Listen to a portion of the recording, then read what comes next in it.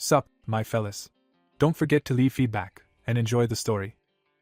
A full moon shone in the sky above the city. The girl ran down the corridor, hearing a deafening scream. She abruptly opened the door and asked what had happened. The guy gritted his teeth and through pain asked to call a healer. He stretched out a trembling hand to his red-veined leg. Tears flowed from his eyes. The guy screamed, begging to get him a healer. A few hours earlier, the sun's rays glittered on the branches of the bushes. A man with a wounded leg was walking down the street. A guy in bloody clothes was holding on to his wounded shoulder. With tears of joy in his eyes, Ruth Taker, the adventurer of the Azul continent, said that he had been rescued, and there was a settlement ahead. The guy clenched his teeth, mentally scolding the black-maned wolves. He knew about their movement in groups. Imagining the glowing eyes of the grinning predators, he continued to think that he expected there to be fewer of them. Remembering how the wolves surrounded him, the hero thought that he could not imagine that there would be about 30 individuals. They were already stronger than him. But, in addition, they attacked groups, and he could not cope with them. His body trembled, causing tears of pain. Frowning ahead, Ruth said that he needed to heal by borrowing money from the Adventurers Guild first. In the evening, a light was on in the windows of the Adventurers Guild building. A blue signature shone at the bottom of the contract, and the words were heard that this was proof of payment. The blonde girl said with a smile that the amount he borrowed would be deducted from his next reward and clarified if he knew that the percentage was paid separately. The adventurers looked at the injured guy in front of the counter. The blonde said that she looked pretty bad and it would be better if he recovered. The guy mentally confirmed her words. The brunette behind him heard Ruth say that his head was spinning. The hero walked out of the guild building, wondering what would happen if he died before reaching the church. Drops of sweat were dripping down the redhead's face, and he heard someone behind him address him. The guy turned around, looking at the brunette, who asked if he needed a healer. Surrounded by a blue glow, the guy said that he didn't have to go that far. Ruth asked in his mind, "Who is he?" Touching his chest with his palm, the guy asked for permission to cure him for a small reward.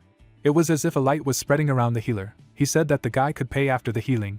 Ruth opened his mouth in discouragement, and thought that he was very suspicious, and said aloud that he should at least show his healer's mark first. He imagined a magician, a priest, and a figure with potions, and thought that due to the fact that healers earn huge sums, there are many fake healers. He imagined the logo above the light building and thought that this was the appearance of the healer's mark, a special skill that is issued by the Adventurers Guild. Looking at the smiling brunette, the adventurer thought about the fact that some people who did not know about it were trying to show the real sign, and asked aloud what the guy was doing. He also asked to show him his sign. The brunette smiled sweetly and admitted that he had told the guild that he couldn't heal, so they didn't give it to him. The guy cursed in his mind.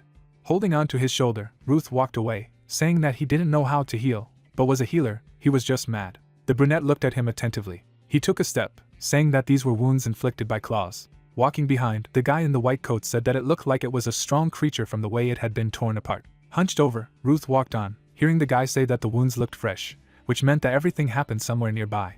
The redhead's eyes widened in surprise when he heard the suggestion that the wound on his right arm had been inflicted by a black-maned wolf. There was a wound on his leg under the torn cloth, and the healer continued that it must have been due to his ankle, which had hit a branch. Ruth turned his head abruptly, mentally asking, how did he know about everything?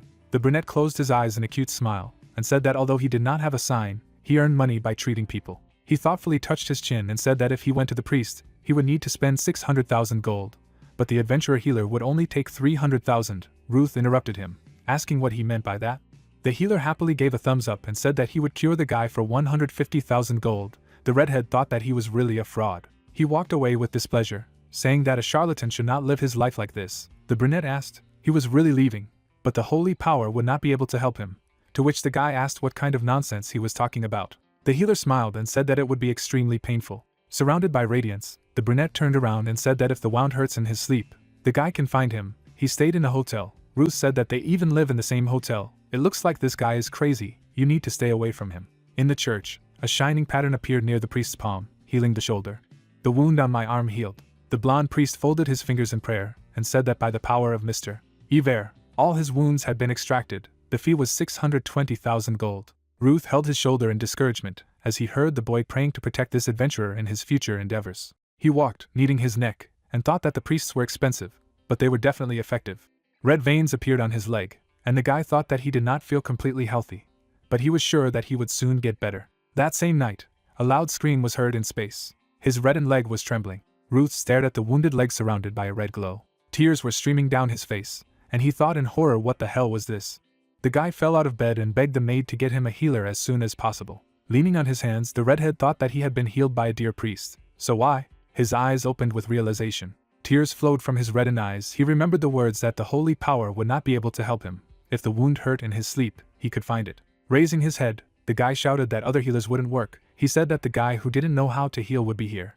Clutching his head, Ruth said in frustration that he could at least say his name. You heard the words that he said. It would hurt a lot. A brunette appeared in the room and said that it was good that he was here. With a confident smile on his face, the brunette said that the healer who did not know how to heal had arrived. He walked into the room and said he was glad to meet again. Turning to the girl, he asked her with a smile to let him do it.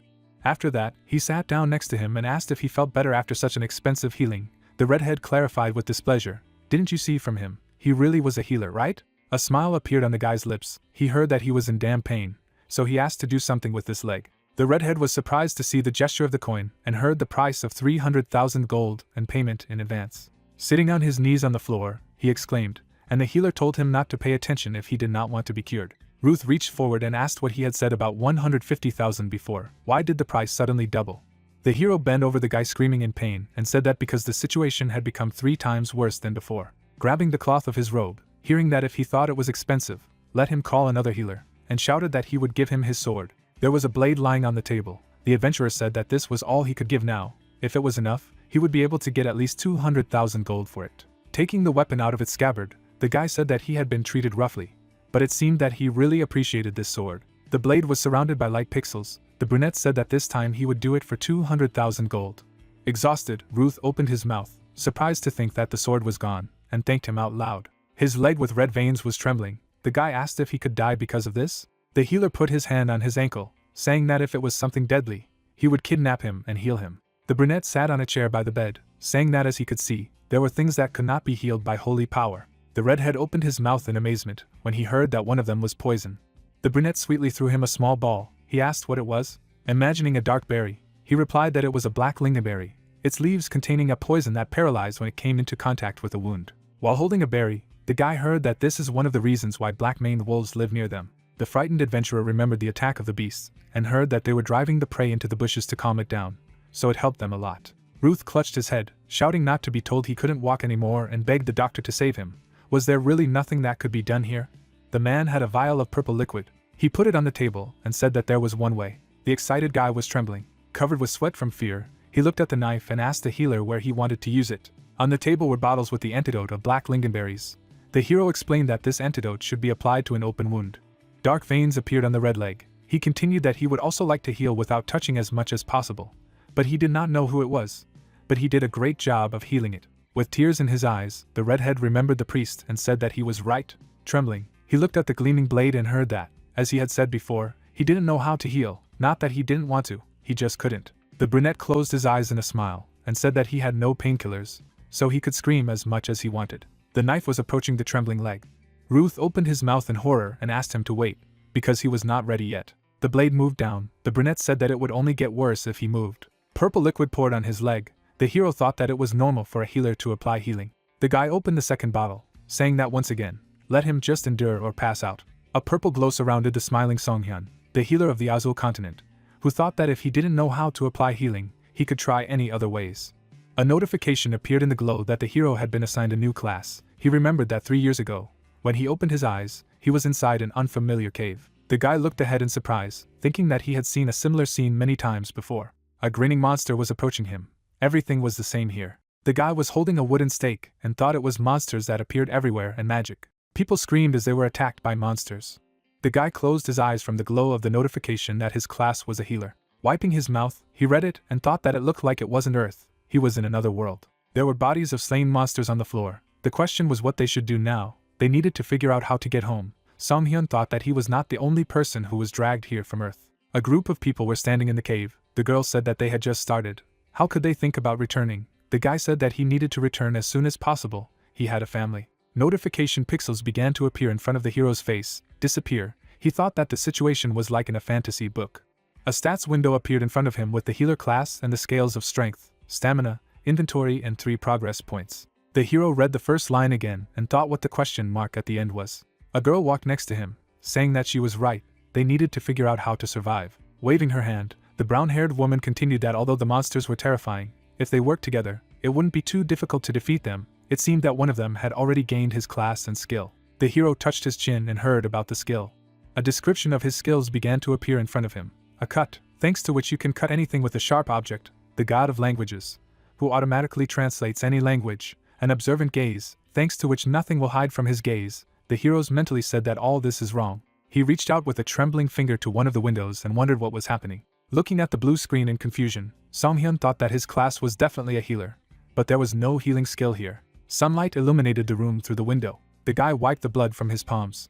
He stood next to the chalk-white adventurer and said that they were finished. The wound would heal quickly, but let him not move for 2 to 3 days. Ruth pursed his lips, tearfully thinking he was alive. He bowed sharply, shouting words of gratitude and saying that if not for him, he would have already died. The healer recalled that he said that it was not fatal. There were streaks of stitches on his leg. He thought that the wound looked better. He was able to heal without the healing skill. The redhead scratched his head and said that he was very ashamed of having scolded him yesterday and called him a charlatan. Smiling, he said that everything was fine. He often heard such things, so he was used to who would believe a healer who did not have the skill of healing. The guy was touched and with tears in his eyes thought that he was also generous. Songhyun slyly looked away, saying that it was very satisfying to watch people who said such things beg him to save them. This is the reason why he works. A polite smile froze on the redhead's lips, and he thought that he would forget the part about generosity. The healer went down to the restaurant. Julia, a worker with a knife in her hand, turned around when asked to serve one hotel package. Songhyun sat down at the table, thinking that he should fill out a magazine while he waited for food. With a pen, he wrote in a small notebook, thinking that he had developed a new habit after arriving in this world. He imagined the various attacking monsters and thought that the place where he was dragged was full of monsters and everywhere fatally infected, a place where it was impossible for the continent of Azul to survive. So in order to find a way to return to Earth, he began to keep records of daily events. The hero looked to the side, hearing a scream. Julia stared at her finger in fright. Songhyun startled her by approaching unexpectedly and asked if she was okay. The girl smiled broadly when she heard the request to examine her wound, and said that everything was fine, nothing to worry about. The guy closed his eyes, thinking that he was tired of such arguments, and he used the observational gaze. The hero's eyes lit up blue. The system reported that the target's stats and physical condition were displayed. A blue circle focused on the girl's hand. An abnormal condition was detected: bleeding. A knife cut on the index finger of his left hand. The guy thought that there was nothing serious, he just needed to stop the bleeding. Smiling, Songhyun stretched out his palm and said that if she hurt her hands, she would not be able to cook food. The anxious girl lowered her gaze and, apologizing for bothering her, asked to take a look. The hero took her hand, and she was surrounded by a glow from the use of the bleed control skill. There was a plate of food on the table. The guy said that he was done, and heard words of gratitude. The system reported that he had earned 1 point. The hero thought that was what he expected. The next notification said that he had 103 points. He could spin the roulette once for 20 points. Songhyun smiled slightly, thinking that since he had accumulated so many points, he needed to run the roulette for 5 consecutive rounds. The system said that the roulette was activated. The current points would be spent. A tape measure appeared in front of the hero, which spun quickly. From it appeared the results of power +1, another power +1, and 2 times 10 gold. The coin seemed to hit the guy on the head when he thought that gold should not be found in this roulette. Then he looked down and noticed something. There was a notification in front of him that a new skill had been obtained. The skill card talked about the distribution, which turns the absorbed potion into energy and distributes it, increases the effectiveness of the potion by 30%. The hero thought it was quite useful. Holding a small bottle of healing potion, the healer thought that since they were done with food, it was worth trying. The potion splashed as he gripped it in his hand, applying an absorption. The system reported that the skill was activated and the healing potion was applied. Red swirls swirled around the palm of the guy's palm from the use of distribution. The system reported that the target's physical strength in the area of application of the skill had been restored. The hero looked at the flame surrounding his palm with a smile and said that it was cool. He could use it on patients, and also thought that it was much better than just pouring a potion. The hero clenched his fist. The guy in the cap closed his eyes from the bright glow and shouted. Then he fell to the floor. Immediately jumping up, he held out his sword, furiously asking who he was. Songhyun apologized, but heard a shout that a simple apology would not be enough. Looking to the side, he heard that he had suddenly attacked him, and replied that he had restored his physical strength, so they could be considered even. The blond man was surprised to see the filled scale. And then, with a beaming smile, he approached and said that he was a healer. Touching the cap, the blonde said that he had never seen such a skill before, so he didn't know about it.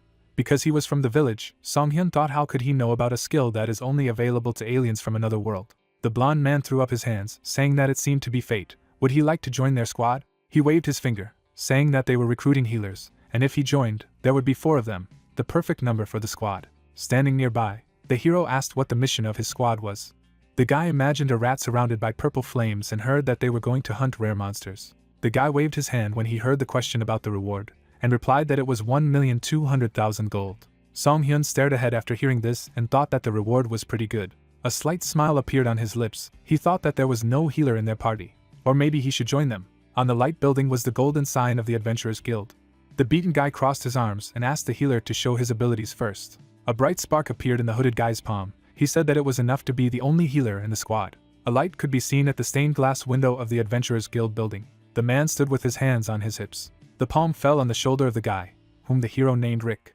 They were standing in front of the three adventurers, and Song-hyun recalled that he had said there would be 4 of them, including him. The guy touched his forehead in irritation. The brunette looked down attentively. The hooded guy glanced at him. The adventurer said that he thought they had brought several healers at the same time. He provided a document with a large reward and asked if they had heard about the task. A reward of 1,200,000 gold. The more people they had, the less each of them would get. Would the 2 of them be satisfied with it? The guy adjusted his hood, and at the same time Song-hyun said that he was fine. The hero looked at him calmly, thinking that it seemed that he would not back down. Perhaps he wanted the same thing as him. The adventurer shook the brunette's hand and, introducing himself as Furiel, said that it was very good, they would work together. The hooded guy squinted at him silently. His foot stepped on the grass. A group of adventurers walked through the forest. Furiel smiled, saying that he felt at ease since there were 2 healers with them. The hooded guy squinted at the brunette in displeasure, thinking that he would not forgive him for this. He remembered touching his chest and inspiredly saying that he could apply basic healing and advanced healing, blessing, God shield, first aid, antidote, restoration, cleansing light, arrow of light, and other divine skills. That's all. The adventurers enthusiastically surrounded him, saying how talented he was. Then Rick asked what about Song-hyun. He surrounded himself with a red glow with a smile and said that he could do so. A cry was heard, asking what it was. The healer nervously gnawed his finger, thinking that he was arrogant. How dare he brag about some random trick that he had never heard of. He walked behind him in a dark cloud as Song-hyun asked Furiel what kind of monster was their target. The guy imagined a gray animal and said that it was a sewage rat. Words were heard that he did not know that there was such a rare species among rats. The adventurer exclaimed that 1,200,000 gold for 1 rat. The task could not be easier. Song-hyun looked gloomy and asked again.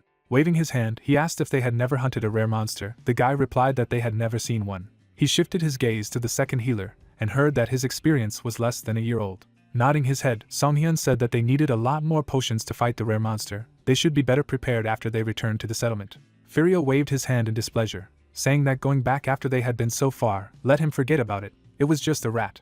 The hooded healer looked at Song-hyun with a smile and asked if he hadn't taken enough potions. It was his responsibility. Since he was so scared, he could leave. The brunette grinned and actually said that he was leaving. The adventurers looked at him gloomily. The hooded healer raised his hands happily. Furiel asked if he was sure, let him not change his mind, and Song-hyun confirmed, saying that he was sure they would be defeated in battle, but he would be able to help them. The adventurers went further down the path. Someone asked Rick where he got this guy. The healer waved his hand with a happy smile and told the guy to protect himself. He imagined a purple orb, thinking that if he only ran away from a rat, he would take this thing instead, a rare item. Furiel was hiding behind a tree and said he had found it. In front of him was a beast surrounded by purple flames. He thought it was a rat worth 1,200,000 gold. The guy in the hood confidently asked not to worry about his characteristics. The adventurers rushed to attack when they heard the command forward. The rat looked at them with red eyes. The guy jumped in the attack. The fist hit the ground, breaking it. He stood in the crack and asked where it went.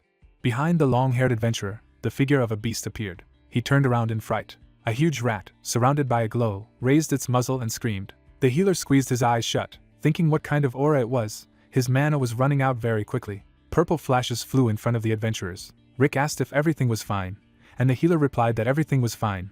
Let him hurry up. Bright flashes hovered around him. He promised that he would put a boost on the attack, and then he stared ahead in horror, not having time to finish the spell. The guys looked away in surprise, asking what it was. A pack of rats led by a huge leader ran towards them. Surrounded by the glow of the beast, they rushed at the guys. A scream was heard.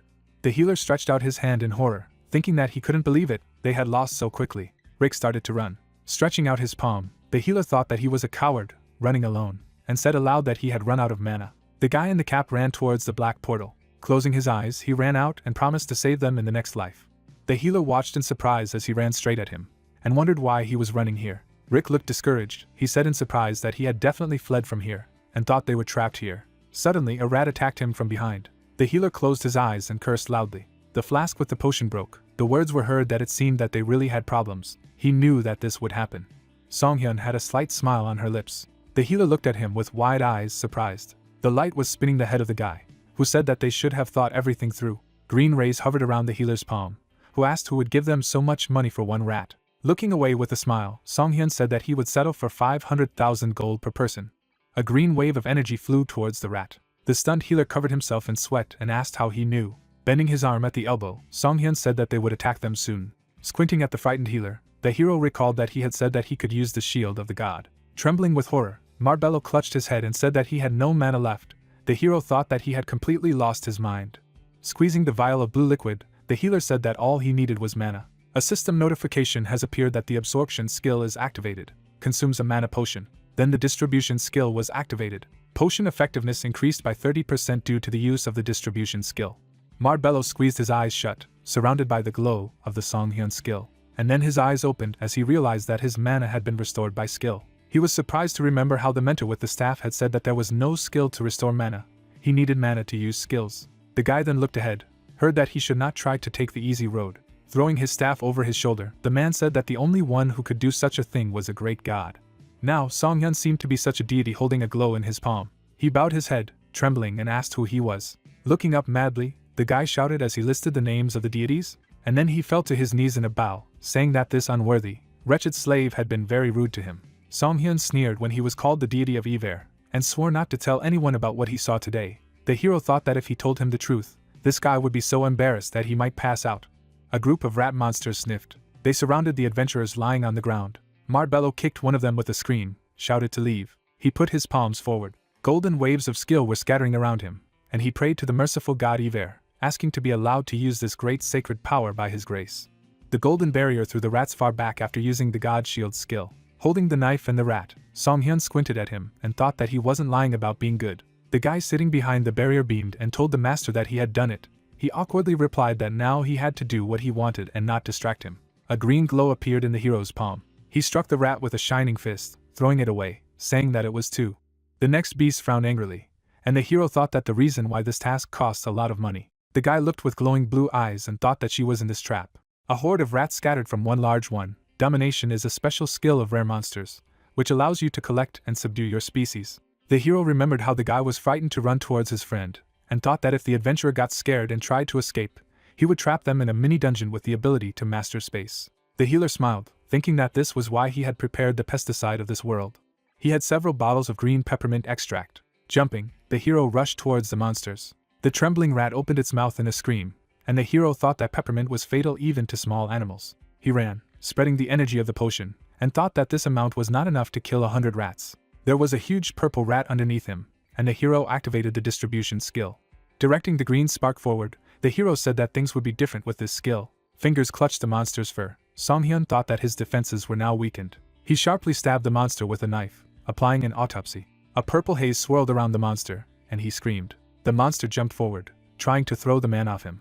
A tree appeared ahead. Songhyun turned around tensely and cursed in his mind. The rat hit him the trunk. The guy who fell to the ground thought that it was dangerous. The huge beast surrounded by purple energy turned towards him, and the hero realized that this was a domination skill again. Marbello interlaced his fingers in prayer, saying that faith in a man who follows Ever, mercy on a man who believes Ever. He thought he shouldn't distract the healer. He told him not to distract him. Then, the guy in the dome was surprised to see that there were no rats around. They all ran quickly over Songhyun's body. The healer was stunned to see this, and shouted that he was using healing. The brunette smashed the vial of regeneration potion in his fist, and shouted at him not to do it. The system reported that health is restored by the effect of the regeneration potion. Recovery will last a certain period of time. The almost empty health bar began to fill up slowly. The hero thought that his stats were fine for now, and now he needed to finish with him before the effect of the potion wore off. Surrounded by rats, the guy shouted in displeasure that there were a lot of them. The huge monster abruptly approached him. The rat's teeth closed on his leg. Squeezing the monster's fur with his fingers, Songhyun screamed, and then he slashed it again with a knife. The monster threw the guy aside. The pant leg was stained with blood. The system reported that he had an abnormal condition of bleeding caused by a monster bite. The effect of the regeneration potion was cancelled. The hero thought that he was causing him to bleed right now. The guy's palm was shining from the use of the hemostasis skill. Songhyun said with a grin that rare monsters are quite intelligent. Purple vortices rose around the huge rat. A red notification appeared that he was weakened by the influence of the domination skill. Mana cost damage will be doubled. The brunette stared ahead dumbfounded, and thinking that it was too much if he was emptying his opponent's mana reserve by half, who would be able to use skills normally at all. The monster approached him with a loud squeak. His eye glowed furiously red. Songhyun rushed towards him with a smile, saying that he wasn't using mana. Sharply cutting the monster's head with a knife, the hero used an autopsy. He plunged the knife into the rat's body to the ground. And then he pulled it out abruptly. The carcass of the monster fell to the ground. There was blood on many parts of the guy's body. He thought that his arms and legs were intact. His ankle looked bearable. Stained with blood, Song-hyun put his hand on his side and said that he thought he would really die this time. He noticed something ahead in surprise. The system reported that the achievement was received. A rare one-on-one hunt. He can get this achievement by defeating a rare monster alone. He can get his reward. The brunette smiled, saying that it was worth it. Marbello, raising his hands, ran towards him, calling him master. Satisfied, the hero touched the system window with his finger, thinking that everything was almost in ruins. Fortunately, this fool cancelled the healing in the middle. A roulette window with an achievement reward was spinning in front of him, and he was surprised by this. The notification said that a new skill had been obtained. Throwing, 100% accuracy, 100% damage, additional effects plus 25%. Throwing the blade over his shoulder, the guy read it carefully and thought that this was an offensive skill. He was expecting something better, and then he noticed additional effects. Looking at the line again, he thought that if he threw poison with a 1% chance of instant death, the chance would increase to 25, which was amazing. The guy lowered his gaze, thinking what it was, and then he turned to the admiring Marbello, saying that he had done a good job. The healer beamed with happiness with a naive look, saying that it was only thanks to his mercy that they survived. He would keep this secret until death. The brunette offered to skip this nonsense and wake up the others. The figures of the heroes disappeared in a flash of resurrection. The adventurers on the ground stirred, coming to their senses. Furio gritted his teeth, asking what had happened. A monster head appeared next to him, and he screamed in horror, asking what was it. Stained with blood, Song-hyun ominously asked how he was sleeping. He closed his eyes when he heard the question. Was he the one who killed him? And mockingly asked, did he think he died of old age? The adventurer arched an eyebrow in bewilderment, thinking that he had conquered this monster alone. The healer wiped the blood from his face with a smile and said that 300,000 gold for each of them. After all, he had told them earlier. Then he turned around, approaching the dead carcass. The guys looked at him tensely. The blade sliced through the monster's torso. A slight smile appeared on the guy's lips. He thought that this was why he went. There was a purple ball on the ground. An unknown rare item was obtained. The hero said that he would also take it. The bag was filled with gold coins, and he heard the words that he was a little ashamed now. Song-hyun was holding the bag. Heard Furiel say that they were grateful for saving them. The brunette said that he learned about this task thanks to them, so let him buy them a drink. The long-haired adventurer arched his eyebrows, saying that tomorrow they were going to their home village, so they needed to have a fresh head in the morning. Furiel pointed his finger at his comrade and said that the three of them had come from the same village. Crossing his arms, he continued with displeasure that they almost got a funeral together, trying to make some money, so they wouldn't be adventurers anymore. The brunette nodded in agreement, and thought that adventurers could quickly earn a large amount of money. The brown-haired man standing next to his comrades turned around. The guy thought that, however, they were accompanied by the same high risk. The guy said that they would say goodbye now. He would treat them to a drink next time he had a chance. Song-hyun waved goodbye to them. Then he turned to Marbello and asked what about him, who naively replied that he did not drink. The guy shuddered when the brunette with a smile offered to imagine that they did not know each other from that moment on. With a look of admiration, he cupped his palms like a fanatic, agreeing with his deity, and said that this must mean that for the time being, he had to hide his identity. The healer raised his hands to his face, obsessively saying that he was still not good enough. He needed more training to witness the true ascension of the great god. Song-hyun stared at him in discouragement, thinking that he had just turned an ordinary guy into a cultist. Then he put his hand in his pocket, indifferently saying that there was nothing he could do about it. He took a round ball out of his pocket, saying that he needed to evaluate this item now. The light artifact evaluation building had a semicircular window. The long-haired appraiser had an eyepiece on his eye. He greeted the hero at the Adventurers Guild artifact evaluation shop. In the closet, there were various artifacts, flasks, and books. The hero thought that the items obtained during the monster hunt were sealed in crystals, so they could only use them after they were unsealed.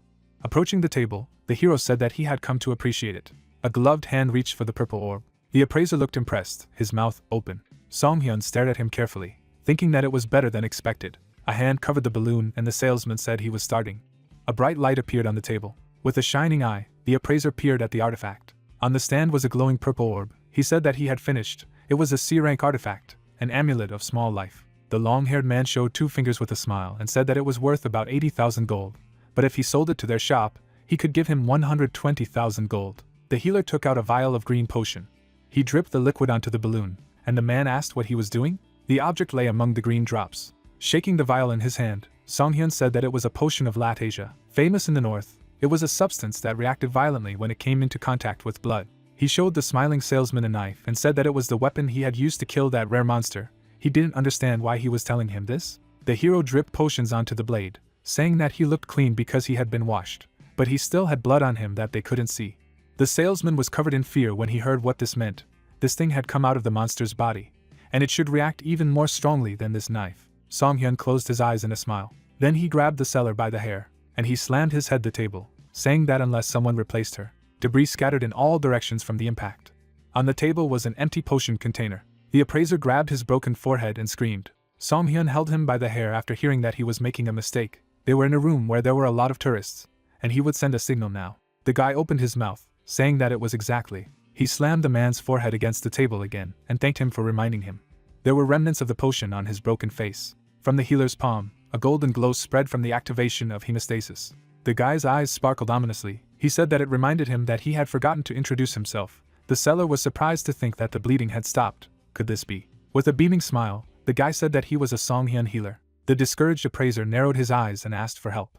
He introduced a healer who held the head of a monster. The hero thought that there was a saying on the continent that if someone was going to cheat or he had to make sure he didn't get caught. There were two types of healers who brought artifacts, extremely strong or insane who hunted monsters for fun. The evaluator, with his forehead and eye bandage, thought that they were right and that healers knock enemies to a pulp and heal them in order to beat them up again. He squinted to the side with displeasure, thinking that he didn't feel any divine power. Song-hyun held a purple orb in his fingers and asked what kind of artifact it actually was. Rank B+, the seller confirmed, saying that it was an A-rank instantaneous concentration ring. He faked a fake smile at the appraiser and thought that he was trying to buy it for 120,000. Maybe just kill him. Instead asked why this thing was so expensive. The silver ring had an item description that this ring of instant focus, when equipped, allows the wearer to be incredibly focused, increasing mana, damage, cast speed, and mental toughness by 50%. Raising his finger, the salesman said that he knew the magic would disappear if he panicked. Looking at the sphere with a smile, the hero thought that a 50% increase in mental strength is quite useful in different situations, which is why it is so expensive. The man bent over the table when he heard the request to unseal it, and he would also take the amulet and not dare to try to deceive him again. Light poured from the windows of the tavern into the street. People sat at tables and drank. Song-hyun looked down, thinking that he had earned enough to drink. A woman came up to him and said that they had no free tables at the moment. Exhaling, the employee said that he could join a table or find another tavern. A hooded man was holding a mug. Song-hyun looked down when he heard him called, and then he turned around with a slight smile, recognizing Jungo. The man with glasses took off his hood, exclaiming that it was really him. Jungo closed his eyes in a smile, and asked how much time had passed. He sat at the table opposite the hero and specified, about 2 months? The guy looked at him, hearing that he was lucky today. He made decent money this time and clarified how much. The man showed 2 fingers and covered his mouth, and said that it was 2 million gold. Proudly throwing up his hands, he shouted that it was amazing. Let him order whatever he wanted, all at his expense. The hero replied that beer would not be enough. He showed a picture of an expensive mead on the menu and said that he needed to try it. The comrade was surprised by the price of 1,900,000. Jungo laughed when he heard an indignant cry that it was too expensive. Putting his hand on the table, he said that it was at his expense today and asked for a bottle of raspberry mead. There was food and a luxurious bottle of booze on the table. The man said admiringly that he had completed a truly amazing task. Pouring mead into a glass, he asked if anything successful had happened to him today. Looking at him anxiously, the brunette asked, "Does he seriously need to drink this stamina potion?" Instead of drinking mead, the guy poured the liquid from the jar, which was an endurance potion, into the bottle, and heard that it must be tiring to think about stamina and characteristics. The guy held a glass of liquid and confirmed, thinking that endurance is a characteristic that is different from strength. It's like fatigue. He doesn't need to use a potion, as it can be restored by resting. Holding the glass, he looked to the side and thought that he couldn't use the skills without it. The hero was sitting in the tavern by the stairs and thought that from the very beginning, he was the only one who had no mana. He thought that maybe it was because he was not from the Azul continent. Jungo the traveler between worlds threw up his hands happily. The hero thought that other travelers had it. The man smiled as he held the glass and asked if it was still better than how he felt. Song-hyun confirmed that there were advantages to this, as mana potions were very expensive. Holding the glass, Jungo smiled contentedly and said that they should drink as comrades in this crazy story, to the likes of them who live on the Azul continent. Banging the glasses in the toast, he continued with poor ability. The comrade drunkenly blushed, admiringly saying that this was why it was so expensive, and heard a request not to drink much. Holding a barbecue, the hero remembered something. Sitting opposite at the table, he said that he wanted to ask him something. Squinting at the visitors of the bar, he said that there were a lot of people around. Let the god of languages turn off the skill.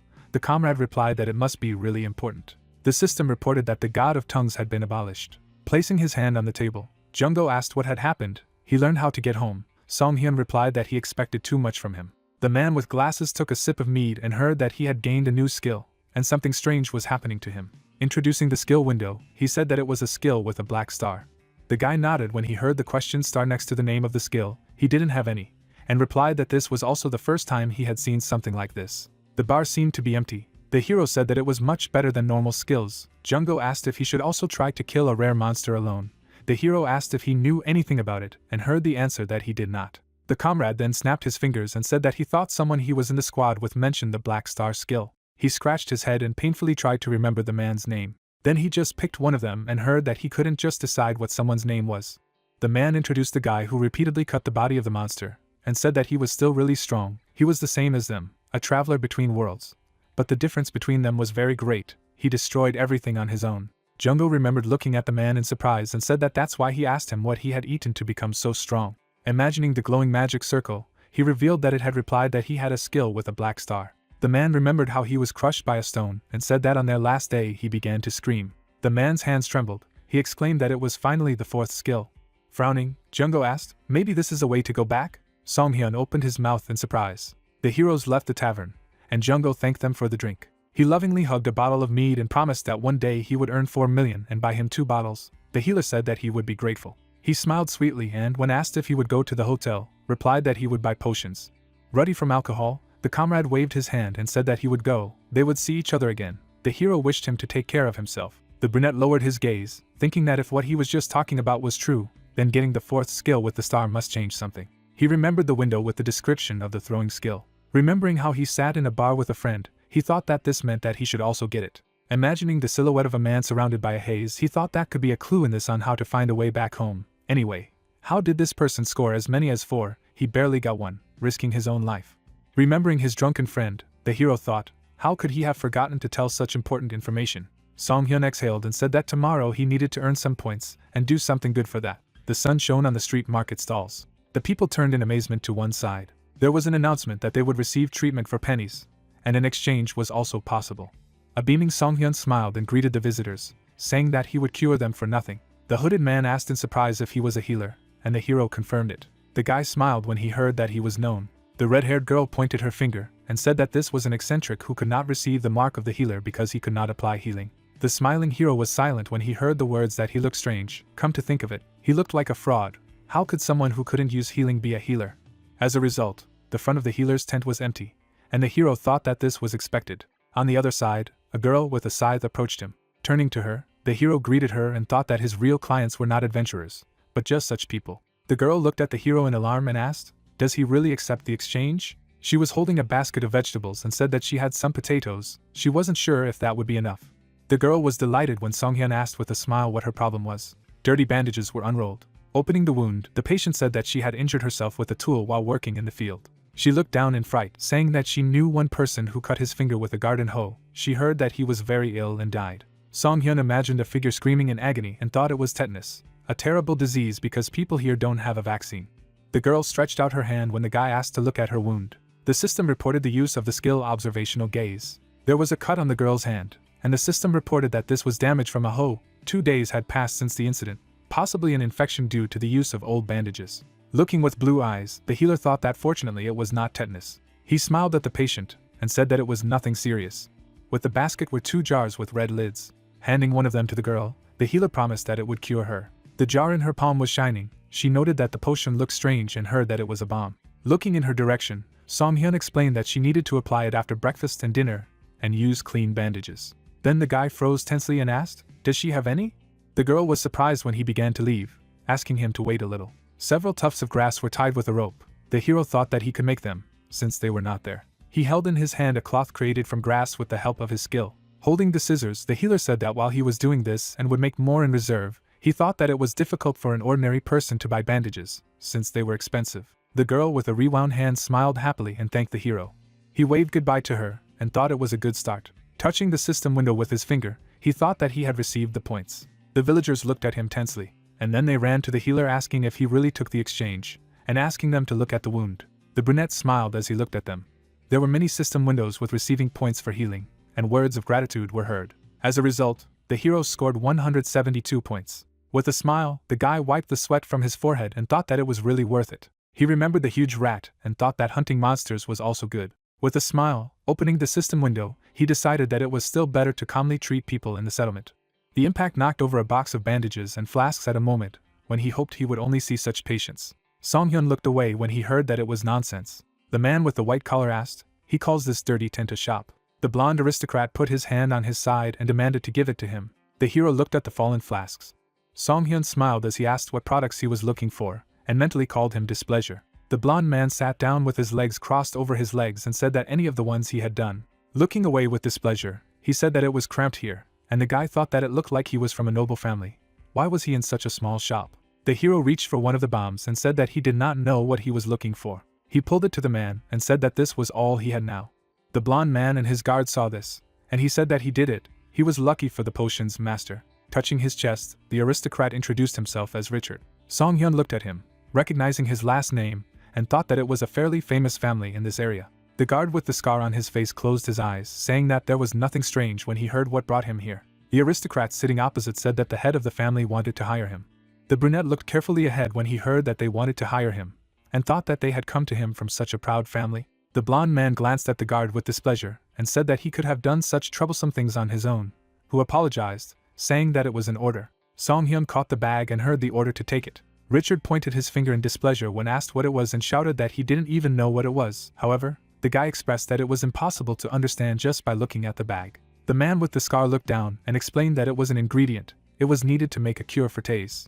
Taking small branches out of the bag, the hero said that this was an infected area in the west. Man imagined a picturesque landscape and a warrior on horseback. It was actually a very beautiful place, but now they don't know the reason. But unexpectedly, the area is heavily infested, the land is rotting, exuding poison. Their ruler, who owns these lands, is fighting monsters along with his army in order to stop the spread of infection. Smiling slightly, the brunette clarified whether he had come into contact with the infection during the process. The blonde man opened his mouth wide and yawned as the guard told him that one of the manor's employees had told him that he had received a potion here. The aristocrat squinted in displeasure when he heard that at the moment the medicine for poison was being brought from an extremely remote place.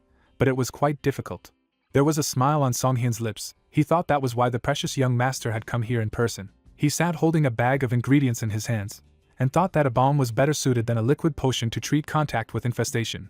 And now the only person who could make it was him. Sitting across from him, the healer asked if they wanted him to make a potion, and heard that they spoke the same language. Richard waved his hand, saying that if he impressed his father, he would provide him with a lovely shop instead of this small one. He pointed his finger at the shining brunette, and said that it meant that he would receive a blessing that someone like him would not be able to pay for in their entire life. The hero replied that it was a great honor. Confidently crossing his arms, the aristocrat said that if he understood, let him start preparing a potion. With a beaming smile, the hero replied that he refused. His would-be clients were amazed by what they heard. The blonde, trembling with rage, sweated and asked what he said. The guard tried to seat him when he repeated that he refused. Jumping to his feet, Richard shouted that this wasn't something a potion's master like him could refuse. It was a privilege given to him by his father. The guy put a bag of the ingredient on the table and said that they had found the wrong person. First of all, he was not a potion's master. Song-hyun looked away, thinking that he could get a lot to gain if he took on this job, but then he would have to continue working for them. He remembered the 172 points he had scored, of which 20 would go for one roulette, and thought that he needed to earn points. A disgruntled blonde man stood opposite. Song-hyun smiled, thinking that he should be more polite when he asked for a favor. A vein bulged on Richard's cheek, and the hero mentally called him an arrogant youth. The man was running quickly down the street. The heroes turned when they heard his request for help. A guy named Wool was holding a girl with a wounded arm on his back and exclaimed about his sister. The girl's eyes were closed. The hero took off the bandage from his finger and heard about the abnormal condition. Bleeding, a wound to the bone, the finger was cut by a sharp sickle. Death is possible if left untreated. Looking down with a blue eye, the hero reflected that the cut literally passed through blood vessels, nerves and ligaments. He could barely hold on. Standing by the bed with the line girl, he said that first they need to wash the wound. There are a lot of foreign substances from the sickle. Wool, blue with horror, asked if he could help her. The hero squinted at the grinning blonde, who said that it was very funny that he could no longer control himself. The exhausted girl's face was covered in sweat. Richard said that the potion's master could cure him of the disease or poison, but he could not do anything about the wound. A shining ball appeared in the blonde's palm from the application of the healing light. The heroes looked carefully at the radiance after hearing that it could only be healed by a healer like him. Song-hyun bowed his head, thought he was a healer. Turning to the blonde, he asked to grow her finger back, but he asked why he would do it. The guy lowered his gaze when he heard the question if he had enough money to pay him. The blonde man clenched the glow in his fist. Looking confidently at the hero, he declared that if he asked him for forgiveness for being so impudent and obeyed their orders, he would show mercy to this commoner. Song Hyun glanced sideways at the girl lying behind him and thought, he would really heal an ordinary person. A nobleman wouldn't do that unless he was crazy. A sly grin appeared on the guy's lips. He thought that it seemed like he really needed his potion. Approaching the objects lying on the table, Song Hyun said that he did not need to do this, he could handle it himself. Angry, Richard gritted his teeth and asked how he was going to do it. The box contained bandages and bottles of antiseptic. Confidently squinting at the interlocutor, the healer said that he would simply sew him on. He poured disinfectant liquid on his hands and thought that the wound had been washed. The bleeding had stopped. The bottles were empty, and he thought it was good that he had prepared the saline solution in advance. The brunette was holding tweezers in his hand when he heard a chuckle behind him. Richard crossed his arms and asked with a big smile if he wanted to sew it on. If he thought the person was a doll, the hero thought he should if he was going to distract him. The blonde man closed his eyes, saying that he was betting his necklace of luck on the fact that he would not succeed. His eyes widened in surprise when he heard that if he was lucky, Song Hyun would take the necklace, and he would treat ordinary people for free for 3 days, as well as provide them with food. A wild grin appeared on the face of the aristocrat. He agreed, but called him a charlatan. Looking furiously at the interlocutor, the blonde said that if he failed, he would prepare the potion they needed and would never claim to be a healer again. Smiling calmly, the brunette agreed. Looking at the girl's hand, he thought that he had said that he would sew a finger, but it would be extremely difficult if he used an ordinary thread. The tweezers held the tip of the shining thread. She circled around the bottles of blue potion. The system reported the use of the skill of creating a thread. Squeezing the thread with tweezers, Song Hyun mused that the mana potion and his skill was something he could create a thread with that was suitable for surgery. With the help of the observant gaze skill, he saw a wounded finger and veins on his hand. Richard looked away in displeasure, thinking how dare an ordinary potions master waste his time like this. He would make him regret it when it was all over. Suddenly, people's eyes opened in shock. Song Hyun's eye reflected the tip of his finger. He thought that there were some rules that he had understood while living as a healer, the 5th rule of healer survival. The system reported on the use of the skill of hemostasis, observational gaze and stitching. The hero continued that he should not wait to get a good skill. The blue thread sewed the bone together.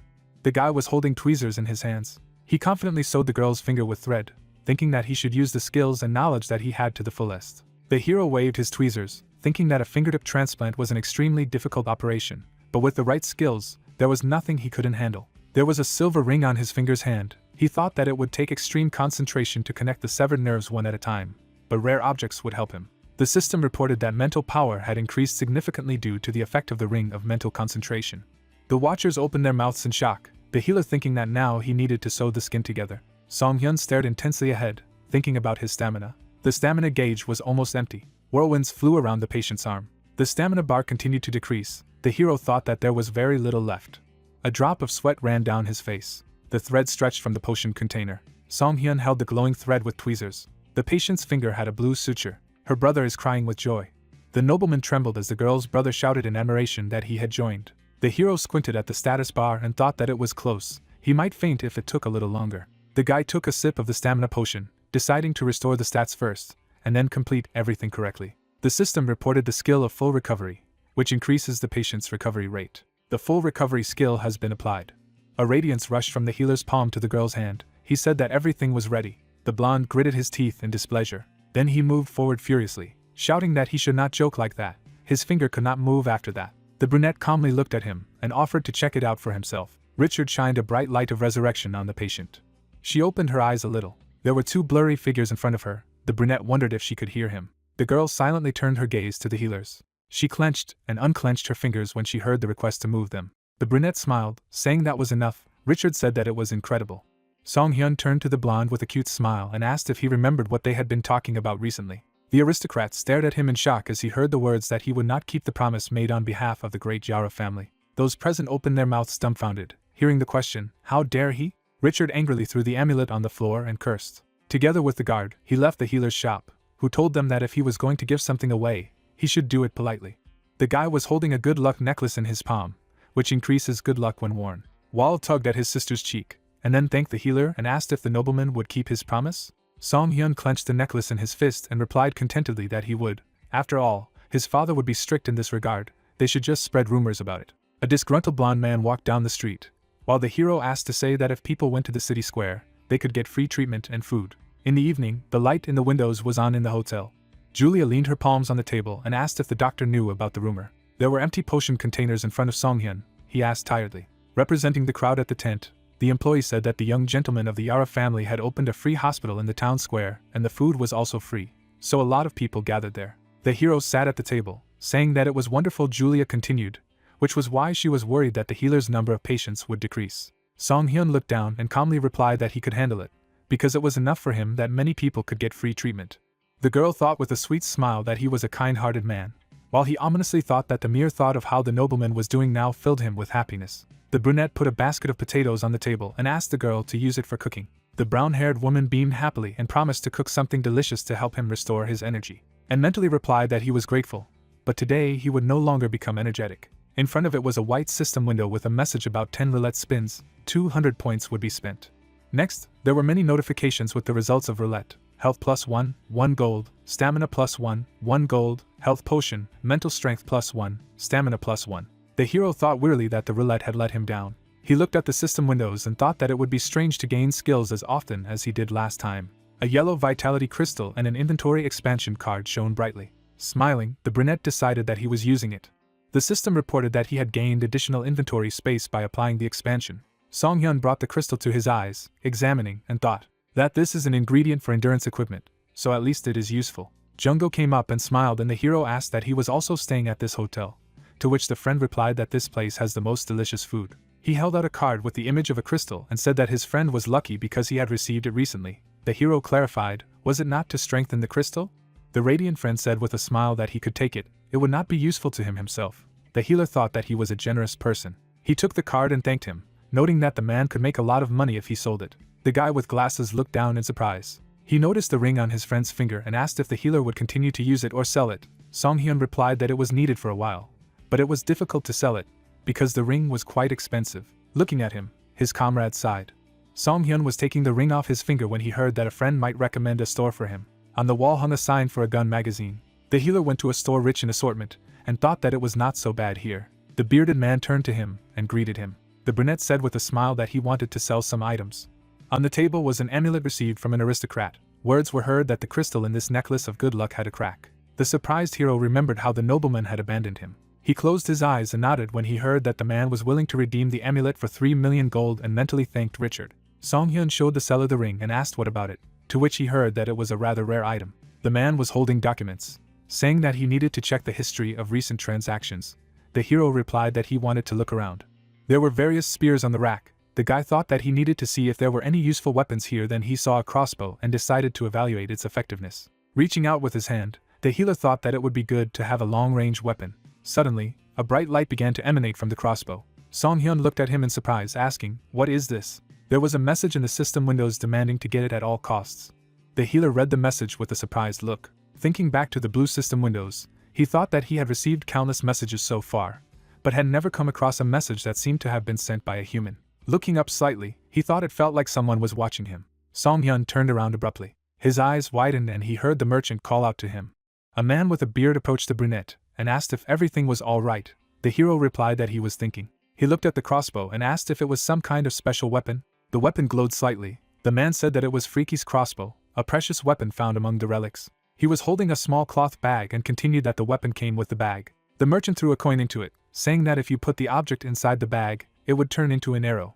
The inscription on the bag lit up. Song Hyun was looking ahead carefully. The man took the crossbow and the arrow flew forward. Then he turned to the hero and said that he could shoot 5 times in a row. Song Hyun thought that the weapon was expensive and asked the merchant aloud about the price. Song Hyun was discouraged to hear the suggestion that the price was around 15 million and thought there was no way he could buy it. The seller put the crossbow on the table and said that if he wanted to buy it right away, he could sell it for $14 million. Looking at the document describing the artifact, the hero asked how much he could get for the ring of mental concentration. The merchant replied that he had looked in the transaction history, where it was mentioned that it was purchased for 6 million gold. He could buy it for the same price. The healer touched his chin thoughtfully, thinking that he could only get 9,600,000 for the ring and necklace. Even if he spent all his supplies, it wouldn't be enough. He turned to the side, thinking. Shifting his gaze, he whispered 4 million gold coins to whoever could follow him.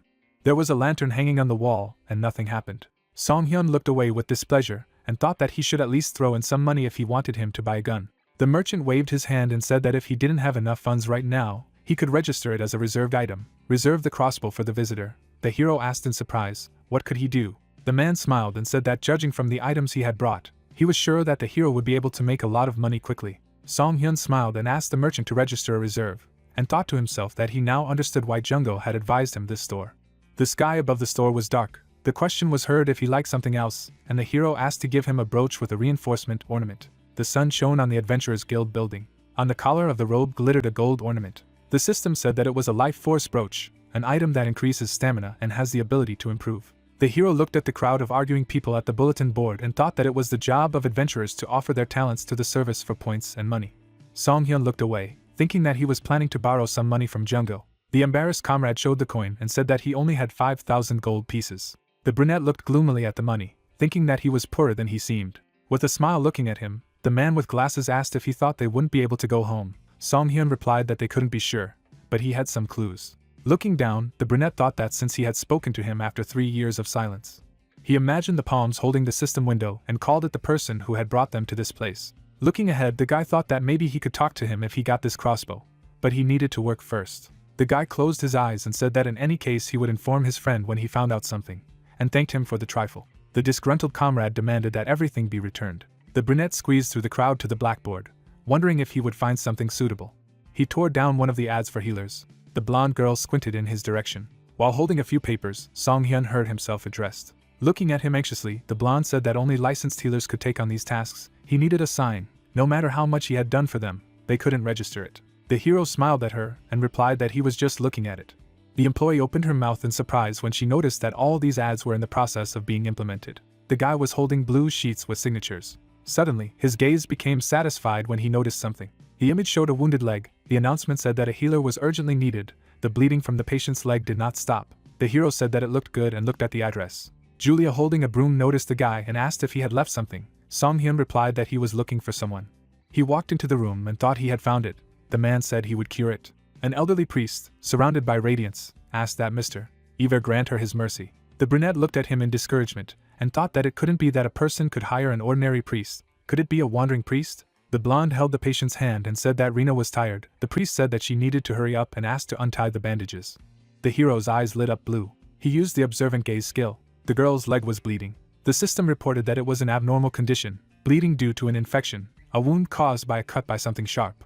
Small dots were visible in the blood. A notification appeared that traces of thin teeth were found on the wound.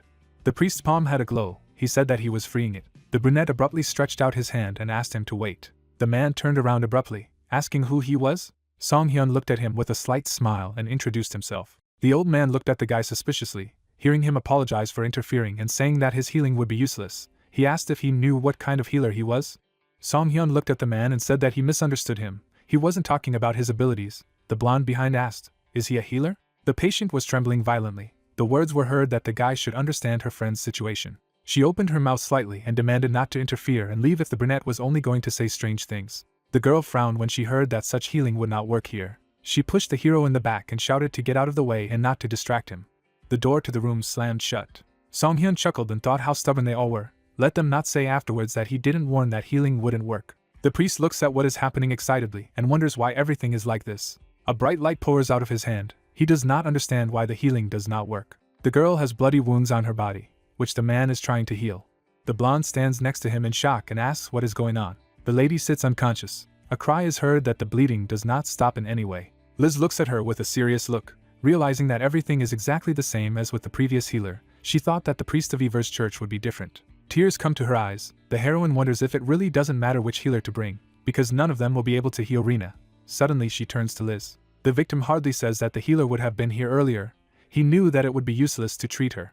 The main character is standing in a bathrobe. She says that if it is him, he may be able to cure her. Liz looks at Rena excitedly and says that the guy is extremely suspicious. They hold hands. The victim begs her, because it is unlikely that she will still last on potions. She, in turn, notices her very cold hands. The determined blonde declares that she will bring him here again. A brunette sweeps the house. Someone has entered inside.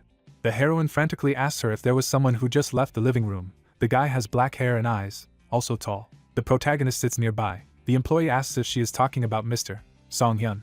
MC looks at her confidently and asks if the treatment is going well. She clenches her fist, stating that the healing of the Hoist priest did not help either.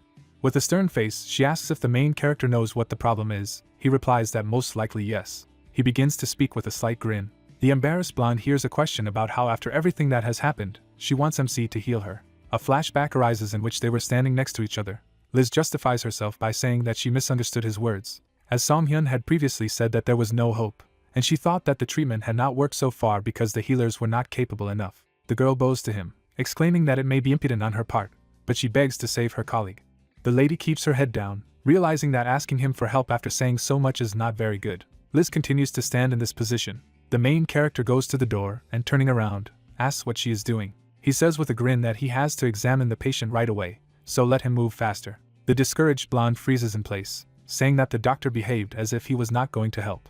A soft light falls through the window, while the priest is told that he should have investigated the cause before blindly seeking healing. Hoist ponders his words with displeasure. Song-hyun looks at him confidently, and claims that he warned him about the futility of his healing, who in turn clarifies that in his opinion she is poisoned. The priest raises his magical hand, explaining that he not only heals, but also studies about 100 types of poisons in order to master the skill of detoxification, and is proud that he knows how to handle poisons. The bewildered protagonist sits nearby and hears that Hoist can guarantee that the girl is not poisoned, while MC notices that he shamelessly brags about his skills.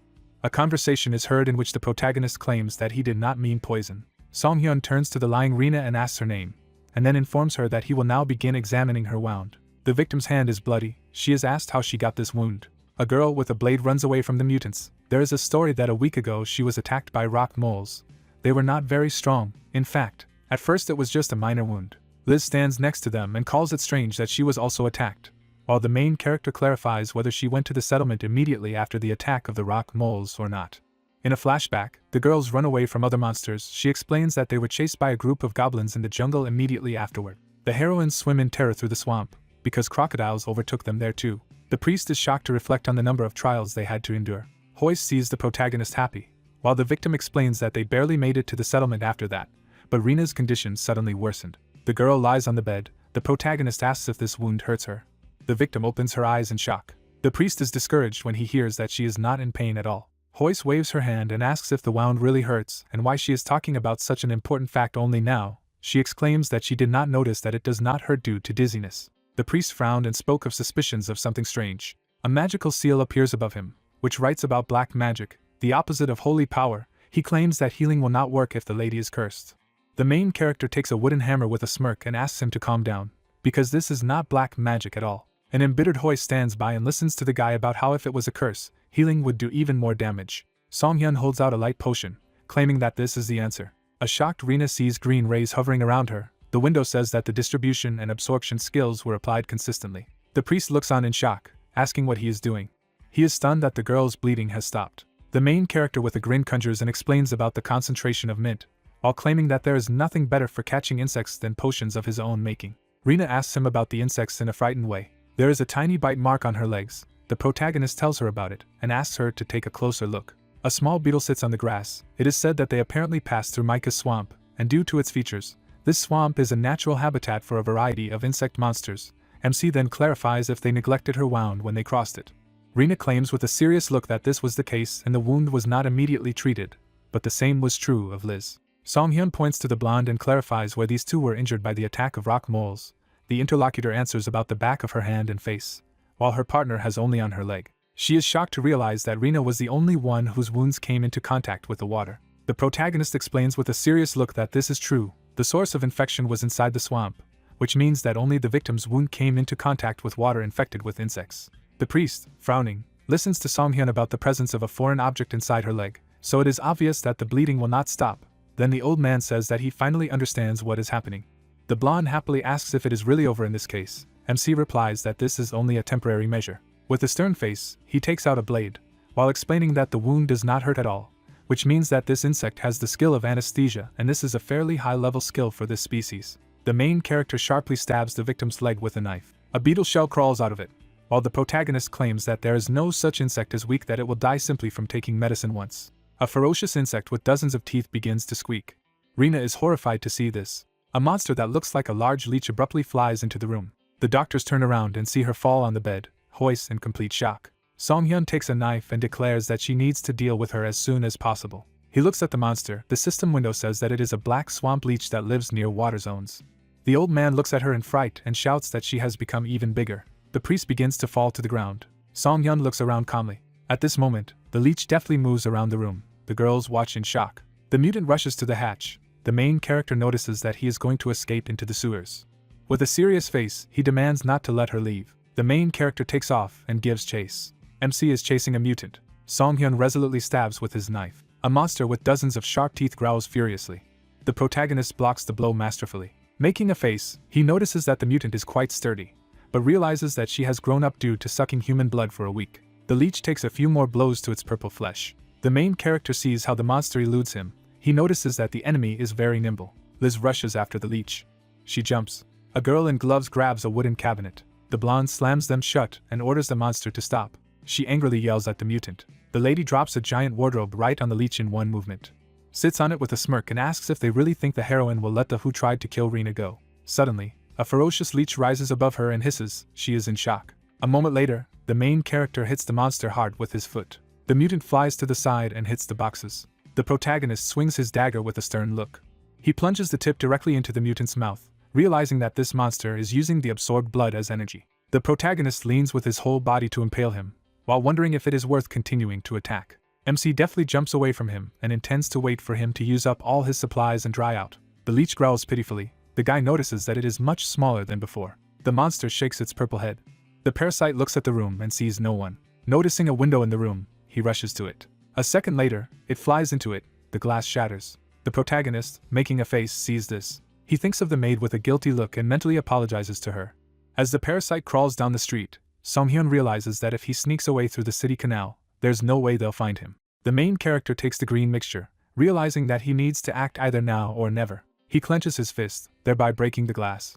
Green rays rush towards the monster. In the system windows it is written that the skills of absorption and distribution were used. The effectiveness of the mint concentrate is enhanced. Songhyun jumps towards the mutant. The protagonist delivers a deft blow with his blade. A wound remained on the monster's body. The analysis said that there was bleeding, so the target was almost completely drained of blood. Frowning, the determined MC realizes that the enemy is finished. He grips the handle of the knife tightly, realizing that it is necessary to deliver the final blow. The guy plunges the blade into the belly of the parasite. Suddenly, a piece of knife flies away from the mutant. The protagonist holds a broken blade in his hands and begins to swear. At this time, the priest with the book begins to read a prayer. Magic chains bind the parasite after using the repentance skill. The old man confidently holds the monster and exclaims that the skill requires a long reading and he will not be able to hold it for a long time. Songhyun turns around with a smirk and notices that he is just in time. The point of a broken knife lies nearby. The fighter understands that his partner has bought him some time, but he will not be able to use the cut without a weapon, and the broken blade will be of no use. An astonished MC catches the knife that was thrown at him. Liz urges him to use it with a serious look. Hoyce has a hard time conjuring and exclaims that the monster is about to leave. The protagonist immediately rushes to attack, claiming that this will not happen. He stabs hard with his knife. Pieces of the parasite fall to the ground. He says that everything is over. There are stumps of a mutant on the grass. MC is asked if he is dead. He claims that he is. The healer takes part of the leech and tells the priest that thanks to him he managed to catch the enemy. While he asks if the old man will take the trophy, he replies that he has absolutely no desire to take such an abomination in his hands. Surprised, Rina looks at her healed leg. The blonde woman stands next to her and listens to the doctor being able to sew up the wound with threads. She replies that it was the speed of a sewing machine. Songhyun wipes his hands with a smirk, saying that thanks to the stitches and magic threads, the protection will increase, but the wound will hurt for a while. Rina with a sincere smile assures that she was already afraid that she was destined to die. The lady sincerely thanks the doctor. At the same time, the main character smiles broadly and claims that he was just doing his job. Songhyun stands up and tells the priest that it's time for him to go and report. The protagonist stands next to Hoyce and hints at his failure. The old man with a displeased face asks again.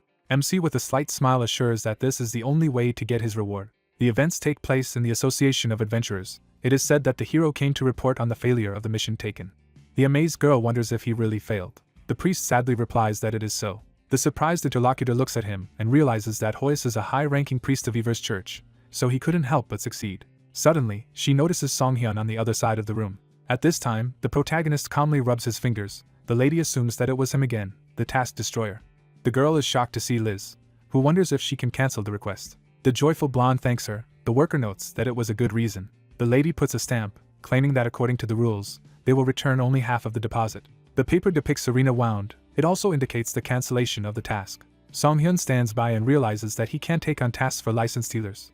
But tasks officially abandoned by the association are a different matter. Disgruntled fighters scold him in rage about his manners and interference in other people's tasks. Songhyun understands that sometimes you have to listen to complaints. In MC, they point fingers and shout that he doesn't even have a license. With a slight smile, He declares that he perfectly understands their dissatisfaction. The doctor with a smirk hears a question that isn't it because he can't do his job. The guy replies that this is why he works as a healer. The girl holds out the bag and asks to take it. She explains that there is not much, but this is a reward for help. Liz stands in front of the healer and says that she also added what the association returned. He in turn thanks, because he really needs money. The guy hands her a dagger and reminds her that it's hers. The blonde replies that he can keep it. The blade shines with a bright light. The warrior explains that it is made of blue silver stone and is an extremely useful thing. The inhabitants of her home village made it especially for her when they heard that she wanted to become an adventurer. The astonished healer examines the blade, wondering if she is sure she wants to give away such a valuable thing. The girl notes that this is partly also an apology. The smiling lady claims that there is nothing more important than the life of her partner. The main character thanks her for the gift with a smirk. With dark skies looming over the green trees, Songhyun says that if they get hurt and need services, he will give them a 10% discount. The guy opens a bag of gold and counts it. MC walks down the street, thinking that he also has 2 million in savings, and that he has about 2 million left to buy a crossbow. The joyful protagonist looks into the system window and says that it is necessary to scroll 5 times. The window says that 100 points will be used in roulette. Songhyun is calmly experiencing failure. He sees a system notification that a new skill has been obtained, so the main character is happy about this as well. A greenish bottle appears. It is written about the air, which allows the production of potions of the corresponding attribute. MC understands that she can produce wind potions with it. He smiles slightly, realizing that everything is not so bad for him. Opposite it is a large tent. The healer goes inside and greets someone. Apothecary Leifi works on the corpse of a monster, and says that if Songhyun needs something, then just let him take it. She is amazed to hear that the guy has come to sell today. A discouraged worker removes the octopus and urges to show the goods as soon as possible. The main character wonders what kind of store it is, in which they want to buy more than sell. On the table are parts of the killed parasite. MC says that he recently caught it. The pharmacist examines the severed pieces and says that this is a leech from the Black Marsh. She wonders if he caught it in the swamps. The worker carefully sorts through the corpse, stating that the body was cut in half. Moreover, there are many scratches and wounds, so she is unlikely to give much for it. The amazed girl suddenly notices the monster's mouth. At this time, the main character plays with a predatory flower and clarifies how much he will be given. MC with a serious face suddenly hears the figure of 3 million. The discouraged protagonist looks back at her and reminds her that she is unlikely to give much for him. The girl holds the monster in her hand and explains that its teeth color is very different from ordinary leeches, as it is a mutated type. Images of a rat and a leech appear. It is said that they are stronger than usual and have special skills. The healer stands in front of her and asks if this mutant is just a rare monster. She replies that there is one very important difference. The girl picks up a leech near the mountain of jewels, explaining that the bodies of rare monsters without relics become useless as material, while the bodies of mutated types can be used to create artifacts. Leifi with a stern face says that mutated monsters are not so common. Besides, they are still poorly studied, so they are quite expensive. Songhyun understands why the lady wanted the leech so much. She stares at him and asks if he has decided. The protagonist replies that it is sold. They shake hands, claiming that it is pleasant to deal with such a partner. The healer opens the door and enters the room. He is confidently moving forward. The discouraged gunsmith sees a bag of money. The main character provides him with 14 million for the crossbow. The shock seller hears that the protagonist needs a weapon right now. He asks to wait a minute. The man stands in front of him and gives the crossbow. The main character thanks him. MC holds it in his hands. With a cunning smile, he realizes that now this is his weapon, then demands that the inner guest show up, because he bought it for him. The merchant watches in shock as the guy looks up at the air again, while Songhyun wonders what was wrong. The events take place in the Witsball Tavern. MC stands in the room holding a crossbow and assumes that just getting it isn't enough. He lowers his weapon down. The crossbow begins to disappear after the protagonist's order to put it in the inventory, while the system window claims that he has succeeded. Frowning, Songhyun realizes that this is exactly what was needed. He looks at the system message in amazement. His mouth opens slightly in surprise. The protagonist looks at the window with a grin and wonders what is happening now. The message has a sentence written in it, but some letters are hidden in the words. The stern protagonist deciphers the message, realizing that a certain part of the message probably refers to the crossbow, but what the rest is about is completely unclear. The protagonist looks away and asks if his system is malfunctioning. Gritting his teeth, an inner voice demands that he stop mocking him. The image of a crossbow appears. Songhyun claims that he got what he needed. The disgruntled healer loudly demands that they immediately stop observing and show themselves. Suddenly, a system window appears above it. It has a star drawn in it. The protagonist assumes that such an icon depicts this jerk. A doctor in a white coat hears that a stranger can answer him. Songhyun realizes with a serious face that he can only answer 5 questions. A flashback arises with the protagonist in the midst of monsters. It is said that in the first days of his stay on the continent of Azula, frightened people look at him. It is explained that the people forcibly transferred to this world either died or tried to survive in the caves, and disputes did not subside among them about whether it was worth staying or looking for a way out. The protagonist stood in front of the people and said that first you need to get money. The main character waved his hand and offered everyone to find a job suitable for the skill. The healer in the robe is standing next to the other fighters. He told them to disperse around and put down roots in this world, and then find a way to return home. So it's been 3 years since that day. Song-hyun looks at the system window and realizes that he finally has a chance to learn something new. He turns around with a serious face, realizing that the size of his messages is becoming shorter, while it is not clear what the restrictions are. MC calmly thinks about the fact that he needs to think twice before asking any question. He imagines a blindfolded sorceress, and wonders if he really moved them to this continent. The main character looks at the window, which says that there are only 4 questions left. MC angrily asks who he is and why he did all this. Suddenly, a message appears with the letter O. The protagonist with a serious face concludes that the answer can be either positive or negative. There is a clock nearby. The guy asks if there is a way to return to their world, while he has 3 questions left. Song-hyun in a white coat wonders if anyone was able to return. There are 2 questions left. The protagonist with a serious face wonders if it is true that no one could do it at all, and apparently Jungo never managed to do it. He takes a notebook out of his pocket, realizing that he needs to try and get as much information as possible. Then the guy states that they could not just be taken and called here for no reason. The main character writes with a pen in a notebook, while claiming that there should be a specific goal. He shows a multiple choice paper, and Song-hyun asks him emphatically what he wants from the people of his planet. On the paper, it is written about finding objects, becoming stronger, earning points and learning skills. The guy realizes that he has 4 theories that need to be tested. He decides that if number 1 is true, he should show O, and if 2 is true, then let him show X, while if either is true, then he should not answer him within 5 minutes. The protagonist sees a message that he has 1 question left. A guy in a bathrobe stands in his room and asks which of these is more important, while explaining that he needs to write O for glasses and X for objects. He is tired, holding on to his face. Song-hyun realizes with a crazy smile that he dragged them in to use them as slaves to earn points. Crossing his arms, the protagonist comes to the conclusion that he needs to think everything over carefully, because if he is the only one who could find out, then he has the best chance of achieving the desired goal of these creatures. He raises his finger and claims that he doesn't care what he did, but it's important to know who he is. The image of a priestess with a staff appears. The main character wonders if the creature is the god of the continent. He states with a sly smile that he has run out of questions, but he would answer this one if he were in his place. Blue glints flicker in the air. It is said that if he wants help, he should show his sincerity. In the system window, it says about the absorption of points. The number of points scored is 52 points. The astonished protagonist sees this and is surprised. Several system alerts say about the absorption of points. As a result, 5 are scored. MC is furious when he sees the information that he has 0 points left and starts yelling for him to get it back. He spreads his hands and grabs his head. Frowning, the guy mentally declares that he will kill him, despite the fact that he may turn out to be a god. Suddenly, a task pops up with the goal of scoring 5,000 points. Song-hyun is thinking about the fact that a skill with an asterisk is supposed to be a reward. Besides, there was no such system until now. He carefully examines the window, realizing that since it took his glasses and gave a task in return. The notification contains a question about whether it is necessary to use glasses to control the system. The main character sadly sees the encrypted message and realizes that communication will be difficult for some time. He sees the system window with the task and says that he will do what is asked, but in turn expects a worthy reward. The healer clenches his fist, claiming that there are many names he wanted to call the creature by. He looks at the alert with a smirk and says that since he manages the status window, he will call him an admin in the future. Sunlight pierces beautiful clouds. The main character is sitting at a table in a tavern. He eats a sandwich with a sad face, noticing that its smell is simply disgusting. In the system windows it is written about the new skill, as well as about the crossbow, which is able to summon it at will. The protagonist understands that yesterday's harvest was quite abundant. He pokes his finger at the screen with a smile, realizing that the reward was an exclusive skill for the crossbow and it would be a good idea to use it along with the rest of the skills. The pop-ups say that the roulette has been added to the status window, and a coupon item for 5 free roulette spins has also been received. The surprised guy sees this and wonders if he really got a tape measure exclusive to the crossbow.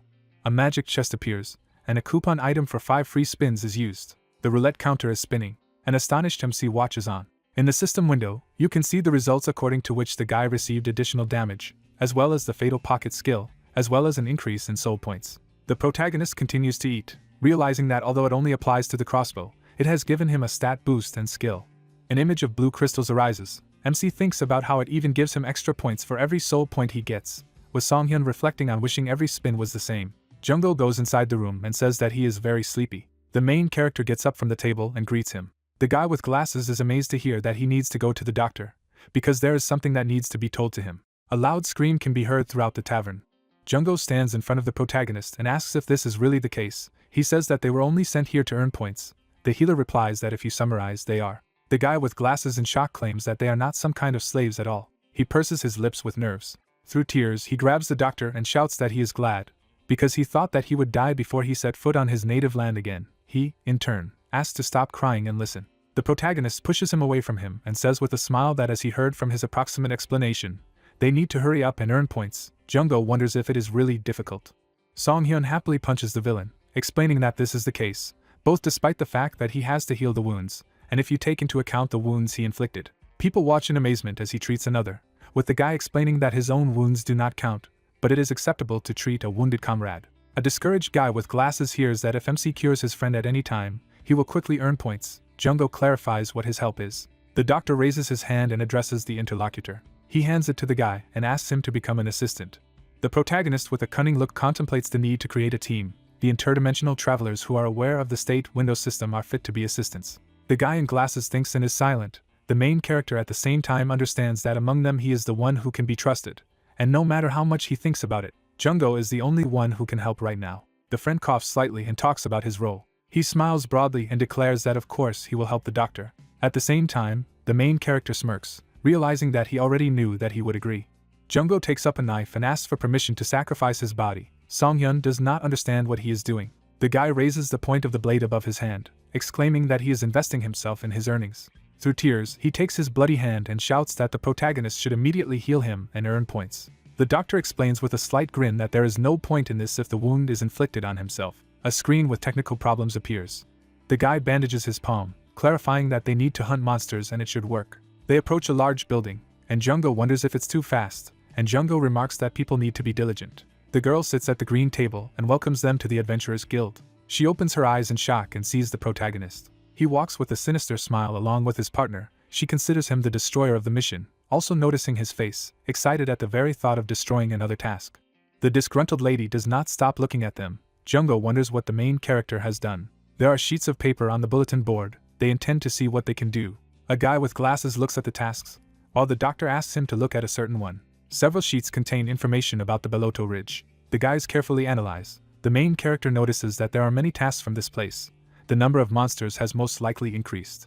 A worker appears behind them and explains with a smile that it's peak season for monsters in the Beloto Mountains. She kindly explains that this is why they regularly give out cleanup tasks, because this season they can use the main camp set by the guild. Song-hyun turns to her and thinks about the main camp, which will be full of adventurers, making it the perfect glasses factory, while the doctor agrees to the task. She is happy about it with a slight smile. The seal is put on the sheet with the task. The employee says that they have registered them for this task.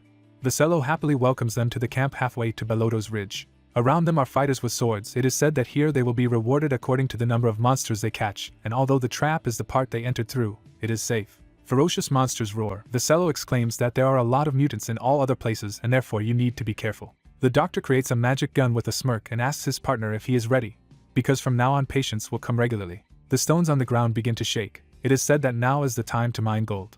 Ferocious moles crawl out of the ground. You need to get rid of them. The protagonist takes a crossbow in his hands and says that the mutants began to follow them as soon as they left the camp. The system says that he used the skill of the Bag of Fate. He loads a powerful arrow. The message says that the crossbow inventory is being checked, as well as the creation of a stone arrow. He shoots several projectiles at monsters. The protagonist looks at the weapon and realizes that thanks to this skill, he doesn't have to carry all the arrow materials in his inventory, as well as the expected damage is much higher.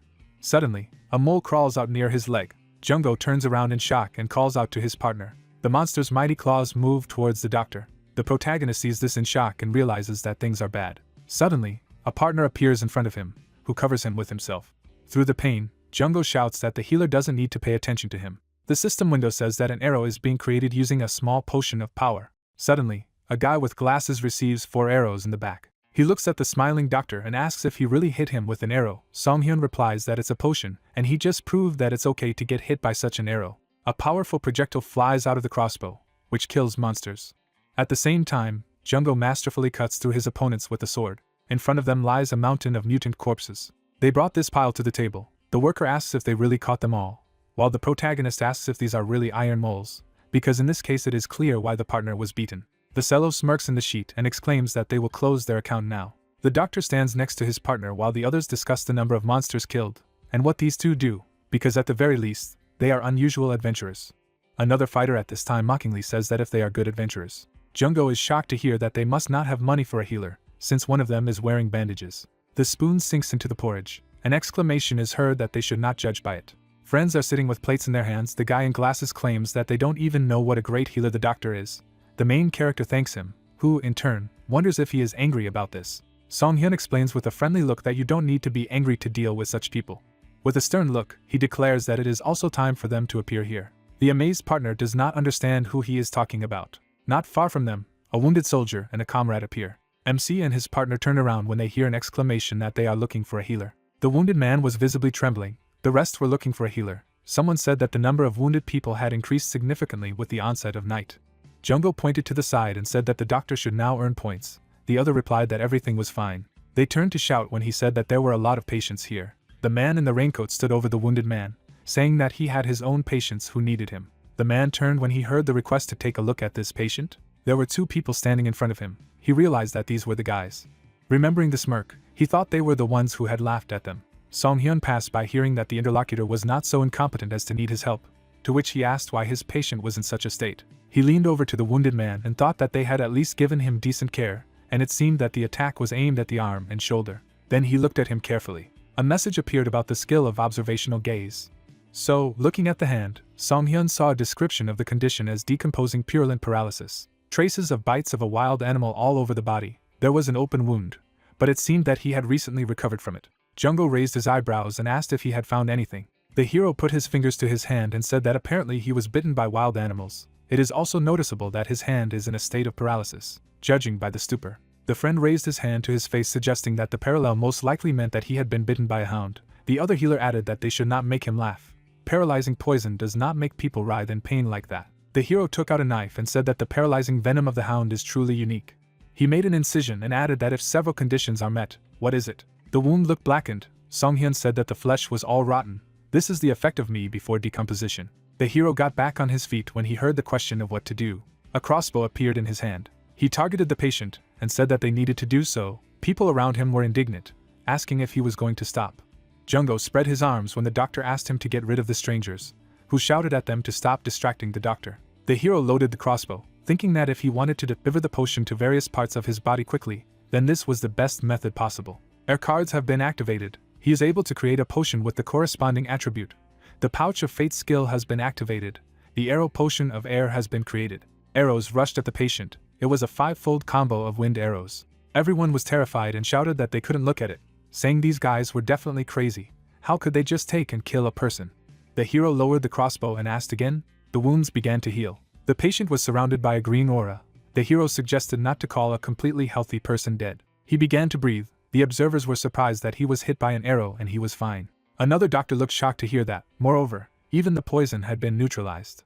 The guy lowered his head and said that hounds are weak against the air attribute. He introduced this monster and added that even the poison they used was subject to air, so if they treated this person so that air was constantly available, he could guarantee them that the poison would naturally evaporate. Jungo thought for a moment, averting his eyes. He then pointed to the healer, saying that the guy's condition was so serious because the healer had covered his wounds. Song-hyun smiled and said that it was so.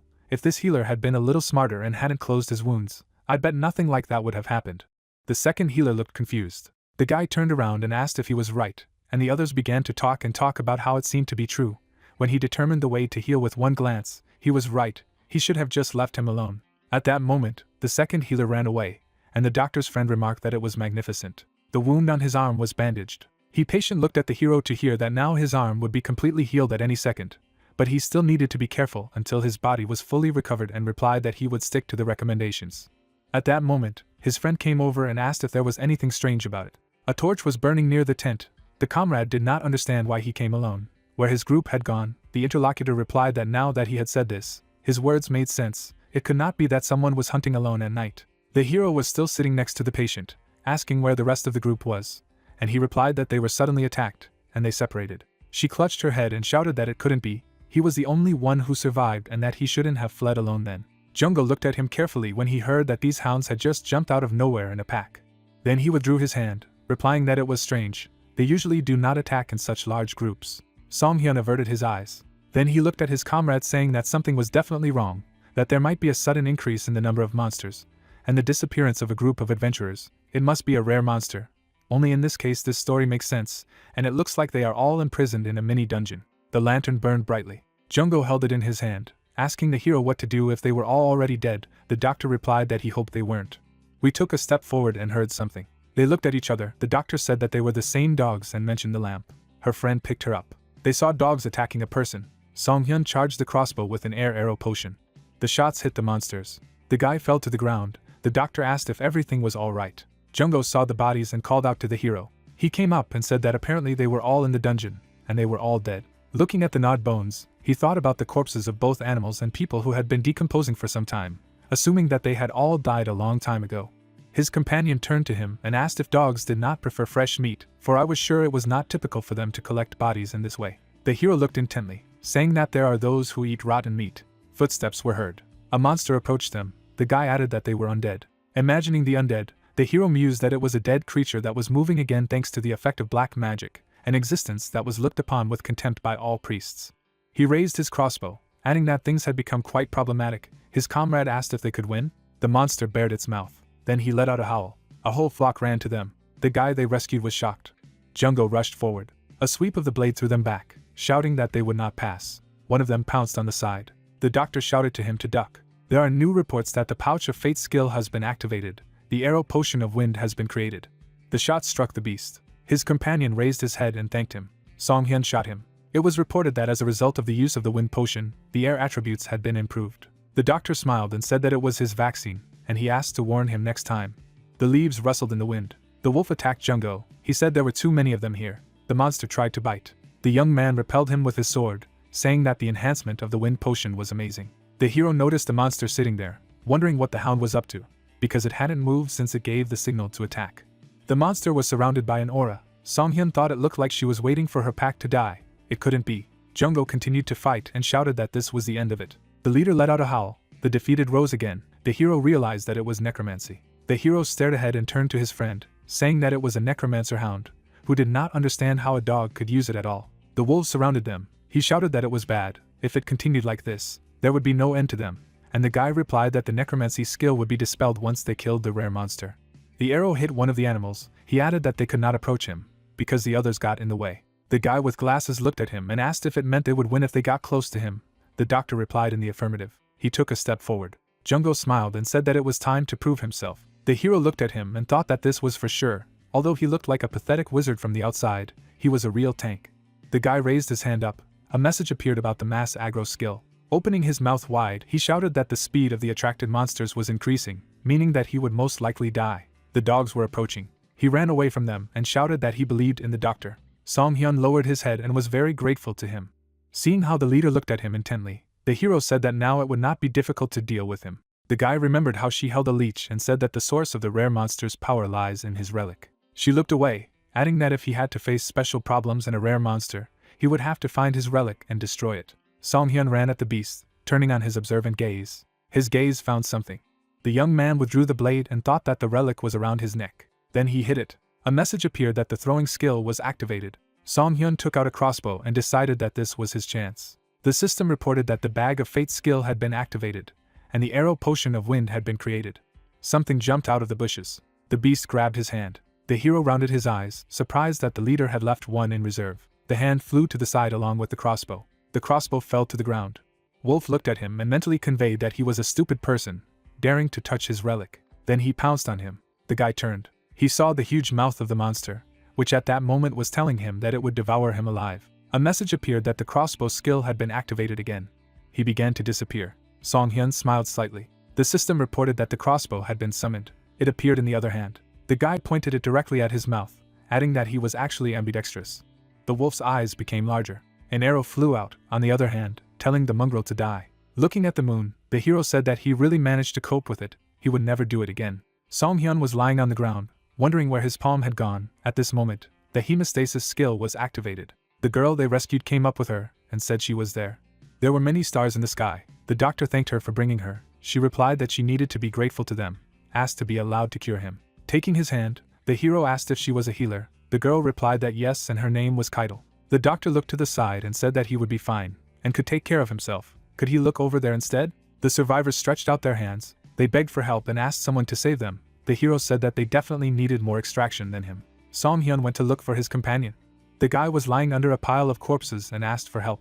The guy shook it off and said that he thought he was going to be crushed to death. It seemed that they both somehow managed to cope with it. The hero showed a severed arm. The comrade was surprised that he had lost a whole palm, and he replied that it was quite easy to do if you take everything into account. Jungo straightened his shoulder when he heard that it was time for them to start returning to the camp, as there were many people to heal, and replied that it sounded like a plan. Asking what about the cleanup here, the hero said that he was going to call them. A lot of footsteps were heard. It was a whole detachment of priests of the Order of Iver. The moon illuminated the tents of the main camp. The doctor held his hand and thought that first he needed to straighten the position of the severed wrist. He held a needle and thread in his teeth and thought that sewing both parts of the flesh together using his mouth, even if it would dangle as long as it held. The hero quickly sewed up his hand and thought that he could do everything with the other hand. Looking at the result, the hero said that the full recovery was successful. The comrade noted that he really did everything on his own.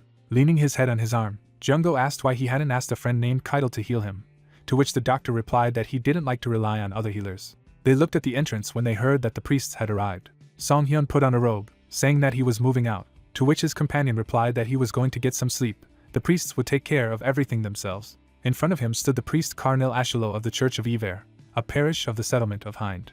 The hero looked at him, thinking that his whole body said that he was a priest, his divine power saying that it was nice to meet him, he was a healer. The rest of the priests were shocked and began to whisper that this was the same guy. Why it turned out to be him, they were afraid of this guy. The head opened his mouth wide, shouting that they should be silent and be quiet. Afterwards, he smiled, asking him to forgive them, saying that they had heard about him the lighting of Huey's, thinking that this man, a healer, had deceived a priest of the highest rank. The hero remembered the man and said that he understood, and also asked if everything was all right with that priest. The stars lit up the night sky. They continued to talk, offered to get straight to the point, asking where the monsters appeared. The guy suggested that we follow him first. The man covered his nose. They came to a field full of corpses. Looking at the blood on the ground, the priest couldn't believe that something like this would happen here. He turned his head and said that the first team should clear the area of black mana. The second team should search the area. The third team should move the bodies to the camp. Dead dogs were lying on the ground. Finally, the fourth team had to collect and burn the foreheads. Everyone shouted that they understood. A huge fire flared up around. It was a sacred flame. Song Hyun stood beside the interlocutor, hearing that this was the first time he had seen an undead battle. It was impressive. The doctor replied that the bodies could rise from the dead if they were not burned. The hero looked away. The priest approached and asked to take a look at the rare monster. The monster's tongue fell out of its mouth. Iver leaned over and said it was terrible, and Song Hyun thought the smell was really unpleasantly nasty, but it must be talking about black mana. The hero looked at him inquiringly, having heard a request to leave this creature to their church. The interlocutor presented the skull, saying that he would like to take this corpse to the church in order to discover the main reason for the appearance of the undead. The guy raised his hand, saying that he had no intention of just taking it away. There was a flask in the box. He explained that this is holy water created by the church. It is called the Holy Water of Dawn. Yahello was shocked. He cried out if they really wanted to give him the Holy Water of Dawn. The doctor asked how valuable it was. They imagined the priests praying, hearing that the Holy Water of Dawn is holy water created by placing pure water on the altar at dawn, which has been prayed over for a year. Such a thing requires a lot of effort and piety, even though it is in a bottle, but it exudes divine power, and one bottle can purify hundreds, if not thousands, of the undead. Yahello covered his mouth with his hand when the priest said that if they gave the corpse to them, they would pay for it with this holy water, and whispered that it was not something that money could buy. Song Hyun smiled and thought, since he had also destroyed artifact, he thought he would be at a loss. Then he took the box and said that if he needed it, he should give it back, asked to accept it. Iver lowered his eyes and thanked him. After introducing a bright circle, he added that he was also saying this on behalf of the parish of the church's settlement. They thanked him for his hard work in finding corrupted creatures. The others gathered behind him as he celebrated in victory in a personal battle. People bowed in gratitude. The priest gritted his teeth, saying that he was the one who would even target the undead if they gave him money, and the guy replied that he was just doing what he had to do. The hero smiled and said that he was just a healer who could not tolerate this evil spirit. The sun was rising over the forest. Someone was calling Song Hyun. The hero opened his eyes in irritation. Yahello was visibly nervous. Introducing the man in the suit, he said that the head of the Adventurers Guild branch was here for him. Song Hyun looked at him uncomprehendingly. There was tea on the table. The man said that he had heard his story. He folded his hands, smiled, adding that the guy rarely defeated the monster. He was really proud of it. The guy lowered his eyes and thought what a joke it was. Song Hyun imagined his interlocutor on the throne and thought that being incompetent, he was just a greedy man born already rich, an upstart who flaunted the strength of his family. It could not be that his eyes would fall on him, who was notorious in the Adventurers Guild. He introduced the church, realizing that he obviously had some kind of plan. The man snapped his fingers and said that he was grateful for his service in protecting the peace of the settlement. There was an elixir in the box. He prepared a small gift for him. Yahello clenched his fists happily and explained that when it comes to endurance mushrooms, they are used as ingredients to create stamina potions, and golden endurance mushrooms are the rarest of them because it is a rare item that increases maximum stamina. The hero paid attention to these words. He rushed forward. After that, he immediately drank this elixir. The system reported an increase in stats. Your maximum stamina increased by 3%. Song-hyun wiped his mouth and said that the branch manager is dear and respected, also thanked him for everything. The man smiled and said how good it was that he liked it. At that moment, the vial shattered. The hero threw the bottle aside and said that it couldn't be that he had only visited it to give it as a gift. The hero tilted his head, adding that he was quite exhausted now, so he suggested not to waste even more time. The man lowered his eyes when he heard that he needed the holy water of dawn. Riwon smiled and replied that he liked that he understood quickly. He put his hands on the table and said that this is not an item that can be recouped simply because you have money, so he wants to offer a deal with something he won't be able to buy. Song-hyun was visibly surprised to hear himself called a traveler between dimensions. The man looked at him and asked with a smile if it was true or if it was him, a traveler who had come from another world. The guy looked at him warily and wondered, how did he know about travelers? How much did he know?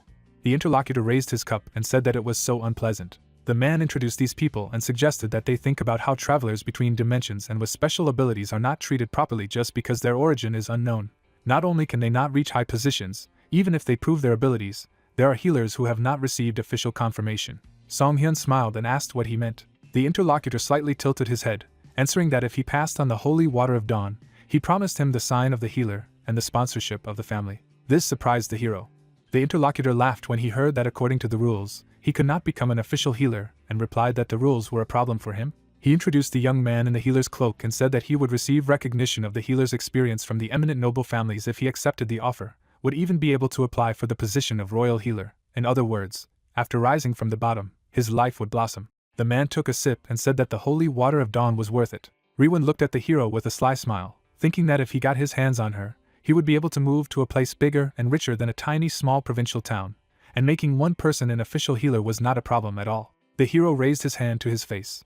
The interlocutor dropped the mug when he heard him refuse the offer. Song-hyun averted his eyes when he asked him again in shock and reiterated that he would refuse. Then he put his head on his hand and noted that he didn't need to resort to bribes to get recognition, he already had enough achievements and a healer. The man imagined mountains of gold thinking he was arrogant and asked what about sponsorship, saying that there were not many opportunities for anyone to get sponsorship from his family. Yahello looked at the hero in shock, who replied that from what he had heard, it seemed that the influence of Mr.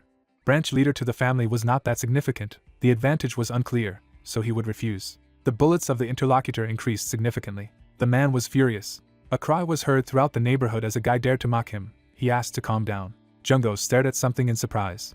He had a red crystal in his hands, and he didn't understand what was wrong with these guys, giving out such things as a reward. The doctor asked what he got. The guy held out a ruby stone, thirsty for blood, increasing the attack power. Song-hyun remembered the enraged man, thinking that he had also profited well from the group's awards, and he told the leader that since he had defeated the undead with his partner, they would be given the reward. He looked at his friend with a smile, saying that he had received something good. The bell rang, the invasion of monsters from the east was announced. The animals ran along the forest path, told about the north and south and that it was necessary to join the defense of the camp. People ran around them saying that they needed to leave them here to secure the settlement. The doctor offered to go there as well. His friend agreed. Monsters attacked. The arrows struck the monster. The guy shot at them with a crossbow. There was a message about the bag of fate, the creation of a stone arrow. His friend picked up the crystal. The crystal began to glow. The system reported the use of the skill vampiric tendencies. A new message has notified that the attack power has been increased for a certain amount of time. He started killing the monster one by one and shouted that it was nonsense. Song-hyun looked to the side. The bear struck a man. He let out a roar. It was the main monster. Raising their weapons, everyone shouted that it was necessary to advance to the attack and that this was the last one. They must do everything possible. The monster threw people away. Arrows broke against him. The hero turned around when Jungo said that it didn't look like the stone arrows worked, and replied that he had a premonition that this could happen, so he prepared something else. The arrow began to glow when the steel mole's claw was activated.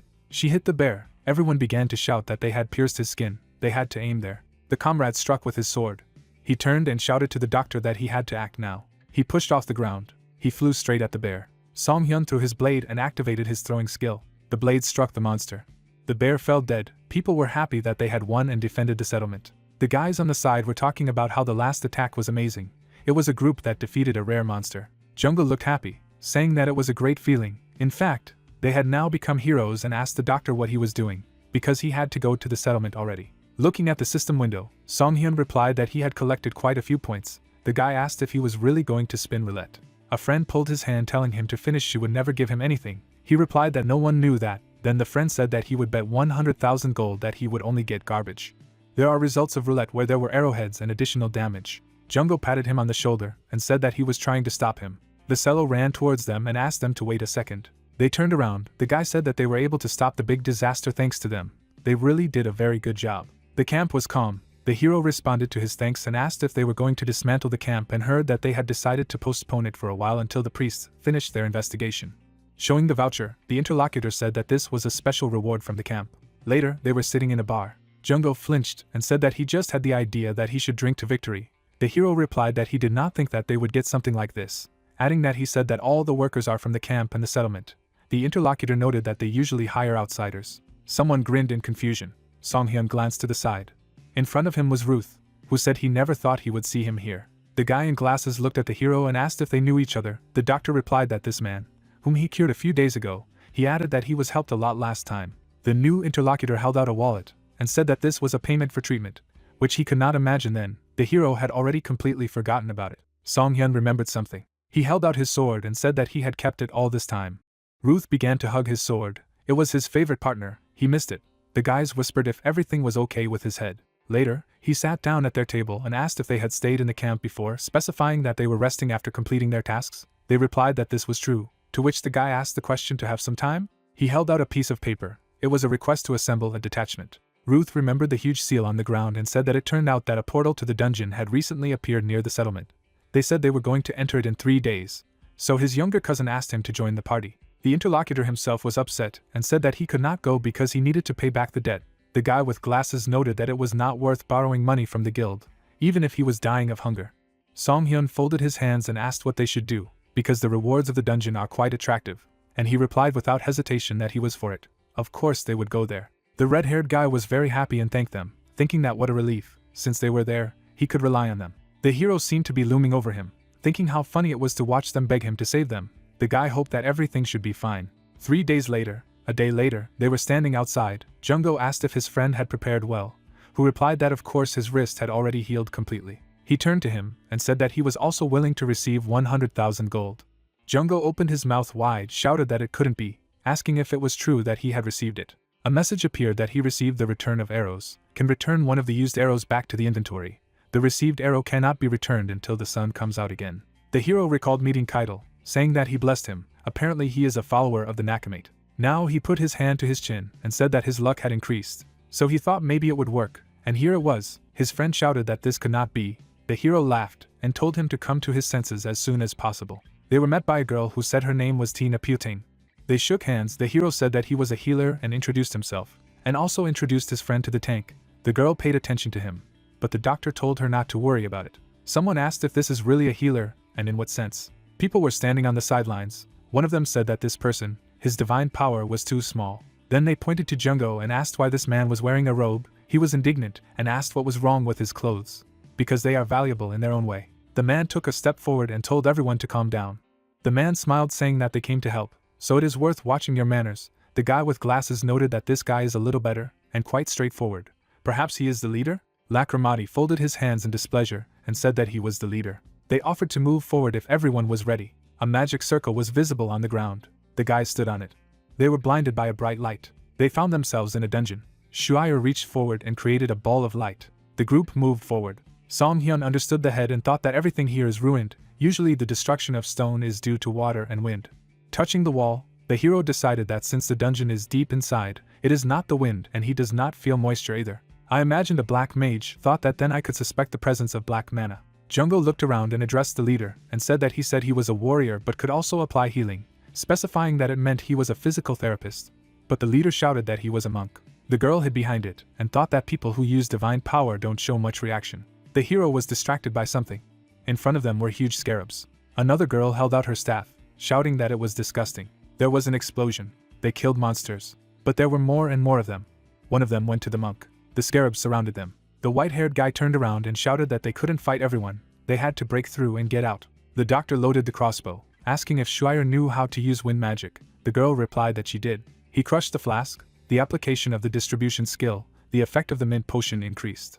Song-hyun raised his hand, saying to dispel the effect. The staff began to glow brightly. A gust of wind began to spread the potion everywhere. The bugs were lying on the floor. The girl asked how they did it. Song-hyun went to the others, saying that it was a professional secret, and the girl asked to know what kind of magic it was. The monk noted that only the two of them frequented all the monsters.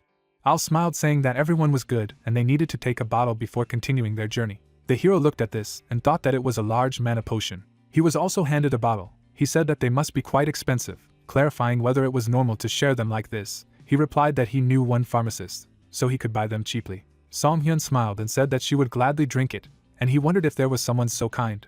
Then he lowered his eyes and thought that such a thing seemed familiar.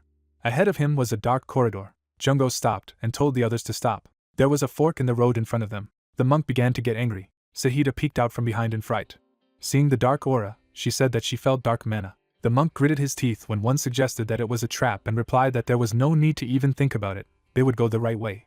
But the doctor did not agree that it was not. Song-hyun turned to the others, saying that they needed to go on the left side. A disgruntled hooded Rikuramati claims that there is black magic in it. The protagonist replies that he knows it. He begins to get very angry. The guy in anger takes the main character by the collar and asks if he really wants to go there just to die. Jungo stops him and asks him to at least let him explain everything first. The red-haired girl also begs to listen to him, while the bully exclaims that they won't even listen to this, because the healer is not able to feel black mana. The lady opens her mouth in shock when she hears that this is why they should not have taken the people invited by the newcomer. The worried girl says that she does not want to go there. The priest next to her claims that he does not want either. The opponent with a stern look declares that if he wants to go to this sickening place, he pushes Song-hyun, telling him to go on his own. The guys walk away. At this time the protagonist is asked if everything is okay. The doctor adjusts his robe, claiming that it doesn't matter at all, while he asks Tina if she will follow her group. The girl says with a kind smile that she thought that she needed some reason for this, since she was advised to do so. The main character, smiling, is grateful that he is trusted.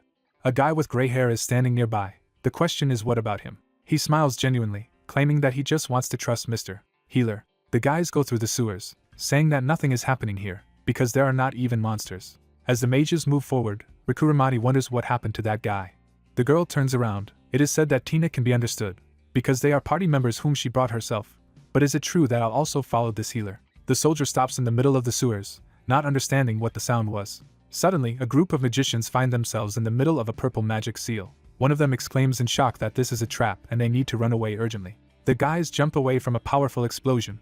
The girl remained in the middle of the trap and began to scream. Magical signs glow under her feet. She does not have time to jump away and energy rays pierce her leg. A bloodied girl lies near the seal. Friends exclaim about Sahita. The priest offers a bright hand and calls for the light of healing. The wounds on her leg are bleeding. The heroine screams in pain. The mages make faces in disgust. Sahita declares at the top of her lungs that it continues to hurt, while the other woman tries to understand what is happening in shock. Spears protrude from the magic circle. The blonde claims that she has received a curse that only priests can break. The main character walks in his white coat. Song-hyun smirks in claiming to have warned them about the wrong path. The blonde, with a twisted face, notices the protagonist. Blood drips on the floor. MC claims that he knew this would be the case and therefore prepared. Tina looks at the guys in amazement and states that it is a sealed magic circle, but the seal has been broken. The priest looks at MC, realizing that the sealed dark spell has reacted to the divine power. The main character looks at them with a serious look. The enemy does not understand how he was able to pull this off. A light fog creeps over the dungeon. MC is asked how it happened. The main character replies that it is unlikely to be so important now. Rikuramati yells at him in rage, stating that he should know how to heal Sahita if he came knowing about it, while Song-hyun wonders since when he should. The priest clenches his teeth in rage when he hears that he rejected the team member's opinion and went forward. Then he turns to his girlfriend lying on the ground and thinks. Closing his eyes, the guy says with an effort that he made a mistake. He falls to his knees in front of the healer, claiming that if they leave her like this, the girl will die, so let her help. Song-hyun realizes with a sly smile that this is what he needs. MC runs his light hand over the wounds, using hemostasis, while he is asked how he plans to dispel the curse. Jungle looks at him and says that they don't have anything like a holy spell. The healer takes the potion in his hands, saying that they have no skill, but have a powerful holy water. The magician holds a box with a flask. It is said that you can recognize holy water simply by taking it in your hands. It drips onto the blackened limb. It is explained that only one drop is enough for a curse like this. The main character is sitting next to a wounded girl, whose leg begins to glow. A glow forms in the air, raising the question of whether Songhyun can save the priestess Sahita. Al turns to his teammates and asks if it will be difficult. An agitated Rikuramati hears that the protagonist has a low level of divine power, and this was a particularly powerful curse. The protagonist clarifies with a smirk if they really waited that long. Smiling, Jungo carries a lady on her back. She has a healed cut on her leg, and everyone is shouting about Sahita. The guys run to her, asking if the main character really cured her. An enraged Rikuramati, with a face twisted, claims that he has never seen such a skilled healer. The comrade remarks that this is why he is so angry. Al looks around silently. The guys go further. The events take place at a fork in the dungeon, in the left passage. The fighter calmly moves forward. Suddenly, they reach a large gate with a red sign, saying it's just the boss's room. The guy with glasses is holding Sahita and notices that although there are fewer monsters here, Tina nervously remarks that they actually almost died. The priest touches the gate with his hands, saying that you need to be careful, because they are entering. The doors are slightly opened, a bright light emits from there. A horned monster with red eyes greets pathetic victims. The main character holds his crossbow, standing next to the priest. Opposite them is a boss with red energy floating around him. He looks at them with a frightening look. It is said that this is the main monster of the ancient dungeon. The guys are shocked to notice that he has overwhelming black mana. Powerful energy rages around the fighters. They think about the fact that they cannot retreat, and whether it is possible to withstand something like this at all. The boss forms a red cloud of energy in his hand and calls them stupid because they have come all the way here. Tina stands next to the blonde. The monster tells them that they need to become victims for a great entity. The horned boss has red eyes. She insists on listening to him carefully. The villain does not have time to finish the name, because a powerful flow of energy crashes into him. The guys open their mouths in amazement. The boss has half of his torso. Powerful lightning bursts out of him, and he growls in pain. His body gradually disappears. He declares that this simply cannot be. A bright energy vortex rises in the air. The crossbow is highlighted in white. It is said that as promised, the effectiveness is simply excellent. The protagonist holds his weapon with a smirk, claiming an arrow with holy water of dawn. Only the monster's cassock remained on the floor. The question is what it is.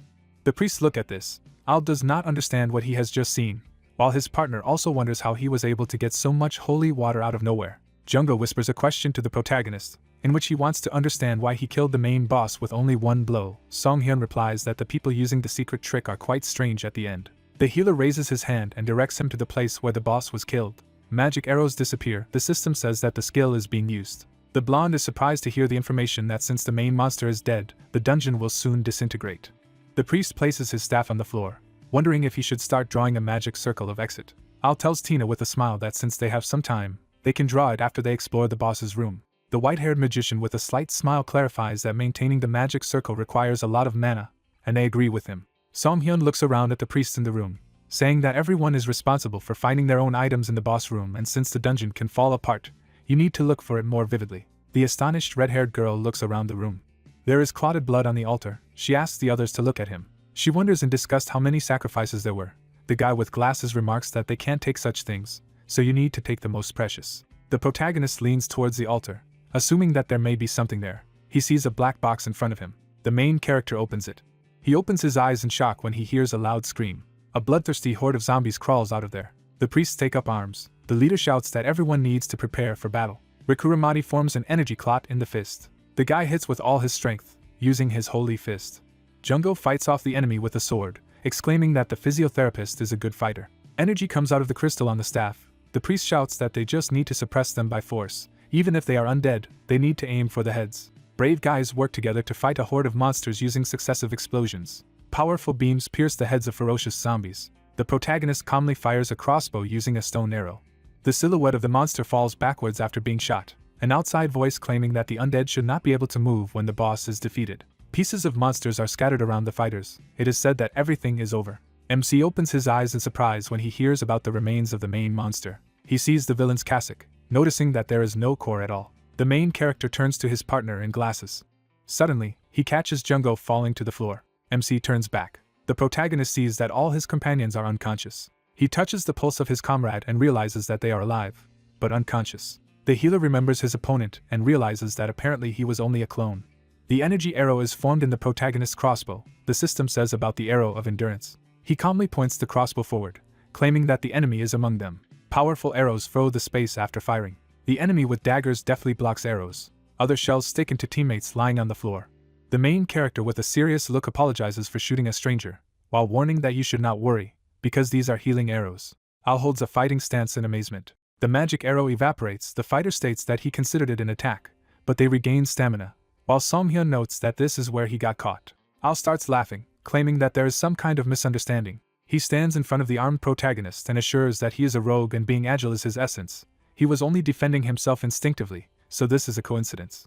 Song-hyun looks at him and explains that while everyone is sleeping, he has somehow remained fine. Al remarks with a smirk that the protagonist is still fine.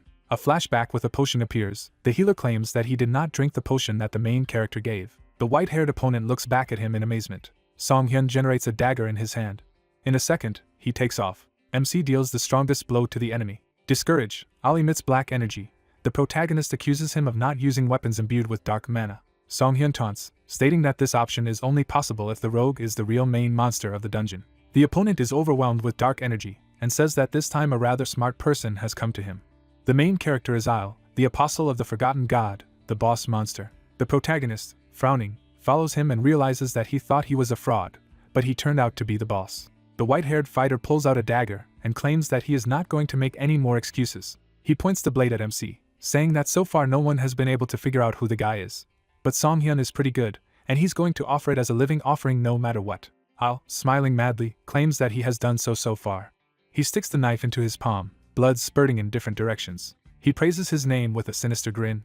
The protagonist gets into a fighting stance and thinks about how many people the bastard killed in this way. The enemy is preparing to flee. He abruptly breaks off in the direction of the protagonist. Song-hyun watches him closely and notices that he is approaching. Rivals begin a fierce battle with blades. The main character directs his crossbow. The system says about using the skill of the Bag of Fate, creating a stone arrow. Al is surprised to see him attacking him. He draws the blade from its scabbard, shouting that he chose it.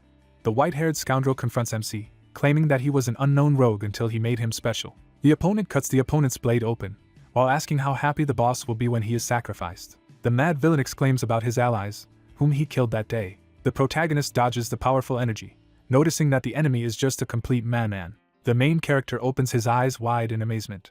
Suddenly, a red magic seal appeared. Al shrugs her shoulders as she stands near the magic sign. He asks her to stand still and accept her death, while MC notices that he has been drawing magic circles with blood all along. The guy is standing on a red pentagram. Ominous black hands fly out of the magic circle. The white-haired villain with a mad smile calls on him to become a sacrifice. A black and red bundle of energy rages through space. A bright light begins to leak out of it. Al shields herself from this flash with her hands. The protagonist calmly stands in front of him and claims that judging by his use of the blade, the opponent is indeed a rogue. Song-hyun happily fought off the sinister hands, while saying that he was very surprised. The villain is holding a blade in his hands, which has begun to tremble very much. The villain exclaims that this is simply impossible. Al forms another magical seal and orders the protagonist to become an offering. A bright light appears behind the healer, but his face is unperturbed. The distraught opponent says that this is simply impossible, because he was granted the power of a god. There's a box under the altar, and MC states that he knows he's insane, but he has a question about the thing. Song-hyun, smiling broadly, holds the magic orb and wonders if she's really it. The scoundrel bulges his eyes and shouts about the Lord's orb. The protagonist happily holds it in his hand, stating that it is indeed a sacred relic of the god, while the system states that the artifact gives increased magical protection and resistance. Frowning, the protagonist says that it is impossible that the power he received from the god worked on his sacred relic. Al clenches her fists in anger and shouts that she is sure she had a strong seal on her. An inner voice at this time tells the protagonist that even if it is the seal of a dark wizard, it is just black magic. MC smiles, realizing that she has certainly disappeared from the divine power of holy water. The villain clenches his teeth in rage, asking if his opponent even knows what it is. There are various relics in the room. Al claims that the god he serves may have been forgotten, but will soon be reborn. The white-haired fighter rushes to attack. Holding a blade, he shouts that he will do it. He delivers a series of strong blows with his sword. Song-hyun can barely hold back the onslaught after hearing from his rival that he needs to return the artifact immediately, while the healer notices that he can still use his rogue skills. The sphere glows brightly in the protagonist's hand. He says that if this thing is so important to him, the main character throws it high up and invites him to catch it. Al sees her in the air. MC smiles slyly, realizing that he knew that his opponent would do this. The system window at this time says about the use of the skill of creating a thread. The scoundrel reaches out his hand to the tethered sphere. Song-hyun regains it in one motion, holding a crossbow in his other hand, creating a stone arrow. The villain takes serious damage after being shot. He is shocked to see his hand, which glows purple. A forest of black spikes appears in front of the protagonist. The villain is standing in the middle of them. The main character at this time thinks that this is not only for attack, but also for defense, because Isle is going to heal first. The healer generates an energy blade in his hand, exclaiming that this simply cannot happen. The protagonist deftly cuts through the black spikes using the slash skill. It moves forward with the weapon, the system says to create arrows of black spikes. Song Hyun aims his crossbow directly at the enemy's face. The villain is horrified to see what is happening. Without thinking for a second, MC shoots his opponent, who then starts screaming. Blood is visible on the floor. Al is on his knees talking about his sphere. The protagonist notices that he is still talking about it. The healer looks at the golden artifact in his hands, realizing that the mad followers do not know how to restrain themselves. A white-haired scoundrel with a bloody face begins to tell what the Lord told him. The protagonist stands next to a lady with a covered face. It is said that the gaze of an indescribable presence is felt by them, so he must be the same as MC. The healer with a serious face realizes that the rival is a god, because he sees the administrator's window. While he claims that he does not believe in deities, but cannot deny that he has inexplicable powers. The villain with a mad look claims that one day he will crave more. There are several arrows in the enemy's body. MC says that he is not the same insane follower. He turns around, realizing that for now, he has no choice but to cooperate, but in no case does he plan to worship the administrator. The healer confidently leaves there, claiming that it is time for them to wake up. The priests gradually wake up, holding their heads. The protagonist stands near Jungo and says that he has finally woken up, while his partner asks what happened. Tina opens her eyes in shock after seeing something. In front of her, upside down, lies Isle, about whom she begins to scream. The healer stands next to the surprised guys and says that there is no reason to be surprised, because he was the real boss. Song Hyun smiles broadly, claiming that they are all alive thanks to him. There are traces of blood on the altar. The soldiers cannot believe that the white-haired partner turned out to be a traitor. They surround his corpse, the healer declaring that he has no doubt about the dark mana he felt from Isle. A friend in glasses turns to him and asks how he guessed. He replies that people who look too good should not be trusted. Crossing her arms, MC states that they smile too much, show kindness for no apparent reason, and use overly polite language, so it's best to stay away from them. Jungo looks at him in bewilderment, while the protagonist's inner voice remarks that it is him. Shuire looks at the healer in amazement, who asks her to continue forming the magic circle of exit. It needs to be made as big as possible. The priestess stands in front of him and thinks of holy power, which is comparable to that possessed by high-ranking mages, so it is not clear why he hides his holy power. The girl with pink hair is almost completely sure that he is the Inquisitor of the Order. She resolutely exclaims that she understands everything and can be trusted. Squinting his eyes, Song Hyun looks around. He sees Sahita standing nearby. She turns around in fright after hearing the suggestion to talk. There are many corpses lying on the floor. It is said that human death is not something that should be surprised on the continent. The healer stands next to the guys and suggests that it is still a little doubtful to leave the bodies like this. Jungo clarifies that they are most likely summoned monsters. Images of creatures with human faces appear. It is explained that usually massively summoned by the dungeon are the same in appearance, but these bodies have unique features. Al stands near the magic circle. The protagonist assumes that they were adventurers sacrificed. The girl shuffles her hands and states that she wanted to say, like a priestess of the Order of Yver, that she can't just turn a blind eye to this. Song Hyun looks at her and thinks that she was too shy to speak up, but he wonders what they can do to help. She puts her hands together and asks him to pray for the dead. A light magic sign appeared under the bodies. The priestess, closing her eyes, sincerely prays for the repose of their souls. Jungo bows down with Sahita. They also pray. Zombie bodies begin to emit dark energy. The main character, closing his eyes, realizes that he has already dealt with the lying bastard, so let them find peace and tranquility. A bright light appears, a wish to be at peace with the great Yver. MC pays attention to the pop-up. The notification says about the accomplishment of the peace of the deceased, which is performed by participating in the ritual prayer of purification. The protagonist points his finger at the information that he has gained a new skill. Jungo looks around at the leader with a serious look and asks if he really got it too. Then a suggestion is made to move the bodies to the magic circle. Sahita raises her hand after Songhyun says that it would be good if they had a mana barrier that can wrap everyone together, while the priestess exclaims that she can do it herself. She begins to cast spells, while the guys are surprised at the creation of such a thin mana barrier. Shuire walks forward with a staff, claiming that she is done too. The astonished protagonist turns to her. Behind her there is a dark silhouette. The main character exclaims that she urgently needs to get away. The opponent takes out a blade with inscriptions on the blade. The villain plunges a dagger into the girl's body. Shuire opens his mouth in horror, from which blood is pouring out.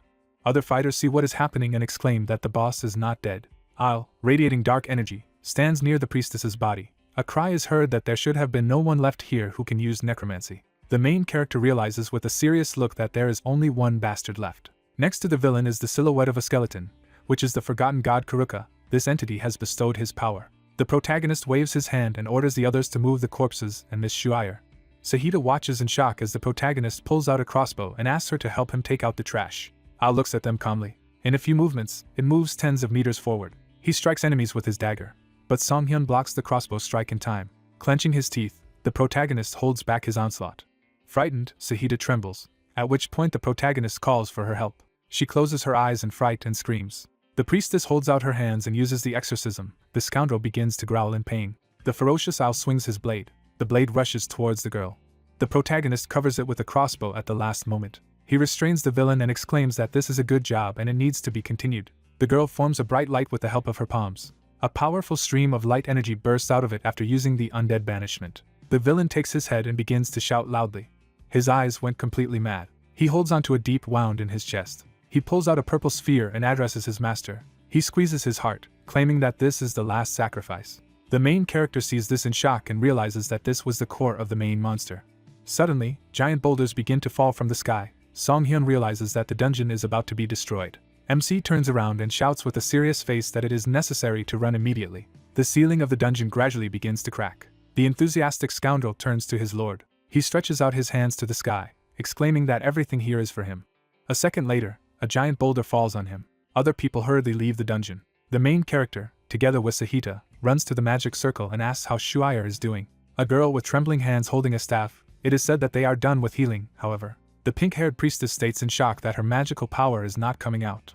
The healer examines her. An inner voice tells her that the girl is injured and has lost her magical power. Frowning, the guy realizes what this bastard meant by his sacrifice. Large rocks fall from the ceiling. Rikuramati remarks that the injured woman is the only one who can control the magic circle. Shuire cries in despair and screams that it's over, as they don't even have a teleportation scroll. Song-hyun is amazed at the cry that if only they had a little more time. A blue magic sign is seen on the floor. She is asked that it must be completed. She replies that it does not work, since there is no fuel. The main character says with a slight grin that nothing is impossible in this case. Tina stands nearby in shock as boulders fall from above. A flashback arises in which she talks about a sealed magic circle with a seal in a free state. And MC realizes that she knows enough magic to recognize the appearance of the circle at a glance. MC thinks of her with a serious face, realizing that the girl also has advanced mastery in creating magical barriers.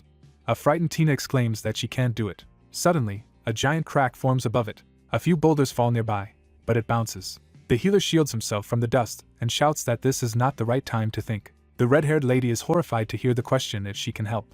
The sorceress excitedly replies that although she can make a mistake, she will definitely do it. The protagonist smiles slightly as he looks at her. She strides forward resolutely. Standing in the middle of 3 magic circles, Song-hyun realizes that Shuire has drawn a triple magic sign that requires the power of 2 or more people to be channeled into it.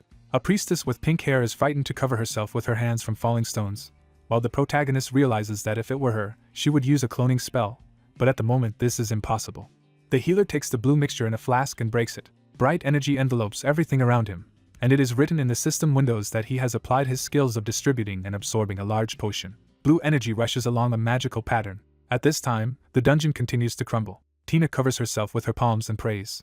The main character calmly conjures. The silhouettes of the guys begin to evaporate, while the stones almost overtake them. Suddenly, MC opens her eyes. He lies next to the other participants in the sortie. They see various objects and a vat of medicine around them. Shuire starts jumping and shouting that it's a success. Because everything worked out, Song-hyun, in turn, wonders where this place is. The priestess answers with a smile about the western part of the continent of Azul, with which she is connected. The image of the giant vermilion tower appears. The coat of arms of the city is visible. She says that since this is a tower, then they are most likely in Kamar. Jungo opens his mouth in shock, exclaiming that it is a very rich city. The light city stands in a picturesque place. It is said to be a city by a lake, and thanks to the presence of a magic tower, the region has received the safest city in the western part of the continent. This has led to the fact that wealthy nobles and wizards have gathered here, so it is easy to get rare research materials and books in it. The protagonist gets up from the floor, realizing that this is his first time in the magic tower. There is a door in front of them. They hear someone coming. A group of people in red cloaks is approaching. It is said that the reverse coordinates have been activated. Someone is clarifying who exactly arrived at them. The mages open the doors. The guys are shocked and notice something. They point at Shuire and shout that she's here. The main character watches in bewilderment and asks what this reaction is. The sorcerers look back excitedly. Suddenly, an object flies over the girl's head.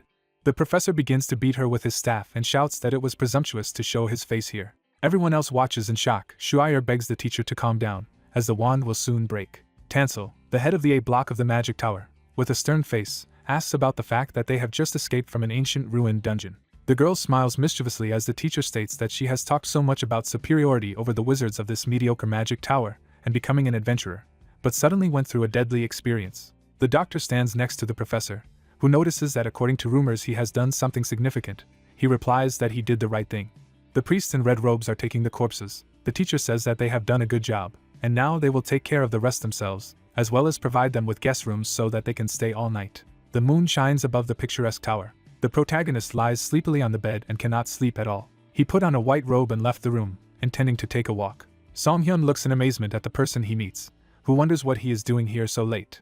The redhead turned around when the hero asked what she was doing here so late. The healer approached her with a smile, and Tina said that it had been a long time since they had been in the tower, and she felt some kind of nostalgia, from which the man deduced that the swordswoman was from the tower. The interlocutor hugged herself and apologized for what had happened, because there was an emergency, and she could not decide. The brunette looked at her and replied that she didn't need to apologize, because in the end, everyone survived thanks to her. He leaned on the railing beside him, and she thanked him.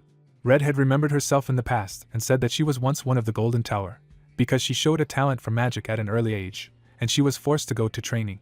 The girl remembered how she trained with weapons with her brother, and admitted that she liked swinging a sword more, and she always missed duels with Ruth. Tina scratched her neck and said with a sneer that it turned out that her talent wasn't particularly outstanding, so she left the tower.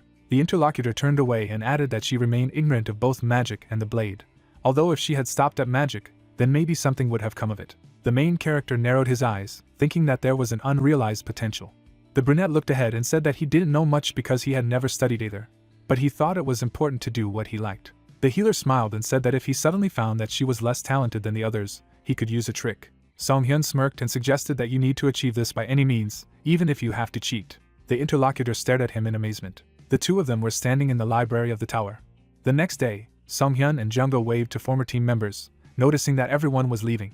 The priestess looked at the monk, and the men noted that Rikuramati was eager to train, and Sahita was going to finish the job, and that was the best way to disband the team, since no one had died yet. The protagonist turned to Tina and asked what about her, and his friend added that she could come with us if she wasn't sure. The girl opened her mouth, taking a breath. She smiled and stated that she wanted to become a magical swordsman.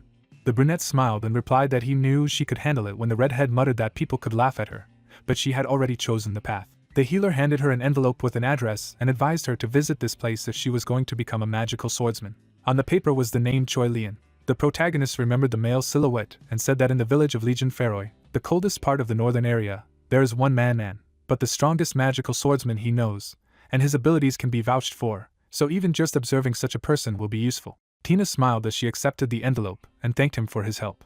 Then the adventurer waved her hand and promised that she would write to them often. The men turned around, deciding that it was time for them to move out too, but a sorceress ran from behind them. Schreier stopped and called out to them. Some time later, the protagonist was already sitting in Professor Tansel's room, in the Scarlet Tower. The brunette smiled and asked who it was. A guy was sitting opposite and smiling. He smirked and introduced himself as Si-sung, the Dark Tower professor, better known as the Dark Wizard Tower. The hero imagined the castle, and the interlocutor said that their main goal was to find the proper methods of using dark magic and dark mana. Song-hyun narrowed his eyes and thought that apparently the use of dark magic was partially legal with permission, even though the church hated it. Tansel put his hand on his head and said that this person had heard about this incident and begged him to meet with the healer, and his colleague exclaimed that he had heard that the main boss was an incredible dark magus. The brunette introduced Isla, and the interlocutor asked if his old personal belongings were among the loot, which he would gladly buy for the purpose of experiments. Song-hyun crossed his arms and thought that there was a Kirkarastral sphere, but he didn't want to give it away. It seemed that there was something else. He remembered how he stabbed his opponent with a crossbow, knocking out the knife. Then he flew somewhere to the side, and by a happy coincidence, he landed on the magic circle. There were even some bizarre writings on it, but the hero completely forgot about it. The healer placed the weapon on the table and asked how about the magic knife that the dark mage was using. Si-sung blushed with excitement, shouting that this blade had a huge amount of dark mana in it, and he was in anticipation of how amazing things would be when he took care of it. The man dumped various objects and stones on the table. The professor of the Dark Tower spread his arms and declared that he would give the hero whatever he wanted, and the interlocutor thought that these were some things interesting to wizards. He drew attention to the thing at the very bottom. The brunette started a box with a yellow cactus. The toy began to twitch and sing, "Ahoy!" The main character stared at her puzzled. Then he put it on the table while she continued to sing. The wizard blushed as he tried to turn it off, and began to make excuses that it was a music box of death given to him by his friends, and had come here by accident, but it absorbed the mana in the air and turned it into stamina. Song-hyun looked at his hand covered with golden energy, and noted that the toy had restored him. The wizards froze in bewilderment when the hero announced that he would take her. In the end, the healer returned with another stack of books and scrolls, telling his friend that the mage had said that his conscience would not allow him to give only the box, and Jungo remarked that these things would be expensive if he decided to sell them. The main character picked up one of the parchments. There was a picture of a bottle with a freezing potion and its recipe, and the man needed just that. Barnacle watched the books disappear in the healer's hand, and the healer suggested that he stay here a little longer. The brunette smiled and added that Professor Tansel had given him permission. The wizard then held out a scroll and said that it was his gratitude for saving his student, and it would be useful for adventurers to look around a little in the Scarlet Tower. Jungo rubbed his chin and noted that wizards weren't the idiots he had always thought. A warm light came into the room, and the man agreed, remembering that he had heard about the tower being full of goods and high-quality potions, and that was their real goal. Scarlet Tower, Potion Shop. The main character nodded to the saleswoman and stated that he would take 1 box of mana and health potions each, as well as 3 boxes of stamina potions. A liquid was boiling in the vat. The man looked around as the brunette turned to him. Songhyun smiled as he noticed the plant in his hand and advised him not to put it there. The other person narrowed his eyes, thinking that obviously the buyer didn't know how to use mana. He turned away and muttered that it was nonsense. Then he immediately threw a few leaves into the cauldron. Jungo knitted his eyebrows and said that they were all assholes with no manners, after all, and his friend suggested that they just go. The door opened to the sound of a bell. The men were walking along the corridor, and the bespectacled man asked why his friend advised him not to put the plant there. Instead of an answer, an explosion rang out behind their backs. The adventurer looked around, opening his mouth in surprise, and the main character replied with a smirk that in this case, this would happen. The shock wave knocked out the doors. Jungo turned around and asked what had just happened. The main character rushed there, running past him. In the potion shop, something was still boiling in the cauldron. All the workers sat down on the floor, coughing and asking who had done it. The blonde man pinched his nose and asked why it was him, and the girl exclaimed that it could be a cloud of poison, and she needed to block it with a magical shield. The wizard stretched out his hand and activated the spell. A blue dome appeared around the cauldron. The barrier began to smoke. The guy knitted his eyebrows, noticing that the shield was melting. The mage turned pale and the spell began to dissolve, so everyone shouted that it wasn't working. The man turned around and began to run, realizing that he had failed. He headed for the door, deciding to get out of here first. The main character smirked and asked where he was going. Jungo at this moment pushed the cabinet in, closing the passage. The brunette grinned and declared that none of them would take a single step out.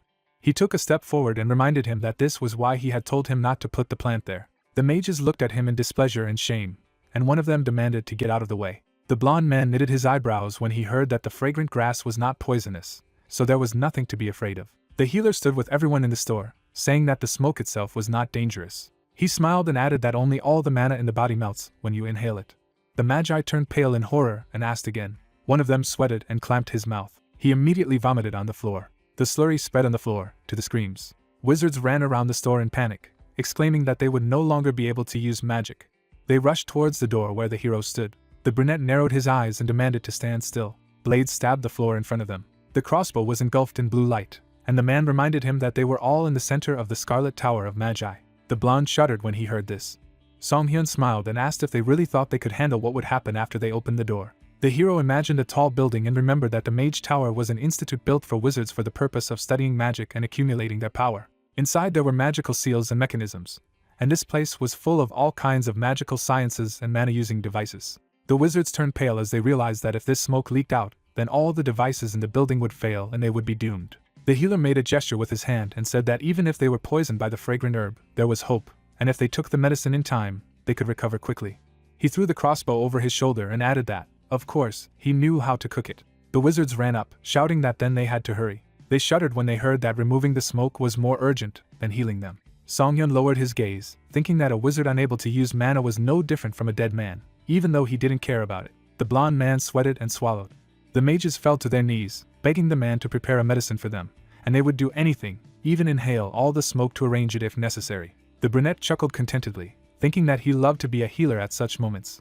Jungo looked at his friend and asked if these guys really needed to inhale all the smoke to eliminate it, and he replied that it would be funny, but it would take too long. The room was filled with various ingredients, and the man reminded them that fortunately for them, this place was a potion shop. The protagonist knitted his eyebrows and ordered the ingredients to be brought, which he would now name. Wizards rushed around the room in search of materials. They would take jars of silica powder from the shelves, find dried sand vine root, and all this would be sent to the cauldron, and the healer thought that this smoke should be dealt with inside the store, but since it was impossible to grasp it with his hands, it was difficult to eliminate. Songhyun poured out the contents of the bottle, and decided that he needed to transform it into a mold that was easier to remove. Glasses put his hand over his mouth and coughed. The hero paid attention to his pale comrade and thought that even Jungo, who was low on mana, had started to have symptoms, so he should hurry up. He poured the shiny liquid into the bottle. The man grabbed the flask and decided that his former comrade could not be useless. The potion began to glow after using the absorption and distribution skills. The main character sprinkled the contents on the smoke. The potion turned him into white blobs falling to the floor. The wizards watched this process in admiration. Glasses covered himself with his hands from the balls and asked what it was. The healer caught one of them and explained that it was a dissolving potion that turns smoke or gas into a gel-like form. He smiled and hinted to the mages to collect the balls. They started picking them up from the floor, noting that the texture was a bit nasty. The wizards were crawling around the store, and the blonde man asked to close his mouth and hurry up so as not to anger the healer. Near the cauldron there were bottles with a ready-made golden antidote for fragrant grass, and all the people were cured. The hero looked back at the room and noted that there was a complete mess there. He raised his finger and asked him to apologize to the owner of the store and clean properly. The blonde man scratched his cheek nervously and muttered that the man had said it was a fragrant herb, but he was sure he had put the coastal grass inside. Song-hyun introduced the plant and explained that fragrant grass refers to coastal herbs that have changed due to the excessive presence of mana, and it usually helps to mix medicinal ingredients.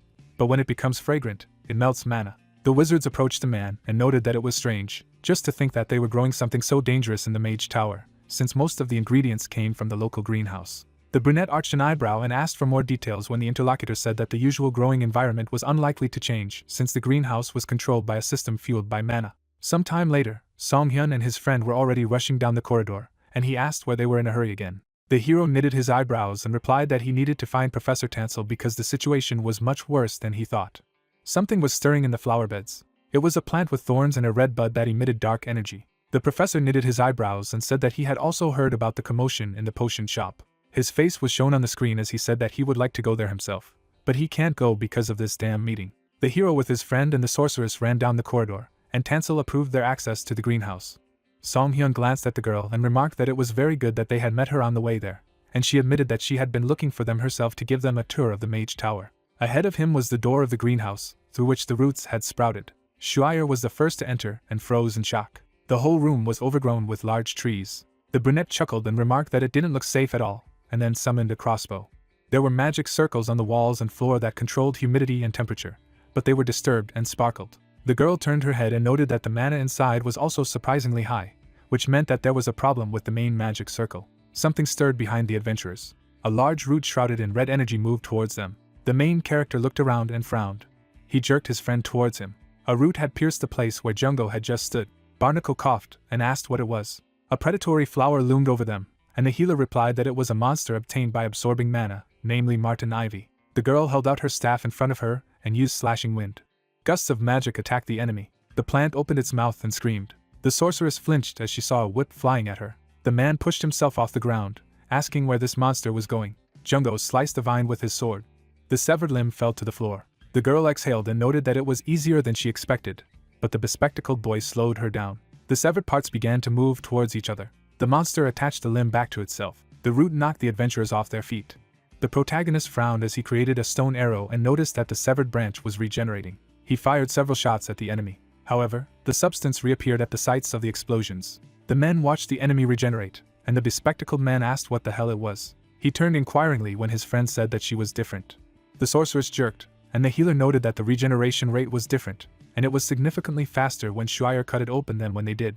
There were flower beds in the room, and the sorceress guessed that it was a mana attack, and there were also herbs that had grown too quickly due to too much mana. The brunette looked at the predatory flower, and assumed that this creature had the ability to absorb it. Flames engulfed the branch after using the fire bird. 2 roots immediately hit the floor near the girl.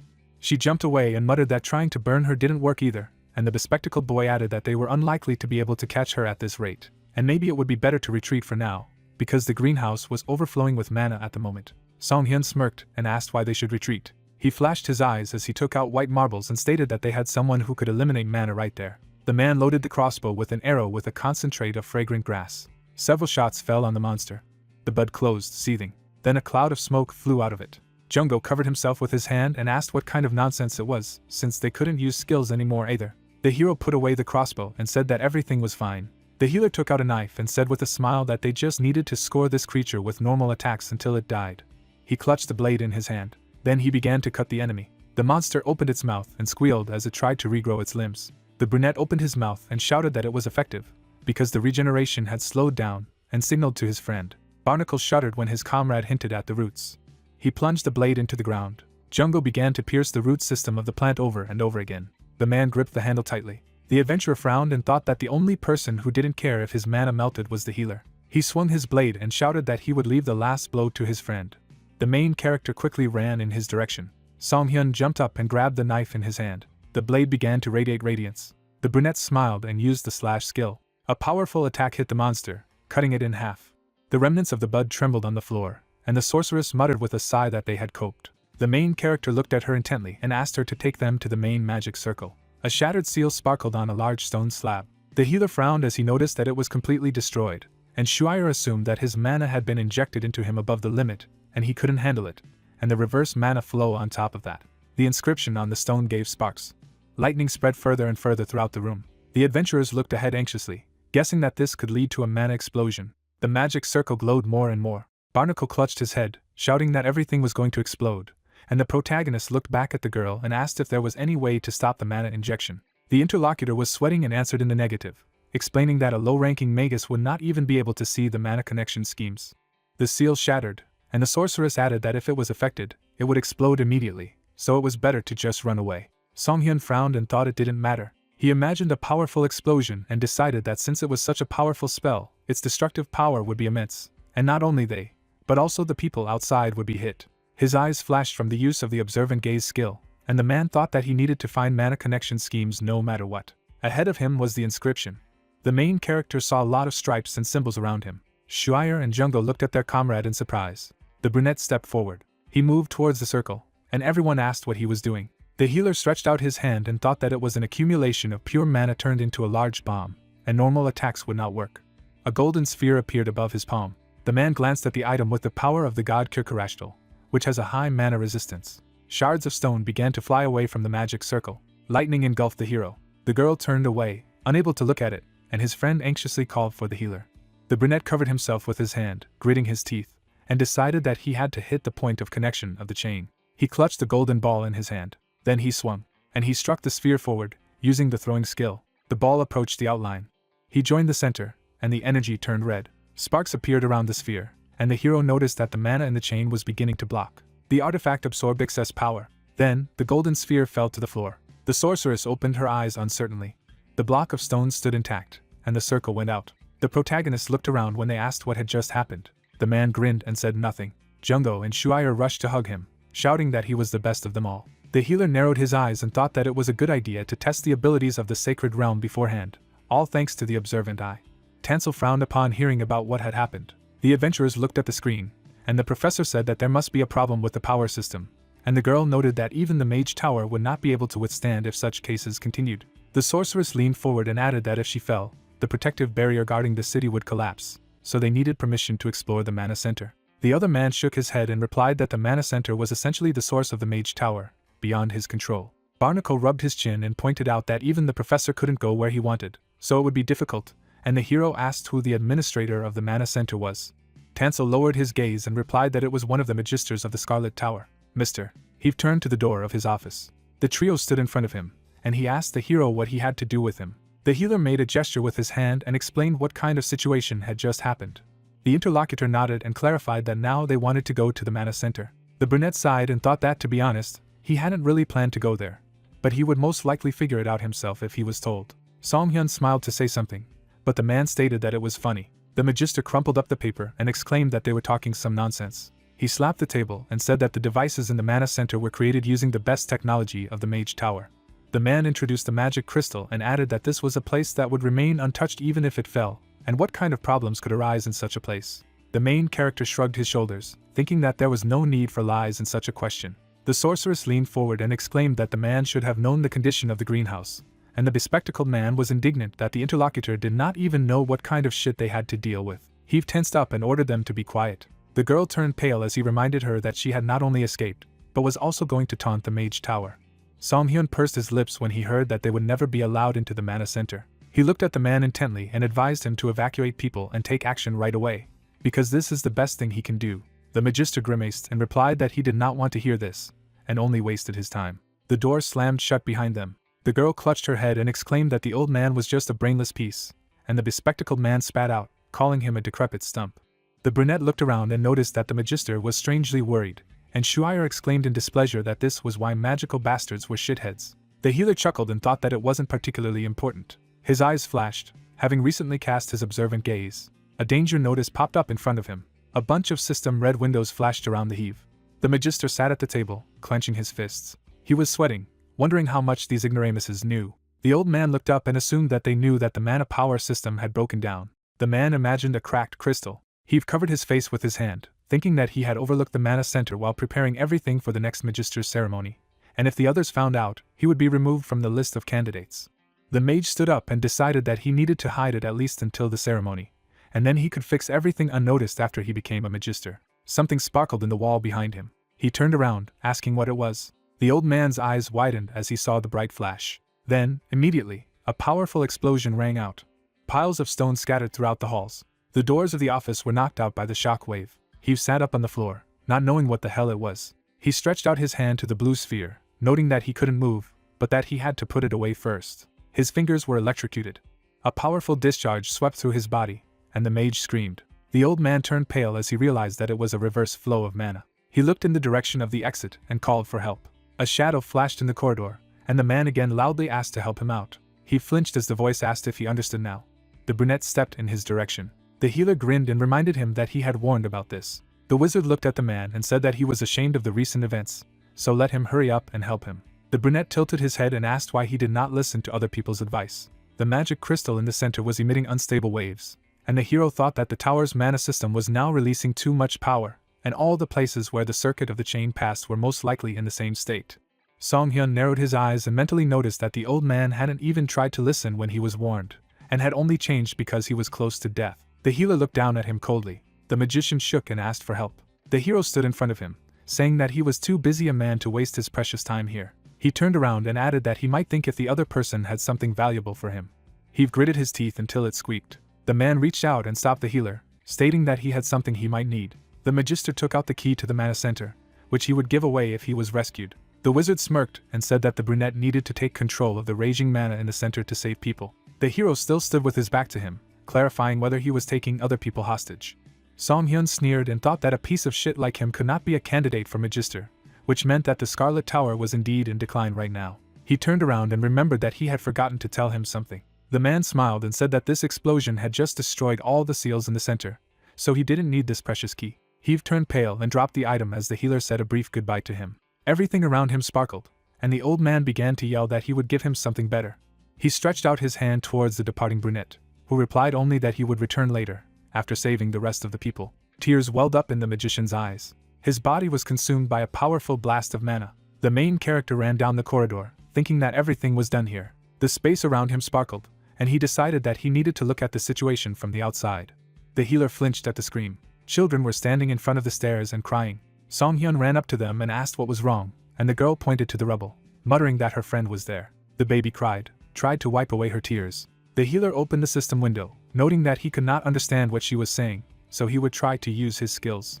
A tablet appeared in front of him with the characteristics of the soothing voice, which, when used, heals the mental state of the target. The man stretched out his hand, thinking that it seemed that prayer skills required divine power, and he didn't need any. He patted the children's heads, using the ability, and asked them to calm down and tell everything again. The entrance to the room was littered with stones. The main character smashed them, opening a passage. He walked through the library, remembering that the toddlers had told me that the three of them were doing their homework here together, and suddenly the ceiling and walls exploded, and Lee Jae made a barrier for them to get out. But the bookcases fell while the kids were running, and she stayed there. The healer looked down, hoping it wasn't too late. A child lay on the floor among the sparks. The girl opened her eyes when the man called her and asked who he was. Song-hyun sat down next to her and told her that he had come to save her, and she noticed that the hero was not wearing a robe, which meant that he was just a traveler. But she was finished, so let him take her friends to safety. The brunette tilted his head questioningly, wondering why this girl was acting so adult, as if she was living a second life. The child was lying on her side, and the healer scanned her, noting the bleeding, the backflow of mana, and the broken ankle, and it was in this state that she was still trying to save her friends. The man picked up the stone slab and thought that Lee Jae looked more like a determined person than someone who was close to death. He threw a rock at the lightning source, even though she tried to stop him. At the same moment, The healer lifted the wardrobe so that the girl could crawl out, although she was more worried about his mana. The main character silently stretched out his hand to her. The little girl squeezed her eyes shut, thinking that it was all because of her. She rounded her eyes in shock as she felt the warm energy, and Song-hyun used his hemostasis skill, saying that he couldn't do anything about the pain, but he had the power to stop the bleeding. He chuckled when the girl asked how he ignored the backflow and used his powers. The brunette smiled and replied that he was a defective healer, and he thought that he could not allow such a talented person to die here. The man ran forward, holding the victim on his back, and her leg was bandaged. Another explosion rang out behind them. Lee Jae looked around and asked him to be careful, as the lightning was getting stronger, but the man only told her to duck. Song-hyun knitted his eyebrows and thought that they were on the 12th floor and needed to get to the 9th. He looked down and shuddered. The stairs down collapsed, which he did not expect. The healer stood asking if there was no other way besides this. The man turned to the hole in the wall and asked the girl if she was afraid of heights. The tower building outside was also badly damaged, and a strong wind rose, and the little girl clarified if this was definitely the only remaining way. Song-hyun tied the bandages around his belt and told her not to worry and just close her eyes. The girl, trembling, wrapped her arms around him, and the man said that he would definitely save her. The room behind them was filled with excess energy, and the young sorceress muttered that she was ready. The discharge went through the magic schemes. The main character jumped down, and immediately there was an explosion from behind. They were flying down from the 12th floor of the tower.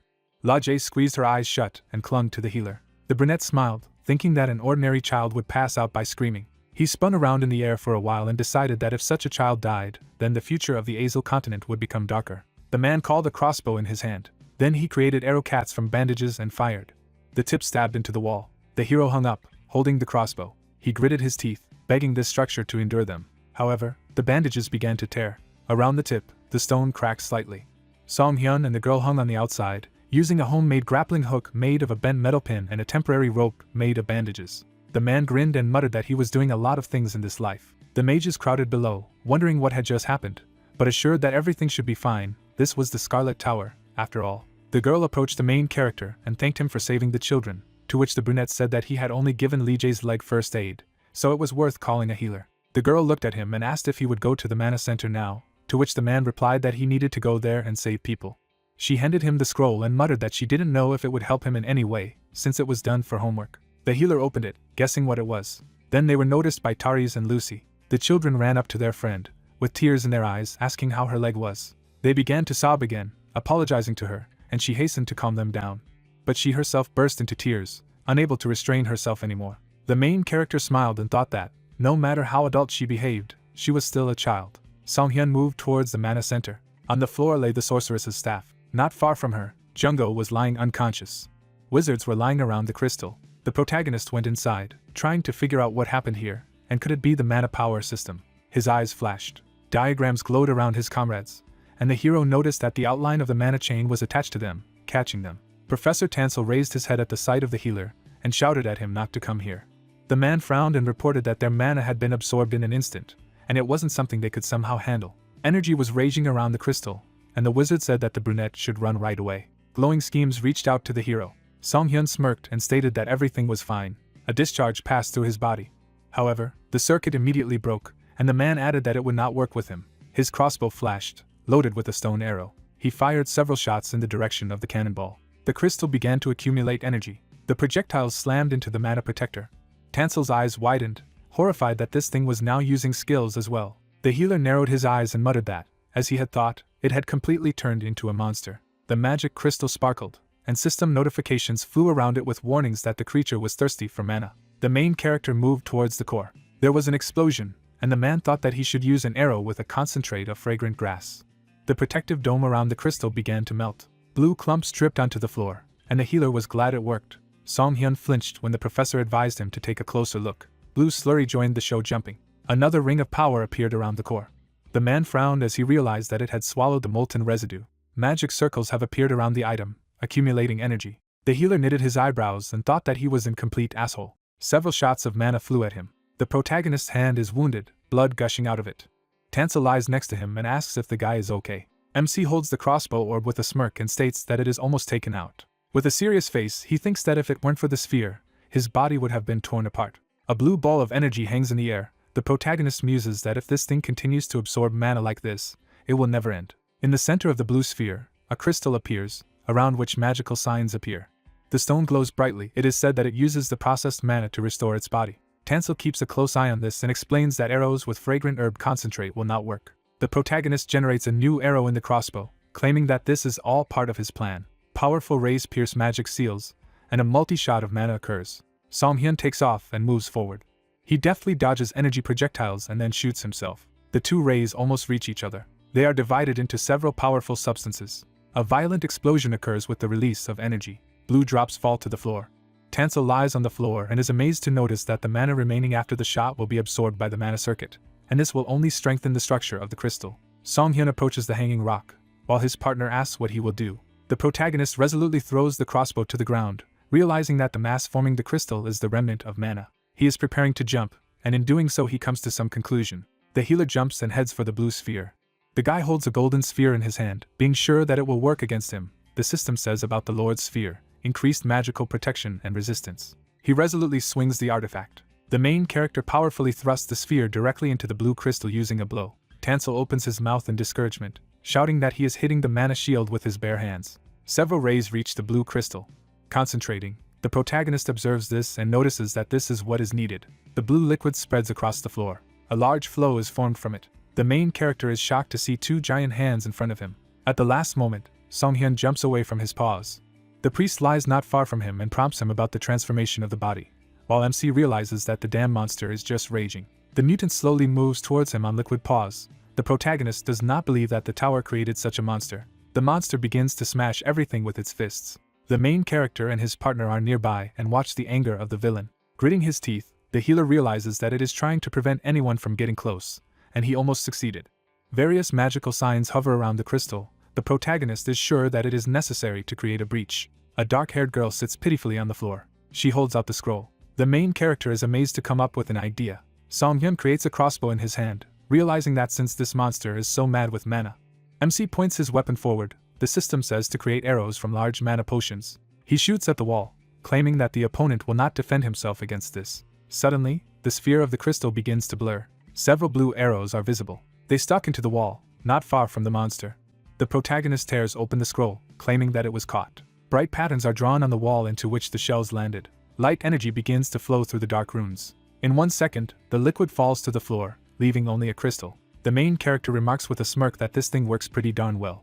Song-hyun directs the crossbow with a yellow arrow. While talking about the cursed scroll, the system says about creating stone arrows. Yellow energy rushes to the blue sphere. It sticks directly into the blue crystal. It is destroyed into small pieces. The protagonist sees this with a smile. A tower under the night sky is shown. It is said that today they were in great danger due to a bug in the mana system. The priest stands in front of the protagonist and expresses his deepest gratitude. The old man bows to him and declares that he thanks him on behalf of the Scarlet Tower for saving them. The smiling protagonist hears that if there is anything he would like, then let him say. Discouraged, the attendants hear about the mental restoration carpet that is being crafted in their tower. The old man with a serious look says that this is something that can be obtained by reaching the heights as an archmage, and only members of the tower can be awarded this item. The main character with a sad look hears that they cannot convey such a thing to a stranger, even if he has done something incredible. MC understands that he should have tried. The mage extends his hand with a red crystal to him, stating that on behalf of the Magister of the Scarlet Tower, he grants him the title of honorary member of the tower. Jungo stands in shock along with Shuire, saying that although the guy does not follow the paths of magic, the enthusiastic attendants rejoice when the old man says that he did not spare himself to defend their tower. The leader, smiling, declares that if they do not accept him as a comrade in arms, then who will help them in the future? The astonished protagonist thinks about his title. He smiles slightly, realizing that he is a failed healer who doesn't know how to heal, and now a wizard who doesn't know how to cast. Everyone around the healer begins to rejoice, after the protagonist thanks the Magister, while he realizes that since it helps healing, then the rest is unimportant. Jungo happily lies down on the floor, saying that he is so tired. The healer stands next to him, hearing that this is cool, because he became an honorary member, and they even provided a room for free. The healer replies that he would like to have furniture there as well. Song-hyun claims with a smirk that he will make a storage out of this place, so you need to disassemble the inventory and move out. The protagonist sits next to his partner, and brings up the status window. In the pop-ups, it is written about 6,841 points scored and 1 unaccepted reward. The protagonist thinks that he scored so much for treating the wounded in the tower. He looks carefully at the window, and sees a quest with the task of scoring 5,000 points. A flashback arises with the Mad Owl, who states that there is no denying that MC has unnatural powers, so he will end up wanting more. Song-hyun realizes that it is not good to mess with the gods. The healer calmly pokes his finger at the window, realizing that he needs to avoid direct action until he knows more about the admin, so he needs to deal with this later. A bright window appears in front of the main character with information about the achievement reward, an item slot in which the guy receives 3 rare items. He stretches out his finger, wondering what the item slot is. The healer looks at the window with a smile, which says that he can use the slot system in the status window, as well as put the item in the slot and get its effects without equipping it. The protagonist notices that the brooch and sphere will fit perfectly. Songhyun with a serious face thinks. An image of a red sign arises. He wonders if there will be an achievement for obtaining membership in the tower. The assistant in glasses lies next to him and listens to his partner in surprise. Jungho turns to the protagonist and asks about the fact that he was supposed to be given a robe. So why doesn't he put it on? He replies that he will stop looking like a healer if he dons it. With a stern look, the main character reflects on the fact that a healer looks best in white clothes. A red crystal appears above his hand. The system says to use the Scarlet Crest skill. MC appears in a red cassock, the coat of arms and mantle confirming his membership. The main character stands in front of the system window with information about the Wizard of the Scarlet Tower achievement. Smiling slightly, he says that this is exactly what needs to be done. Soft sunlight pours into the room with drawers. Suddenly, several things and objects appear. Jungho also looks at the protagonist and asks why he is staring. A flashback appears with a guy in a cave. The protagonist reminds that according to him, his partner got here when he was watching TV at home. He replies that in addition he poured boiling water over noodles and suddenly ended up in a cave. Jungho hugs his pink stuffed animal in displeasure, while MC notices that he managed to take something with him. Even if it's useless nonsense, he indignantly exclaims that it's a useful pillow. He happily snuggles up to her, stating that she was with him when the guy slept on the cold and dirty floor. Then he asks the protagonist if he wants to be lent her.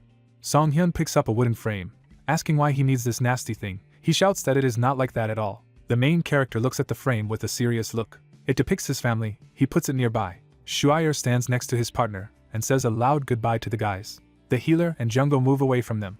The light city is located on the coast. The guys reach Kamar. An enthusiastic partner in glasses looks around and declares that this city is definitely more than that settlement. MC notes that there are also rich people living here, and a crew still needs to be found. The driver smiles and apologizes for not being able to harness the crew at the moment. Jungho stands next to the protagonist with a disgruntled face and asks if they will definitely not board the ship again. The guys are standing in front of the groom with the horse. The healer asks if everything is alright with it. He answers that it is. Surprised, MC turns around when he hears a shout that the bridge needs to be built as soon as possible. People stand in front of the guards and angrily declare that they need to get to the city of Karen urgently, and let him leave in the carriage. Soldiers with weapons claim that due to problems in the tower, the barrier has been lowered and it is now dangerous to leave Kamar. The man opposite demands to shut up and create a bridge. The sorceress with the staff screams that she can't wait any longer, so if the soldier doesn't do it himself, she points her weapon forward and generates energy. A powerful beam is directed towards the water. She applies an ice path. The discouraged guards see this. Jungho is shocked by this, and the protagonist turns to him. In the middle of the water you can see ice blocks. Suddenly, something bursts out of there. The monster has many webbing on its hands. Terrifying mutants crawl out onto the ice. The healer advises you to get ready for battle. The sorceress sees this in horror. The others are already running away, screaming that they are mermaids. The armored warriors are preparing for battle. The leader claims that they are trying to get into the city and therefore it is necessary to stop them. Dozens of monsters climb across the floor towards them. They have sharp teeth. One of the mermaids attacks the guard, who screams in horror. A powerful arrow flies through the air. She impales a mermaid, who flies several meters away. The guard is shocked to see that he has been saved. The main character calmly directs his powerful crossbow. The healer fires a few more shots, killing the specimens. The assistant clutches the red crystal. Hearing that they should not let them get here, he understands everything. The system states the use of the skill of vampiric tendencies, which increases damage for a certain period of time. Jungho swings his sword in a rage. It pierces the icy path that was created on the river. Dead mermaids are lying on the sidewalk. It is said that they dealt with the situation quite quickly. The healer calmly tells his partner that the real difficulties are only now. A wounded soldier holds his hand, stating that it was so disgusting. Another asks if everything is okay, because he has blood. Suddenly, the wound begins to take on a different color. The victim assures that everything is fine. After a couple of seconds, dark spots cover his body. The protagonist stands with a friend. They hear loud screams. The healer says that this is a mutation. The soldier falls to his knees in horror and screams. His associates froze in shock. An infected guy is shown who then turns into a mermaid. It is said that this is a mutation that transforms the human body, caused by human blood poisoning when in contact with the blood of a mutant, after which the monsters look for prey and thus reproduce. Unfazed, Songhyun hears a request to treat the wound, and he replies that it won't help. The protagonist tells the frightened guard that the infection in the wound will not evaporate after healing, who remarks that he helped him with the mermaids. The poor guy holds on to the bluish skin, The question is asked if he really needs to cut off his arm. MC replies that the infection area is too large, and the infection spreads quickly, so amputating his arm will not save him. The frightened victim falls silent after hearing that nothing will help him. In horror, he declares that he is becoming a monster. The guard holds his sword with trembling hands and says that if this cannot be stopped, then he must at least die as a human. His associates turn away in shock. Blood splatters fly to the sides. The doctor stops him with his hand. The healer asks him to relax with a smile. The guard holds the blade to his bloody neck in shock. Song-hyun states that what he said does not mean that the cure does not exist. The benevolent protagonist explains that although there is no medicine now, it can be prepared. Suddenly, he jumps into the river. The guards nearby are watching. The protagonist quickly swims to the bottom, realizing that the cure for the mermaid infection is the mermaid's liver. But the monsters that die on land quickly decompose, so it is necessary to find one underwater and cover the liver with mana, while the system says that the effect of the air potion is increased. Song-hyun swims underwater, aware that he doesn't have to worry about the oxygen supply thanks to the potion. In the system window, it is written about glasses. The protagonist remembers the past and realizes that it will be too difficult to enter the underwater battle with his current skills. System roulette begins to spin quickly. Song-hyun looks at the scrolls with a smirk, aware that he will do it until he gets good at it. Squinting, he realizes that he was going to leave something else for the last time. The guy points his finger at the window with the information that he needs to score 5,000 points on the quest, while he thinks that the situation requires it. Suddenly, a bright blue glow appears in front of him. He is underwater with a crossbow. A monster is swimming in front of him. The main character is thinking about a water cannon. Several ferocious mermaids stare at him. They have red eyes and long teeth. The main character prepares to shoot, realizing that he is still too lazy to get to them. A powerful arrow flies past them. The system says to use a grappling hook. The projectile pierces one of the mutants. He begins to scream loudly. The main character pulls the mermaid towards him, ordering her to quickly approach him. He hits the monster hard, realizing that he has just a great catch. Ferocious mermaids roar at the fighter. Several mutants swim right towards him and stretch out their paws. A second later, green blood is visible in the water column. Dead monsters swim underwater. The main character holds a crossbow, realizing that it is too easy, because he does not even have to use a new skill with the star that he received. The bodies of mermaids are floating everywhere. The protagonist is worried about something. A giant monster looms behind him, and Song-hyun wonders why there are so many of them here. He turns back with a serious face. A rare mermaid appears in front of him, holding a weapon in her hands. The monster prepares to strike. A strong flow of energy flies at the protagonist. The villain uses the multiverse skill. Suddenly, a chain floats under the water. She pierces the mermaid's body. The protagonist, frowning, realizes that he almost died now, and apparently they were gathering here because they had a leader. Song-hyun holds his breath, realizing that he doesn't have much time left. The system says about the effect of an air potion, there are 5 minutes left. The mermaid takes water into her mouth and prepares to attack. She fires a powerful water cannon in the direction of MC. The ferocious creature watches the protagonist, who realizes that the monster uses only a water cannon and a shockwave, which in turn can be avoided. The main character holds his breath with a smirk, noticing that the bastard is just playing for time. Suddenly, the protagonist fires his crossbow, stating that he has something for the villain. A red-eyed creature with a hideous face begins to get angry. An arrow flies past the mermaid. The protagonist watches this with a serious look, noticing that everything worked out. The projectile emits dark energy. Discouraged, the monster opens its mouth while the system window says that the failed cure for the mutation has been destroyed. The mutant is very angry after what happened. The monster with a sinister look asks how the guy dares to use poison against him. Song-hyun smirks at what they're saying to him now. In a glass bottle there is a liver. The unsuccessful medicine is made from the rotten liver of a mermaid. The protagonist takes the crossbow, realizing that the poison will not kill the monster, but it will be very painful. He charges an energy arrow. The pop-up message says that the quest with a score of 5,000 points is completed. The creature growls in a rage, and a new skill with a star is used. The arrow flies at the target at high speed. A bright flash occurs. A powerful shock wave diverges to the sides. The healer shoots the monster with a harpoon arrow and mentally demands to give up a rare artifact and perish. The event takes place in front of the lake of the southern gate of the city. Jungo states that more time has passed than expected. Bubbles rise from the water. They ask him if something could really go wrong. The guy in glasses looks in amazement at his partner, who has finally surfaced. He is asked if everything is all right. A healer in wet clothes comes out onto land. He squeezes out his t-shirt and says with a smile that people should definitely live on land. The blue crust on the victim's hand gradually disappears. The guard stands with an empty bottle. He is told that he is almost completely cured. The enthusiastic soldier sincerely thanks the healer, assuring that one day he will return the debt. The other guys at this moment exclaim that he was saved. Song-hyun replies with a smirk that everything is fine, and now the guy should get better to protect the city. The captain with a scar on his face hears that his subordinates are in trouble. He is informed about checking the condition of the guards of the eastern and western gates. The surprised protagonist hears that they were also attacked by mermaids. The events take place in the hospital of the guards. A loud scream is heard. Victims begin to gradually turn into monsters, making inhuman sounds. The protagonist kicks down the door with all his strength. He is holding a crossbow with a green arrow. The system says that the creation of arrows with a cure for the infection has occurred. MC shoots the infected guys. They fall to the floor, green energy emanating from their bodies. Jungo, frowning, exclaims that it's too late for any of them. The healer remarks that with those who have completely mutated, they have no choice. The monster grabs the furniture with its paws. He throws the table at the guys. The guy in glasses deftly cuts it on the fly, stating that it was a good attempt. Jungo swings his blade while standing in front of his opponent. The monster opens its terrible mouth with a bunch of sharp teeth. He instantly bites through the blade of the sword, Jungo in complete shock. The blue arrow hits the monster after the main character uses the skill. The partner nervously calls for the healer. At this time, he was surrounded by monsters. The companion bravely jumps forward, realizing that he no longer cares. He falls in front of the main character and is bitten. The guy wants to take all the blow on himself. The protagonist continues to fight with a serious look. Mermaid tries to bite Jungo while MC is busy forming a harpoon arrow. A strong shot falls directly into the monster's head.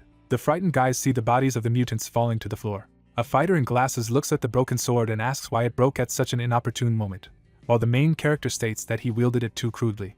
Song Hyun asks his partner if he needs medicine, who replies that everything is fine. Blood gushes from his shoulder, but he claims with a smile that the bites don't bother him. The guards go inside the hospital, shouting that this simply cannot happen. The bloody corpse of a mermaid lies on the floor. The healer assures that they saved everyone they could, but for some it was too late. The commander, closing his eyes, replies that it is only his fault. The protagonist stands in front of him and hears words of gratitude for stopping the disaster. Song Hyun in a white coat expresses confidence that they will give a worthy reward. An outraged priestess appears next to them and begins to demand a cure. The captain of the guard says that they are citizens of the city. The main character scans them with the skill of observant gaze. Outraged people stare at him, with the ability stating that there are no anomalous effects on them. The healer stands in front of them and claims that they are completely healthy and no injuries are visible. They, in turn, shout that they were at the place where the battle with the mermaids took place. The enraged people say that they need to be given medicine immediately in case they begin to turn into mermaids, because they should give priority to civilians, not guards. The protagonist remembers the moment at the gate and realizes that if they hadn't originally made a bridge on the water, then the south gate could have remained safe. With a sinister grin, he remarks that they still have the audacity to address him. The woman enthusiastically hears that the doctor will certainly give her everything she needs. The protagonist laughs and assures that there is enough for everyone, because people have begun to queue. He stands in front of them and calls the price of 400,000 gold for one spoon. Song Hyun decides that he also has a little audacity. The sad people ask him again about the price. The healer smiles and asks if they really don't like the price, because in this case, it's now 500,000. The guys are outraged by this all over the street. The main character continues to increase the cost. With a confident look, he announces the price of 700,000. The interlocutor clenches her fist in rage. They angrily point their fingers at him, shouting that he is trying to raise money during such a crisis. He, in turn, asks him to calm down. Disgruntled people look at each other when they hear that Song Hyun is ready to give the drug free of charge only to patients with symptoms. They stretch out their hands and prove that each of them has symptoms. It seems as if they are about to turn into mermaids. MC thinks for a moment and states that he can't say with certainty on such an examination. He puts his hands in his pockets. He takes out a bottle with a green mixture. The guy with a smirk holds the fresh mermaid blood and claims that he will give it to whoever drinks it. The guard commander is shocked to hear the healer say that if they drink this, they will definitely turn into a mermaid, which means that he will give them medicine for free. Discouraged, people look at the potion in shock and cannot believe that they need to do it. The guy, smiling broadly, asks who will be first. The crowded people wonder what will happen if the medicine does not work, and the healer may not give them the medicine. A woman in heels goes forward and declares that she will not do this. She in turn is indignant, saying that she needs a drink. People begin to run away after a moment, shouting that they will never do it. Discouraged, the guard commander realizes that the guy made the stubborn people leave. He says that Song Hyun is incredible. He replies that he just knows how to handle difficult customers. He says with a serious look that he was going to leave the city today anyway. The captain is standing near the healer. The question is whether there is really no transport left that can get out. He answers that yes. Jungo is shocked to clarify what they should do in such a situation. The main character steps aside and says that they will stay in the city for the night. The partner asks if he wants to eat. MC replies with a smile that he will do it after dealing with the artifact. His teammate remembers that he slew a rare monster. The events take place at the artifact evaluation point of the city. The employee greets the heroes. An enthusiastic seller asks how he can help today. The main character comes to the conclusion that he is definitely a scammer. The healer stands in front of the counter and says that he would like to receive an assessment of this artifact. The joyful worker sees a small sphere and realizes that it is an extremely rare artifact. The protagonist watches his actions, realizing that he wants to deceive him 100%. A girl comes out behind the cellar. At this time he assures that this is a fairly ordinary object. The embittered protagonist realizes that he is about to break his arm. The girl begins to run towards them. The bewildered employee smiles. A lady with blue hair hits him in the face, asking if he is really deceiving people again. She holds her subordinate with her hands. Smiling broadly, she claims that she is so ashamed that this guy was going to deceive him. She throws the villain aside and asks if the main character really came to evaluate the artifact, while the girl asks to take a look. With the help of magic, it forms a light flow of energy, the system says about mermaid cuffs, with the effect of improving underwater vision, speed, water element strengthening, attack speed, and defense in battle. There are accessories on the table. She congratulates Songhyun, saying that it is a great item, and he will also get a bonus effect if he wears them together. Jungko whispers to MC a question about what cuffs are. He replies that they are essentially earrings, but there is no need to make piercings in the ear. The main character takes them in his hand. The girl assures that if he wants to sell it, he will buy the store for a good price. The pharmacist, in turn, replies that he will prefer to use it. The healer tosses the accessory, knowing that these items are specifically for underwater combat, so it's always a good idea to keep them in stock. The amazed partner catches the cuffs and does not understand what is happening. Songhyun points his finger and says that he only needs one, who in turn asks if he is really given one. The healer explains that he needs it to fight well underwater. Jungko notes his care through tears, and MC realizes that he can't do everything alone. The partner clarifies that he needs to wear it to get the effects. An enthusiastic guy points his finger at the system window, which says that he has received an achievement of the slot for items. Another pop-up says 3 item slots, while the third one is empty. A joyful companion hands him a carpet, while the doctor declares that they can share other achievements with each other. They are standing in the middle of the night city. The main character says that they need to find a place to stay. Jungko asks if they can just return to the tower. Images of smiling Tansel and Shuire appear. The guy understands that very little time has passed, but he is grateful to them for everything. While noting that not even a day has passed, the comrade agrees. The amazed guy overhears them talking about the fact that apparently they will sleep outside. He stops the guys and asks them to wait. The girl approaches her house. She opens the door and says with a tired look that she has come home. The protagonist sits at the table with his partner and her family, and there is an exclamation that they have guests. The sister indignantly notices today's customers and her brother, clarifying whether he has been fired. He replies that he only took a sick leave. A woman sits next to the protagonist. He says that the girl seemed familiar and did not know at all that she was Cyril's sister, while the mother says that this is her brother's savior and will stay with them until the gate is opened. Songhyun looks around and thinks about their family, which seems ordinary. An image of a warrior in blue armor appears. The protagonist remembers that in fact this is the oldest and most revered family of the city's guardians. Cyril stands by Seal with a smile and states that they saved the lives of many guards, so he couldn't afford to be outside. The enthusiastic girl thinks that this is the famous healer from that incident. She happily introduces herself by name and assures that they can stay as long as they wish, because her brother will sleep on the sofa in the living room. The blue-haired guy says in amazement that he is not going to stay for such a period. The protagonist begins to laugh, but Jungko remarks that they are definitely brother and sister. Bright moon shines through the clouds. The main character is tossing and turning on the bed. He gets up and thinks about what time it is at the moment. He puts on his robe and looks out the window, realizing that something is wrong. A light fog hung over the city. A guy with a serious face understands that he gathers in one place, and does not spread everywhere. Songhyun remembers the observation tower and is about to take a look from there. The door opens slightly. The protagonist walks down the hallway, but there is someone behind him. A warrior in armor draws a giant sword. The man points the blade at the healer's throat. He stops in shock when he hears the question about who he is. The head of the family with a stern face tries to find out. The man held the sword at the hero's neck and asked who he was. The guy looked at the blade and thought he was being threatened. A weapon appeared in Songhyun's hand. Cyril left the room and called out to his uncle, shouting that he was a healer. The man frowned and asked again, "The one who saved Cyril?" The system reported that the crossbow was removed. The moon illuminated the tower, and an apology was heard for what had happened. Hekuro stood next to the hero and said that he almost injured their benefactor. Songhyun replied with a smile that he should not worry.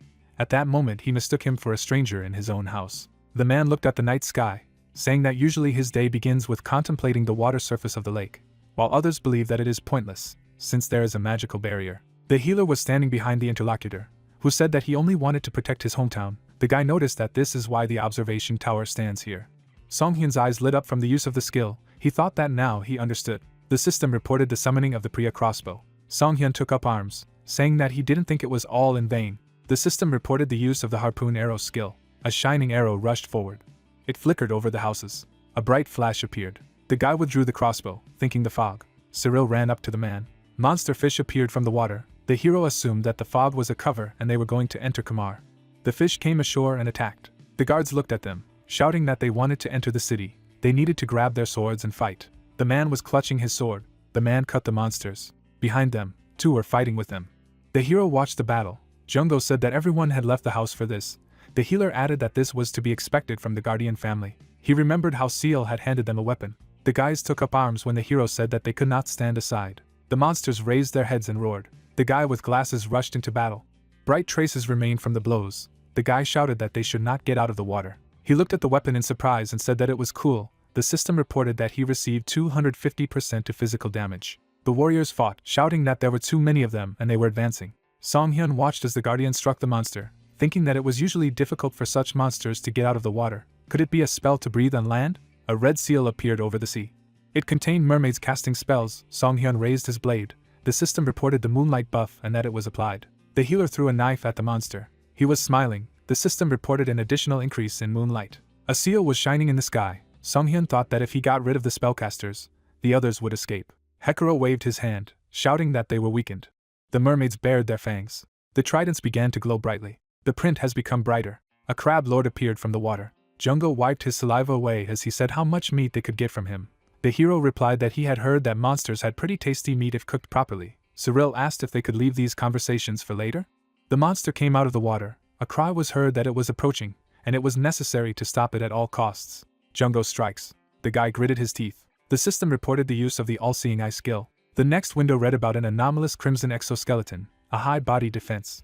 Song-hyun opened his mouth wide and shouted that it was a defensive skill. The monster struck with its claws, shouting that they needed to find its weak points. Cyril was lying on the ground, saying he couldn't move. His eyes became larger. He shouted for Seal to get out of there. The girl grabbed the crab by the limb, shouting that she would not allow it to enter the city. The monster threw her away. The monster raised its claw above her. The girl looked at this in horror. Jungo pushed off the ground. The hero also rushed forward. The two of them chopped off the limb. The guys looked at each other, realizing that they had found a weak point. The guards looked up when they heard that they had to focus their attacks on his legs. They rushed to attack, shouting that they would not let him into the city and they were Kamar's defenders. Claws were shattered into pieces. Mermaids lay on the shore. Cyril clenched his fists happily and shouted that they had won. Hekuro stood next to the heroes and thanked them for being able to protect the city and his family. Song-hyun smiled wearily when the interlocutor promised to reward them generously, and replied that they did what they had to do. Seal noticed that they were tired, asking if they were okay. Jungo replied that they were asleep, so they were still a little sleepy, thinking that they had low stamina. The sun illuminated the streets of the city. The interlocutor said that they should rest, and the others would take care of everything. Later, Song-hyun opened his eyes. Cyril noticed that the hero woke up. He asked how long they had slept. The guy smiled and replied that a whole day had passed. The hero looked at the interlocutor. So he slept for 25 hours after the battle with the crab, after which he asked about the crab party. The twins gave a thumbs up and replied that they had not yet begun the feast until he woke up. They hid glasses for the Catalier family. A lot of people gathered around the tables. Someone said that the dish literally melts in your mouth, and that it is so delicious that he understands why the nobles are crazy about it. The girl said that the guy should have fun, because this is a party for him. Jungo looked at the shovel and said that the boy was just doing his job. The girl agreed with him and said that it was not just a shovel. She raised her hand and told them that they were awarded annually to the most outstanding warriors in the kingdom, and that they were at least rarely rank items. Song-hyun was holding a plate of food when a friend asked if he could give away such a valuable item. The interlocutor replied that he should take a shovel, because there are 11 of them in their family. The hero paid attention to the remains of the monster. He walked over to them, thinking about why he only sparkled in one place. The guy activated his observant gaze and touched the surface. The system reported that the fragment of the outstanding scarlet exoskeleton was a secondary item. The hero tore off a piece. A system window appeared nearby, saying that this is a rare trophy obtained after defeating a powerful A-class monster or higher. Another window notified of an achievement that gives a reward to increase the chance of getting atrophy from the monster by 3%. The shard in his hands was disappearing. He thought that no one would object if they took it, so he should take it with him. Hekuro approached him and told him that he had brought the news. The hero saw a familiar face. The man put his hand on his chest and said that he was glad to see the healer again. The boy raised his eyebrows and asked what brought him here. The knight replied that he had received an order. Song-hyun put his hand on his neck. The knight said that as a sign of gratitude for what had happened, the lord had invited them all to his place. The carriage was approaching the lord's castle. The lord ran out to them and asked them to come quickly, asking if they had saved their kingdom. Jungo covered himself with his hand when the man said that they were honored to be invited by the lord himself, who asked the hero what kind of person the lord was. Song-hyun introduced the man with the staff and said that he was supposed to be the most brilliant Scarlet Tower magus, but despite his amazing talent, He was not arrogant like the wizards they saw and worked hard. The comrade raised one eyebrow and asked why only in theory. The lord took a deep breath. He burst into tears and said that he had heard that the monsters had almost destroyed the castle. He then held Hecuro's hands, saying that if it wasn't for their help, they would have lost, and Hecuro asked him to calm down. Songhyun smiled, noting that the lord was a crybaby and a coward. Gavain took a mug of tea and said that he had always believed that the kingdom relied too much on the barrier of the Manhwa Tower. Everyone sat down at the table. He told them that they needed to prepare in case suddenly there was a problem with the barrier. But everyone was against it. They said that it was pointless. The hero replied that the current security service was too little and not enough to protect the entire city. The lord looked at Hecuro and said that this is why he is thinking about creating the first knightly family of the kingdom. The man was surprised by what he heard. Hecuro rose from his seat. The lord said that he would hand over the responsibility of creating the Order of Chivalry to the Catalier family, who called it an honor. Jungo patted him and told him that his family's status would be greatly raised, and he replied that he had never thought of it, because his family's long-standing desire to become a reality in his generation. Songhyun smiled and said that the title was given as a reward for saving the kingdom. He turned to the lord and added that it meant that the adventurers who helped the rescue would also receive a corresponding reward. Gavain smiled broadly and replied that these were the two heroes who had also saved Kamar. After presenting the many treasures, the lord said that all these items were of the highest quality, worth millions. He could guarantee them further work for the family, and absolute support. Gavain looked at the hero in surprise when he heard a refusal. The guy looked down and thought that it was obvious that the lord had done a good job with the items, but he didn't need them now, because he needed to get something that he couldn't handle on his own, something really expensive. The lord wept lightly when he heard that they lived in a settlement called Hind. The guy imagined the streets of the city and said that this is a small settlement, but its importance cannot be denied, because due to the peculiarities of the terrain, travelers have to pass through it. After that, he presented a map of the surroundings and added that there were many monsters nearby. Adventurers also often went there, so the guys from the Adventurers Guild quickly built their branch there. Then he remembered Rewin and Carnil, adding that church members are also expanding their influence. The man looked a little confused when the guy said that the fact that such an important settlement was only home to the Adventurers Guild, and the church seemed wrong. Songhyun folded his hands and asked to build a branch of the Magus Association in the settlement. Rays of light illuminated the shelves with books. The guy thought that the Association of Magicians is an institution exclusively for wizards, where magical items are bought and sold, appropriate tasks are given, and housing is rented. The healer smiled slyly and thought that if a mage association appeared in the settlement, the Adventurers Guild and the church would no longer walk freely as they were now. The lord trembled nervously when he heard that if he agreed to this, he would provide the support of the Scarlet Mage Tower, and thought that if they made an alliance with the Mage Tower, they would need to get a building permit. But the budget would not be enough. He closed his eyes. Songhyun sat with a joyful expression on his face as the lord agreed and said that he would do it since that was what they wanted. Jungo noted that the guy had received the building as a reward. The hero smiled broadly and replied that he would be very grateful if the lord would cover their travel expenses and pay for the items while they returned to the settlement. The interlocutor's eyes grew larger when he heard that, firstly, they would have the cost of food and a set of potions, after which he asked to provide them with a boat and a guide to cross the lake. The lord was in despair. The young man did not stop saying that the lake was now a den of monsters, so they needed to cast a spell on the boat so that it could withstand the journey, and since his precious colleague was suffering from seasickness, they needed to cast a spell against it as well. Gavain held out his hand in front of him and said that the Magus associations had to finish the awards.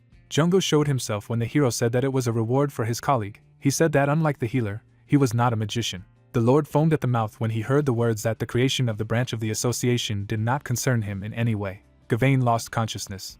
Several boats were moored at the pier. The man, along with his family, approached the hero, who said that, apparently, he was the guide. The stranger called their meeting a great honor. The boat rushed forward. The twins said goodbye to them. The girl asked to call them if something happened on the trip.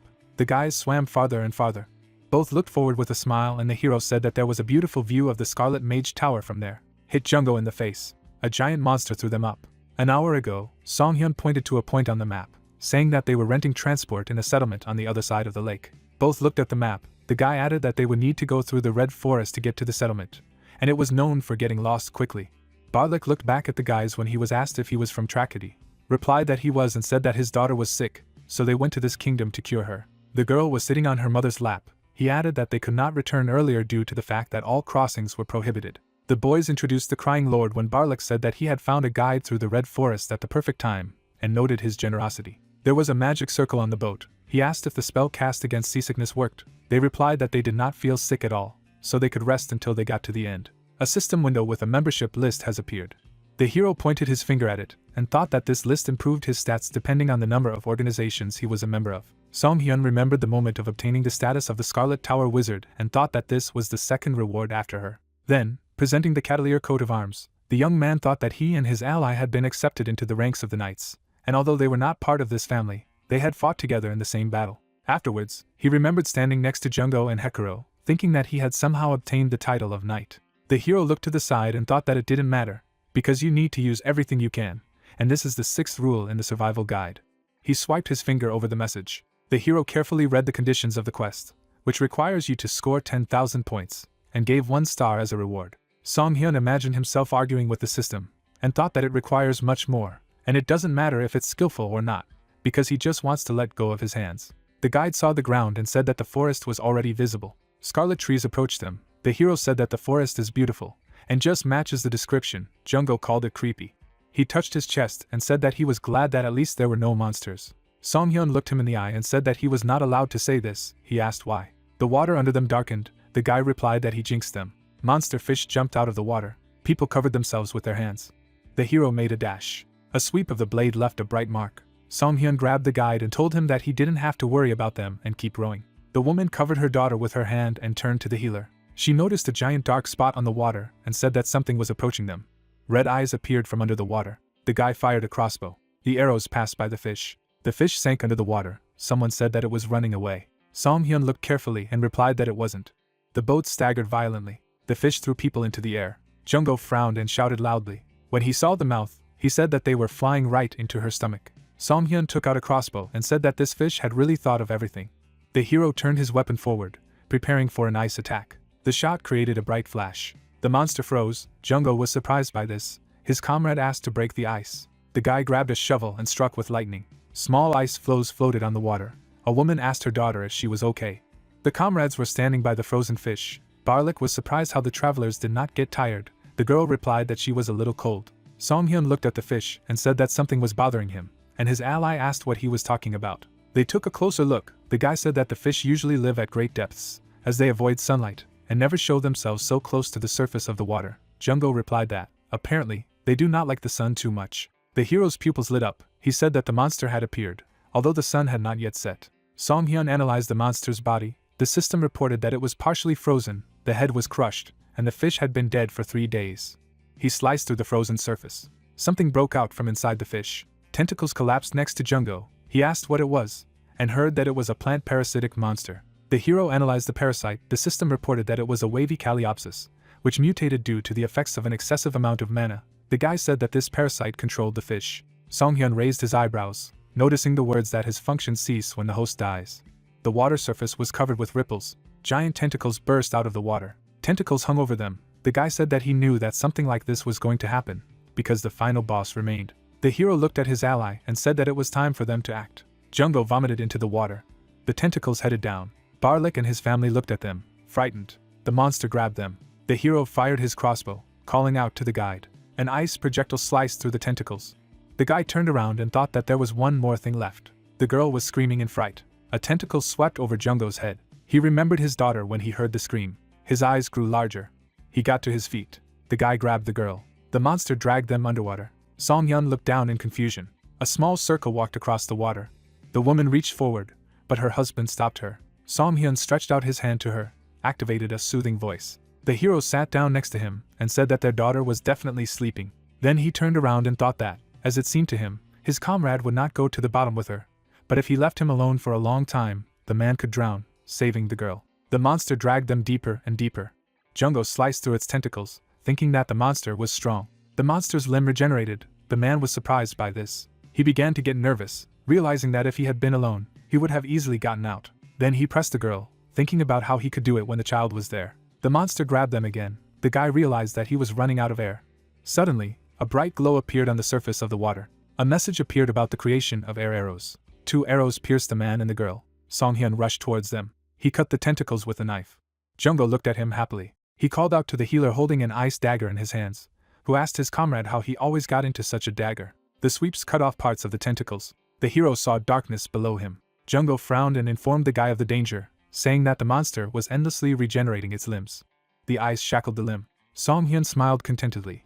His friend clarified that he froze them. The guy replied that it was an unusual sashimi knife. He glanced at his weapon and thought that he had just carved it out of ice, and he was lucky. The knife shone slightly. The system reported that the achievement of miraculous hands was obtained, which is given with a very low probability when creating an item with his own hands. The guy thought that these were gacha achievements. Jungo began to swim with the girl. The hero told his ally not to worry about him and swam up. Song-hyun swung his knife and thought about the fact that random enchantments would place 2 random enchantments on the item. He sliced through the tentacles, applying a freeze. The monster grabbed the stone. Then he threw it at the hero, who thought that he was trying to use everything that was around. A message appeared about the call of a crossbow. Song-hyun pointed the weapon in front of him and created arrows from ice potions. The arrow rushed into the block. The cobblestone was covered with cracks. The guy thought that there was also a second charm. He managed to break the stone. The system reported that the second enchantment was a 400% damage bonus against frozen enemies. Song-hyun noticed something. A monster's head appeared in front of him. A third eye shone on the squid's forehead. Song-hyun smiled and thought that he had finally found his head. The squid looked at him angrily. The monster let out a roar. The hero put his hand to his ear. Several squids rushed towards them. They began to circle around the big one. The guy looked at them in surprise and thought that they were all infected, and the monster was trying to use them as a shield. Song-hyun smiled and decided what he would do in such a case. The arrow flew near the squid. He looked back at the beam. A shell exploded behind him. The system reported the use of Holy Dawn water arrows. The hero held the crossbow, thinking that usually the wearer is not able to think normally because of the parasite, but still remains true to his instincts. Seeing how the squids turned their attention, the hero realized that their peculiarity was an attraction to light. All the squids swam past the monster. At that moment, an ice arrow hit him.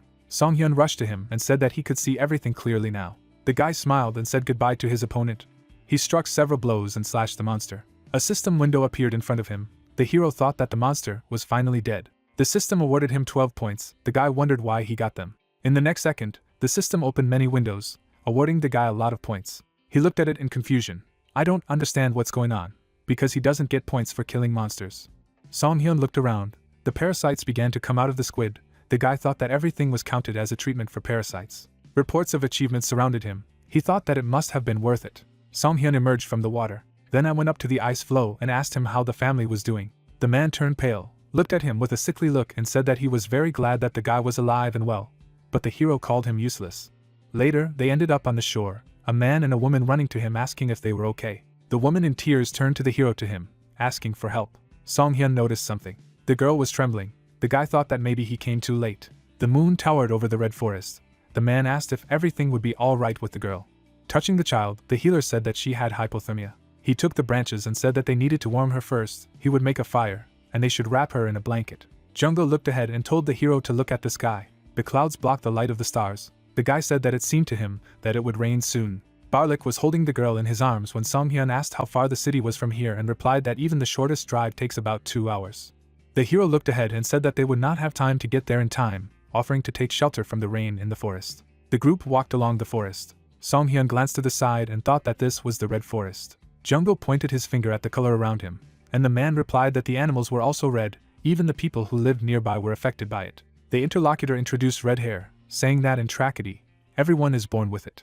The woman walked in front, asking not to lag behind, because strangers are constantly lost in the forest. Jungo clarified if this is because the trails are confusing. She put her hand to her face, replying that they tried to set up signs and make direct paths to the settlement.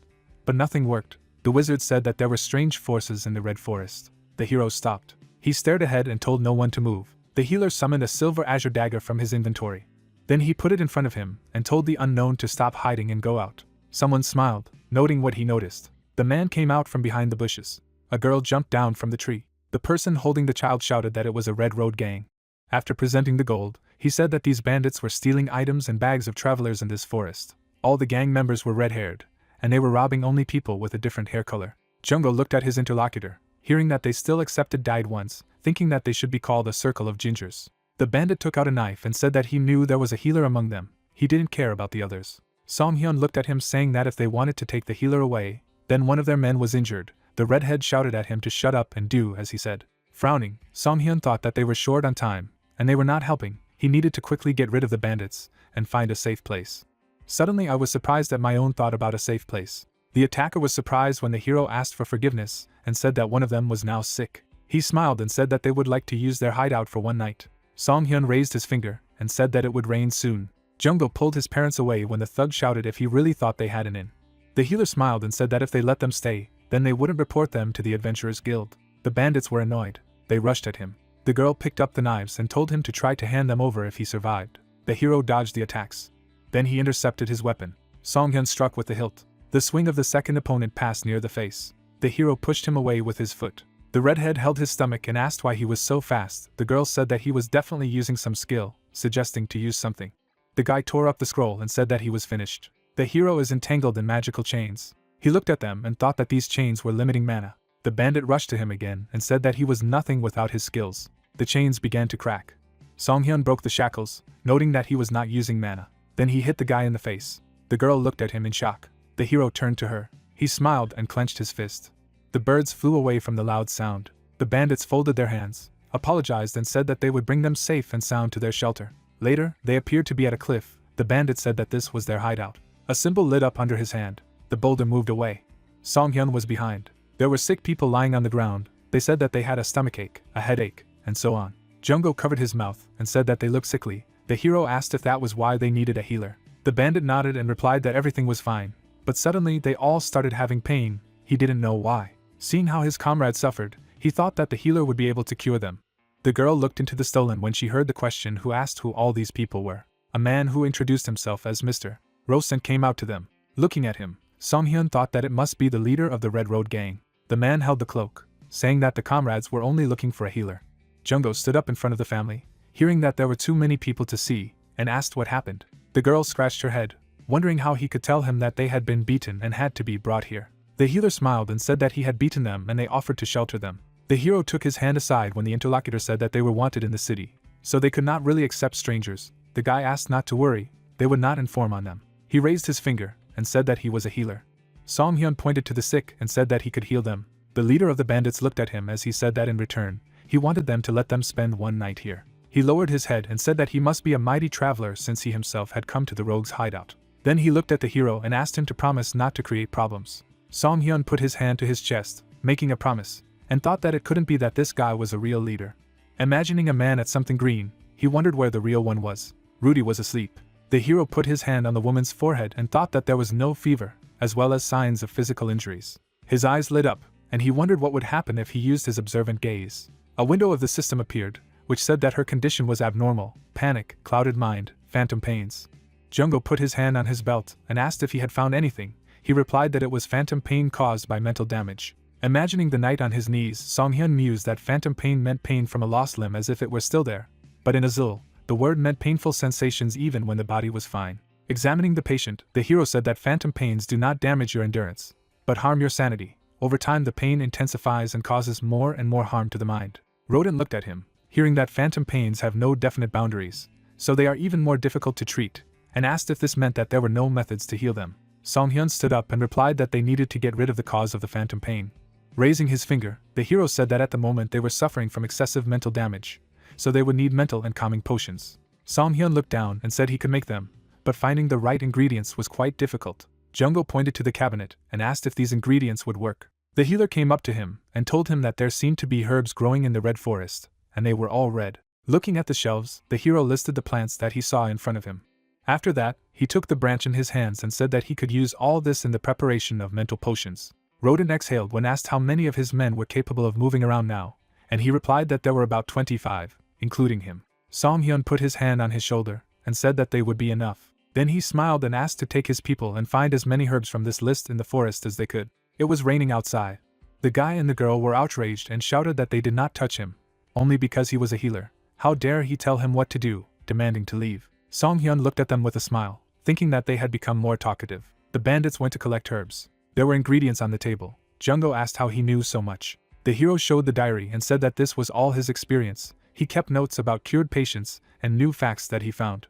Stretching out his hand, the healer asked to give him what his companion had in his hands. He dropped the can. She rolled on the floor. Jungko went to get the jar when the hero said that apparently he had already begun to have tremors. He bent down and asked what it was.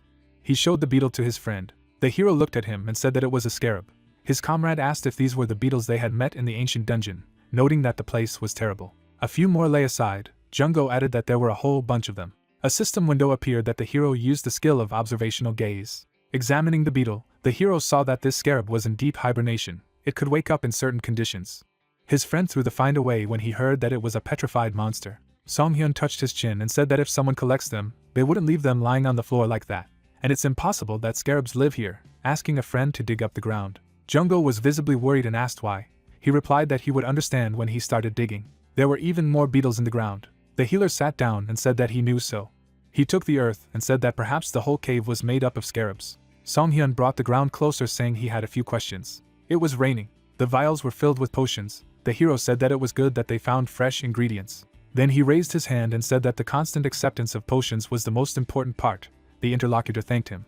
Rodent brought his hand to his face and said that he thought he was some kind of fake healer when he said he was going to treat them with a potion. The bandits hugged and said that they would make sure that their comrades drank potions every day. The guys helped the others, saying that they would take care of them until they were completely cured. The hero smiled and replied that apparently even heartless rogues who exploit others for the sake of money see the value of their comrades. Song-hyun crossed his arms over his chest and said he had a question.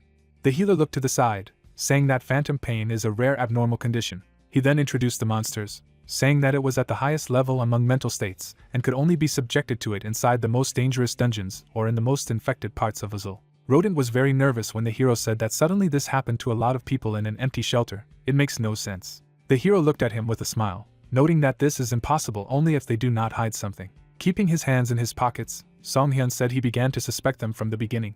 He remembered the chains, saying that they were rare, but they used it as if it were some kind of trifle. Then he looked away, adding that a money-hungry thief wouldn't do that. Rodent stared at him in shock when he heard about the land forming the inside of the vault. Imagining the forest, the guy said that the soil of the red forest was moist and soft. After digging a hole, saying that here it is full of sand and gravel.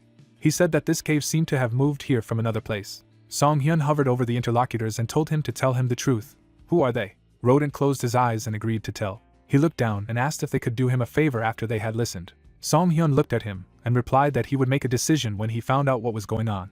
Introducing the forest, the leader of the bandits said that there had been nothing in this place before, but 3 months ago, a cave suddenly appeared here. Then he remembered the scarabs, saying that there were monsters inside the cave that they had never seen before. After Bright Gold, saying that she was full of expensive things. Jungko pointed his finger at him and asked if there were really monsters and things here. They were surrounded by spiders when the interlocutor confirmed and said that this cave is a kind of dungeon.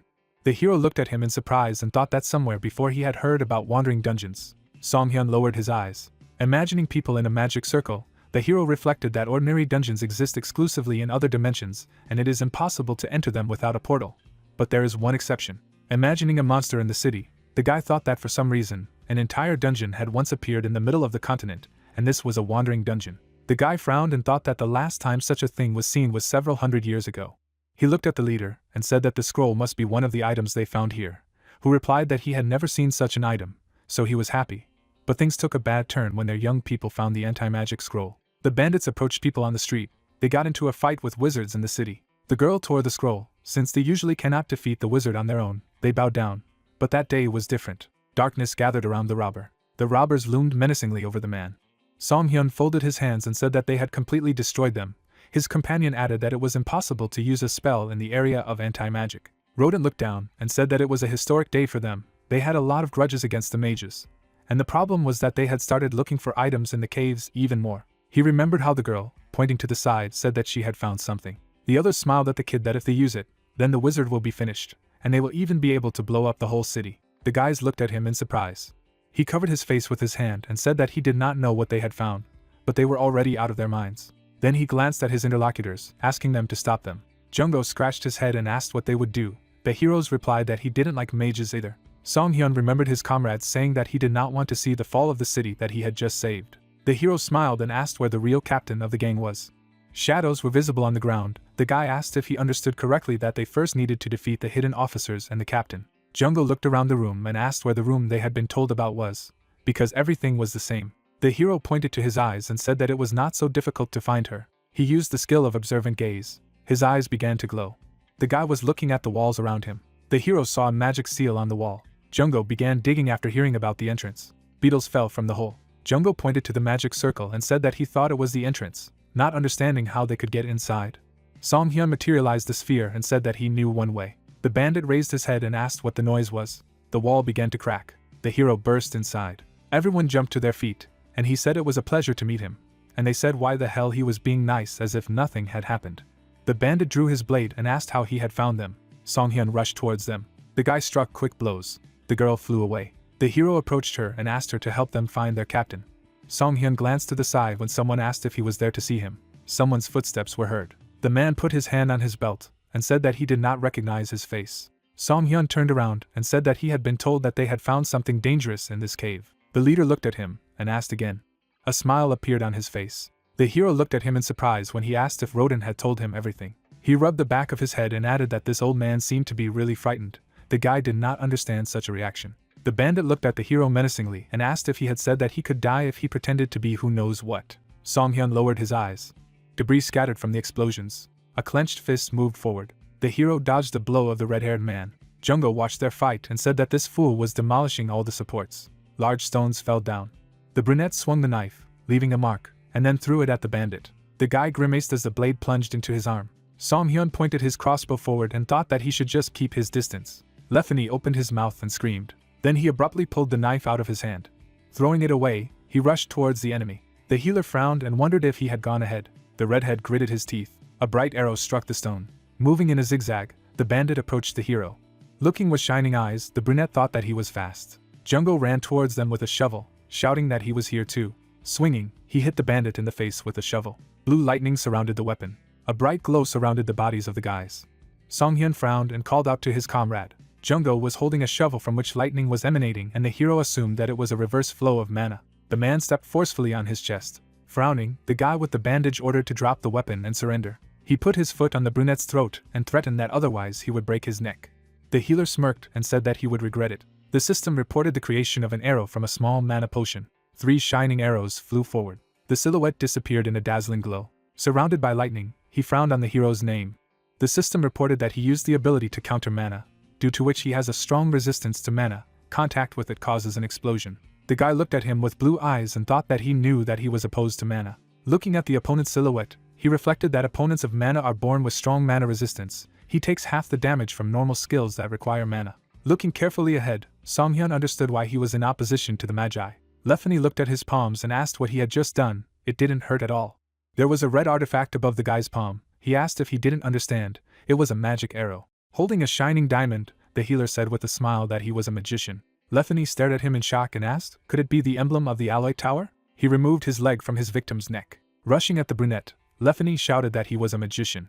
A fist slammed into the wall. Rocks were falling down. Songhyun thought he was freaking out. He dodged another blow with a smile and thought that it would be easier for him if he acted like a man, and said aloud that he seemed to hate mages. The red-haired man opened his mouth and ordered him to be silent. Suddenly, the attacking Jungo appeared behind him, and words were heard saying that it was too easy. The man hit Lefany on the head with a shovel. The bandit turned around in displeasure and asked if he called it an attack, and the answer was that of course not. A system window appeared with information that the spell Rift Carapace had been cast. The guy with glasses said with a satisfied smile that he had just fallen into a trap. The system reported that the effectiveness of the skill was half due to magic resistance. Target defense decreased. The scarred guy looked back in surprise. Songhyun swung his fist with a smile, and then he hit his opponent several times, saying that it was perfect for the last blow. The healer, surrounded by a blue whirlwind, closed his eyes and called on the traveler of the snow-covered path to embrace the curse of the permafrost in his hands. Shocked, Lefany gritted his teeth and cursed. He swung his fist and shouted that magic had no effect on him. The opponent's blows met in bright energy. The brunette stared at the fist on his cheek. The bandit opened his mouth. The skin on his cheek began to freeze. The system reported an anomalous condition. It was frozen and received critical damage. The red-haired man fell backwards and said in surprise that she should not affect him. He fell on his back, barely having time to finish. Songhyun smiled contentedly when his friend asked what these chilling blows were. He just poured ice potion on his hand, and replied that he came up with the name himself. A green substance was bubbling on the wall. The heroes looked at him in surprise. The brunette remembered the gang member's words and said that he kept thinking what they meant when they talked about someone's awakening. This is the secret weapon of destroying the city. Bubbles swelled on the green body. Looking at the creature on the wall, the healer said that it was a symbiote. A comrade standing next to him asked again.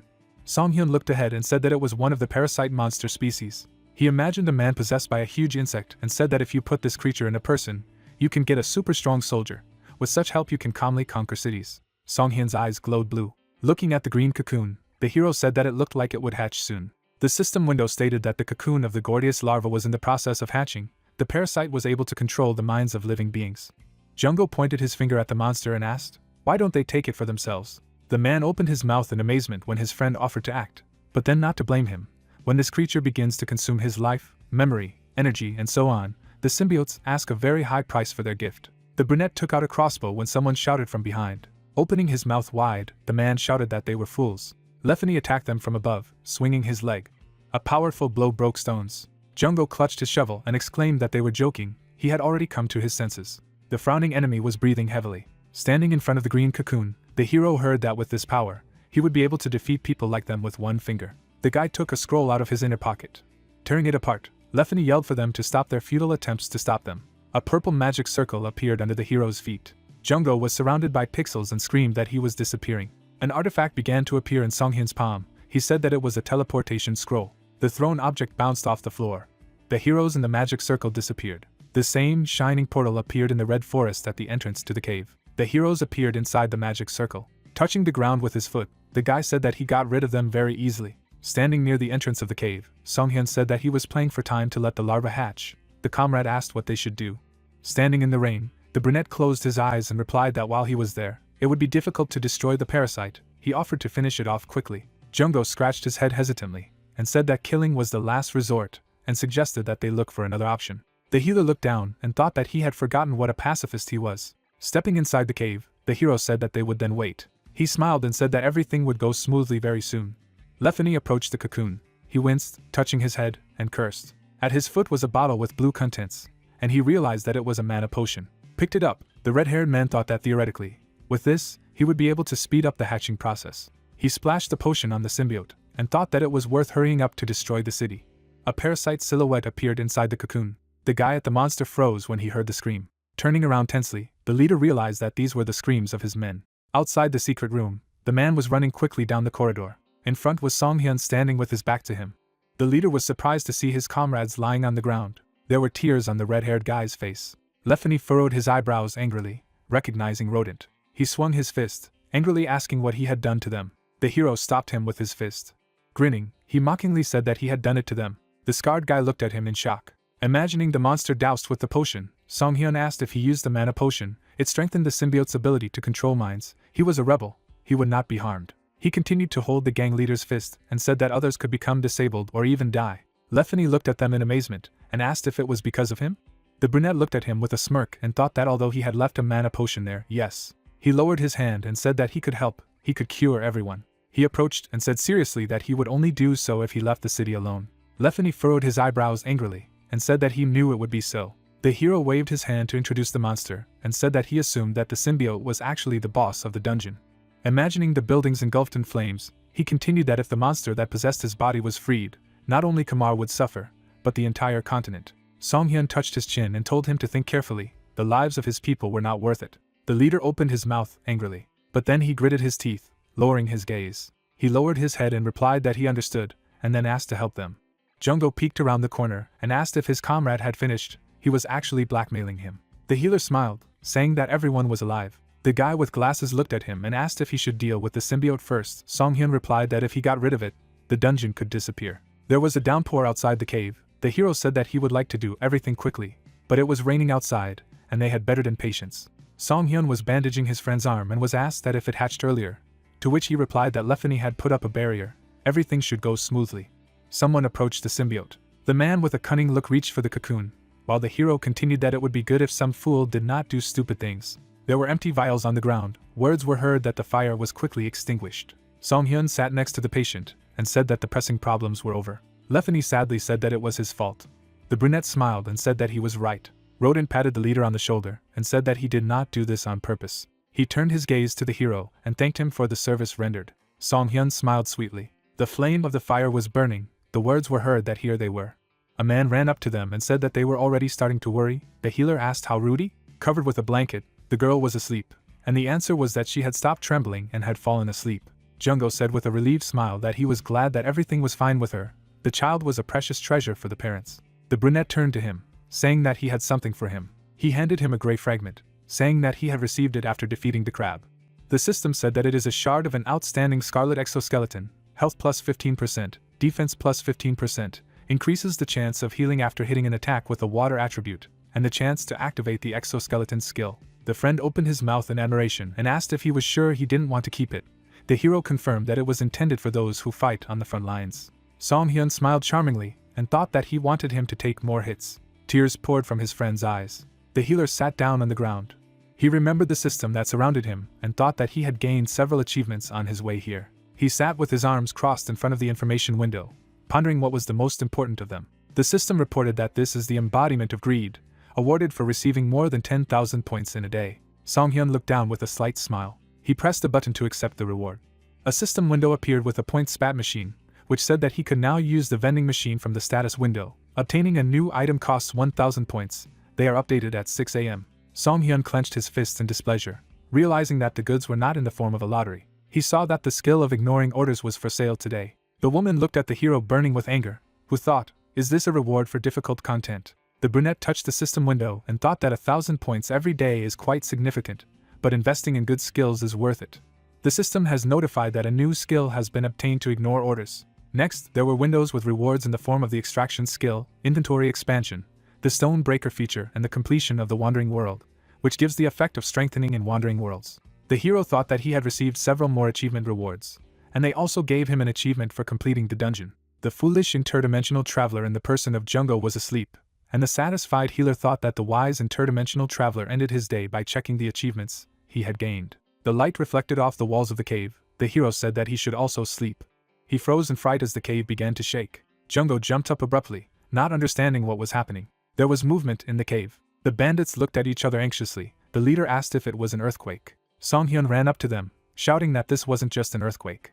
Shifting his gaze to the side, he thought that there was only one thing that could make so much noise. Beetles crawled out of the ground. Red-eyed insects flew over the heroes. The guy thought they were scarabs. Hordes of insects flew through the cave. The hero noticed that they were rushing somewhere inside. Looking intensely ahead, the healer said that they were moving towards the secret chamber.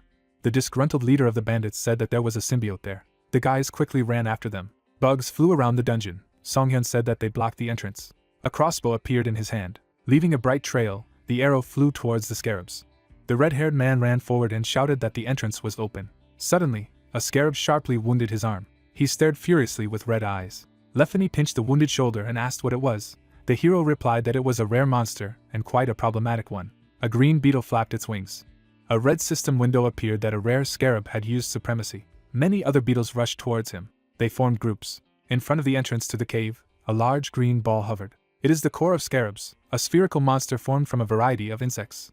The core was rapidly approaching the heroes. They jumped away, fleeing from the powerful attack. Song Hyun looked to the side and thought that he needed to seize the moment immediately after the attack. An arrow crashed into the core with a glow. A hole appeared in its center. The red-haired man looked at this in surprise.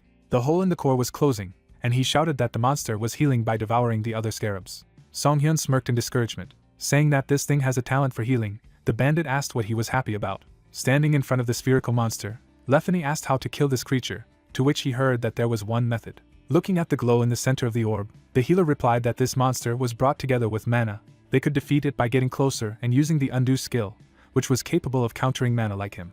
The bandit frowned and said that he would have to take at least one blow to get closer. Song Hyun smiled and said that let him take it, and he would heal him. The disgruntled gang leader gritted his teeth gloomily, wanting to curse. But then he pushed off with his foot. He jumped, swinging. And then he hit the cannonball with force. His hand sank into the green something, and then the explosion threw the guy back. Lefany closed one eye. The scarab flew in the center of the glow, and the guy shouted that this one was real. A huge beetle flew up to the enemy. Song Hyun confidently aimed his crossbow and said that he had done a good job. The guy used the harpoon arrow ability. The attack pierced the insect through. A green liquid poured out of his body. Pieces of the scarab fell to the ground. The brunette scratched his head. A small ball rolled up to him. The hero said that he accidentally broke the monster's artifact. The symbiote's cocoon was empty. The heroes came closer. The red-haired man asked where it had fled.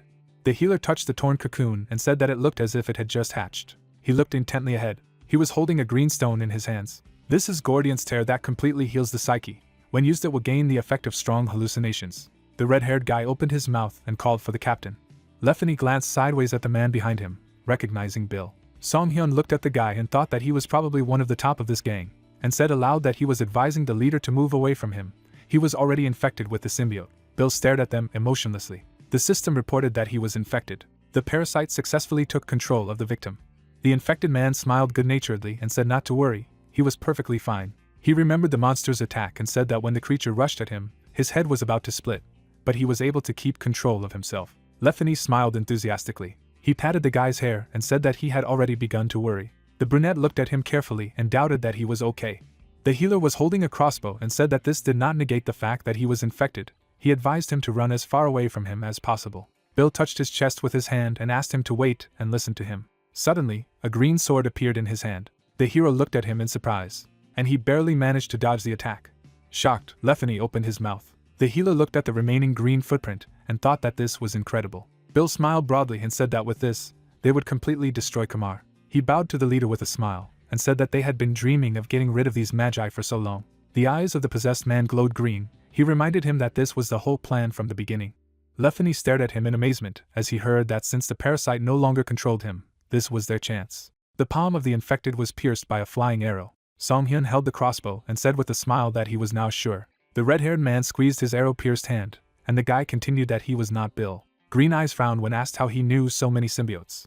The brunette looked at him seriously and said that no one knew that the symbiote's name was Gordian. Surrounded by the haze, Bill lowered his head. Wings protruded from its back. A white-haired guy with wings said that this boar was getting on his nerves. The symbiote flew swiftly forward. He swung his sword and insidiously said that he would kill him right away. Song-hyun crouched down to escape the blow. The approaching opponent summoned a spell. A powerful flash arose from the attack. Lefany swung his fist and ordered Bill to be released. The symbiote turned around in displeasure, and he grabbed the leader by the wrist, and then he threw it back with powerful blows. The guy collapsed and hit the ground. Song-hyun was holding a crossbow, and after hearing a cry about how much it hurt, he asked what he expected from the boss. Looking ahead, the hero thought that he had removed his skill before touching Lefany, so he knew that he was a mana rebel. The healer quickly ran forward and ordered them to leave. Bill swung his sword and shouted that he would not escape. The red-haired man turned around as he ran. A kick shattered the cave wall. The fallen rocks blocked the impact of the monster's green liquid. It spread on the ground below them. The symbiote gritted its teeth furiously. The leader stopped in the cave and tiredly asked what the plan was. This monster was too fast. He looked at Song-hyun in bewilderment when he offered to pray and hope for the best, but said he was joking. Lefany looked at the healer intensely as he addressed him. Song-hyun showed him a syringe and asked if he had ever donated blood. The man took a step. Bill gritted his teeth and cursed, asking where they were hiding. Lefany watched from cover as he walked by. Crouching down against the cave wall, the red-haired man thought that it was okay. Before he noticed him, he needed to attack right now. Suddenly, the symbiote appeared very close and ominously said that it had found it. The guy's eyes widened in shock. A powerful blow threw him back, hitting the wall. From a strong blow, the hero opened his mouth.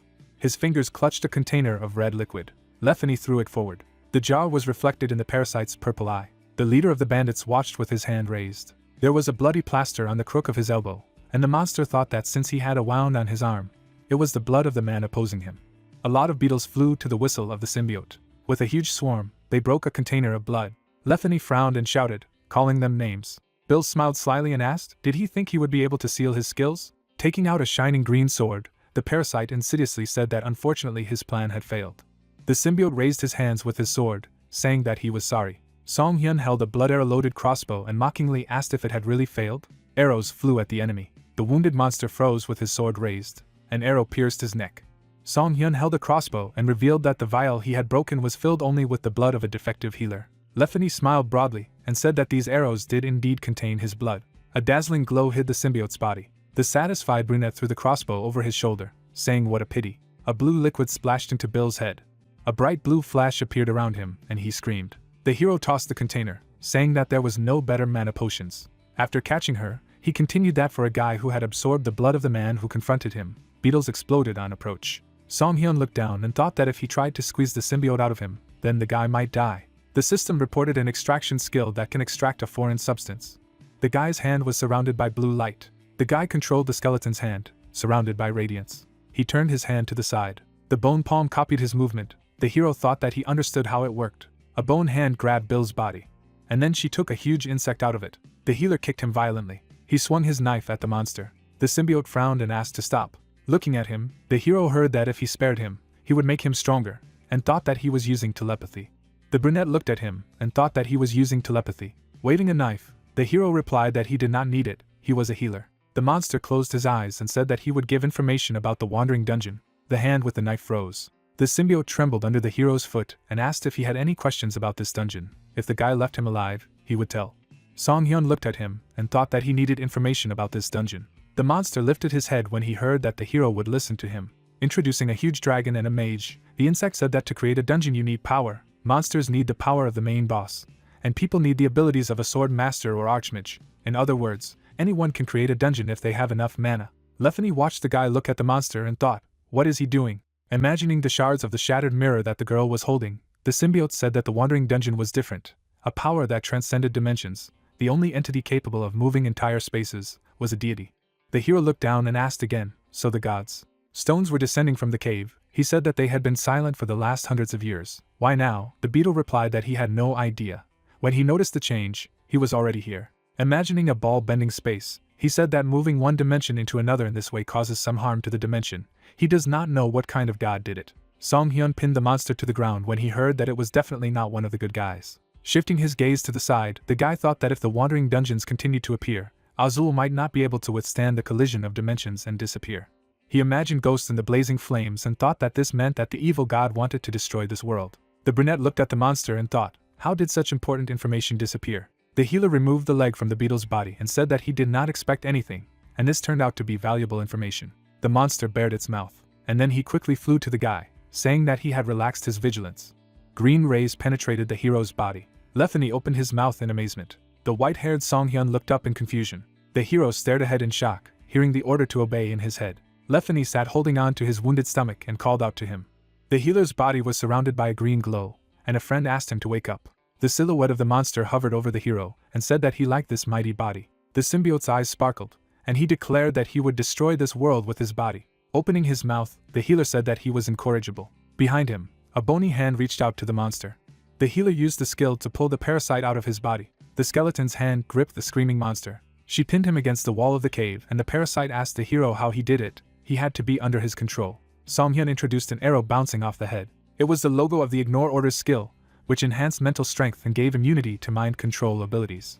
Stretching out a shining palm, the brunette replied that he did not like to obey orders. Then he jumped sharply, leaving a trail. Confidently gripping the knife, the hero said goodbye to the monster. A sharp knife cut through the beetle's body. It fell, emitting a green liquid. Lefany turned around in displeasure when asked if he was okay. The red-haired man lowered his head and asked who he was. The hero replied that he was a healer who would heal him and heard that he had turned from a wizard into a healer, a crook. Songhyun looked at him silently. After scanning his comrade's body with the skill, he found out that he had profuse bleeding, excessive blood loss, and bruises all over his body. The healer thought that everything was worse than he had imagined. The brunette sat down next to the red-haired man, and thought that he had taken a lot of blood from him. When he was already injured, he needed blood. He turned away and wondered where he could get the blood of the mana opponent now. There was only one option left. A system window has appeared in the cave with the quest to score 10,000 points. The current points are 11302. Songhyun touched the system window and mentally addressed the administrator, saying that he knew what he was watching. Stretching out his finger, he mentally asked him to give him a skill that would come in handy now. The system reported that the quest was completed. A shining tape measure spun.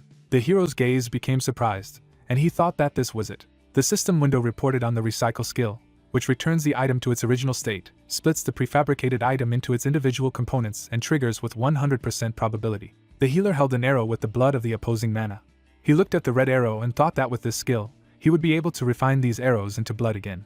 The hero abruptly broke the arrow in his fist. The system reported the use of the skill. The inventory notification said to receive the blood of the counter mana. The red-haired girl smiled happily, exclaiming that he had woken up, and the guy asked if he was okay. The man with the scar opened his eyes. Members of the gang surrounded the leader, and he asked why he was lying on the floor. Songhyun was standing nearby, asking not to move for the time being. Grinning, he said that he had just almost died. Blood transfusion droppers were attached to the boom, and Lefany thought he owed him a debt now. The guy shook Bill's unconscious shoulders. The leader asked if he was okay, and heard that he was, but he would also have to be a patient for a while. Rodent looked at the healer with a smile and thanked him. Songhyun looked ahead wearily and thought that too much had happened today. He imagined a big black star and thought that as soon as he talked to this administrator, incidents were happening around him one after another. A crack appeared behind the healer.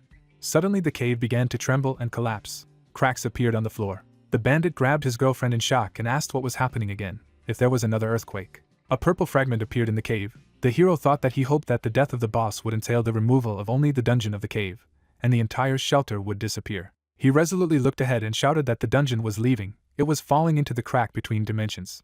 The bandits opened their mouths in shock. The girl shouted that this was the place from which they would never be able to get out. The hero pulled the knife out of the beetle's body. The brunette stuck his hand into the monster's carcass. Rodent asked in surprise, what was he doing? Songhyun held the core of the low-level main boss in his fingers and said that with it, they would be able to create an exit portal. He threw it to the surprised bandit and asked him to fill it with his mana. A fist clenching the core was surrounded by a blue glow. A purple magic circle appeared under the hero's feet. The guys ran towards him when the brunette shouted that it was the lowest level core, so they didn't have much time. Then Song-hyun smiled and said that he was joking. It would be enough for 5 minutes for sure. The bandit asked if he was having fun and heard that yes. The girls supported Leffany's arm, who asked if the portal would close if an opposing mana like him passed through it. With a resolute knitting of his eyebrows, he said that he would stay if necessary. Song-hyun turned to him with a smile and thought that he had turned out to be a good leader as a result, and asked him out loud not to worry. The outlines of the portal's magical seal shone, and the healer explained that the mana had been used to split the core, so there was no mana in the portal itself. As he approached the portal, Song-hyun thought that he had a feeling that he had forgotten something. The hero, white with shock, froze. The man in glasses slept peacefully. The hero shocked to remember Jungo. Jungo tearfully asks how this could have happened. The guys run away from the rubble. The partner shouts that the protagonist almost left him here. He replies that he was busy fighting. Song-hyun with a disgruntled face overhears him pouring a potion right on his face. He replies that it's his own fault because he overslept. The worried girl behind them wonders why they are going further inside instead of to the entrance. The healer says that the entrance is blocked, so they won't get out of there. He states with a serious face that the portal is still active. A bright magical sign lights up opposite them. The healer calls on all the children to follow it. The pentagram gradually disappears. The protagonist is shouted that the portal is about to disappear. Frowning, the protagonist runs forward and realizes that the beetle has dropped a stupid core. The magic sign gradually disappears. Song-hyun touches it with his hand. Powerful energy is released around him. The system says about the use of the processing skill. The protagonist realizes that he will have to reuse the core. The orb gradually ejects from the mana vortex. The protagonist continues to cast spells, but notices that stamina runs out faster than expected, because the core of the main boss is much more complex. The protagonist nervously clenches his teeth after seeing a lot of red system windows warning about low stamina.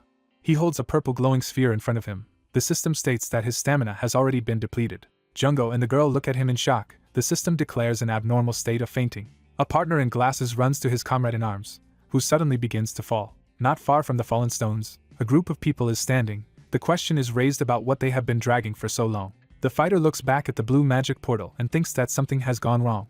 Suddenly, a healer and his companions appear from there. A tired Jungo exclaims in complete shock that he really thought they were going to die there. The partner, in turn, turns around in amazement when he hears that he was addressed by name. Suddenly, a red window appears with information about the abnormal state of fainting, and that it happened a second ago. The protagonist was diligently conjuring. In front of the healer, a system window appears stating that the item in the slot has just been activated.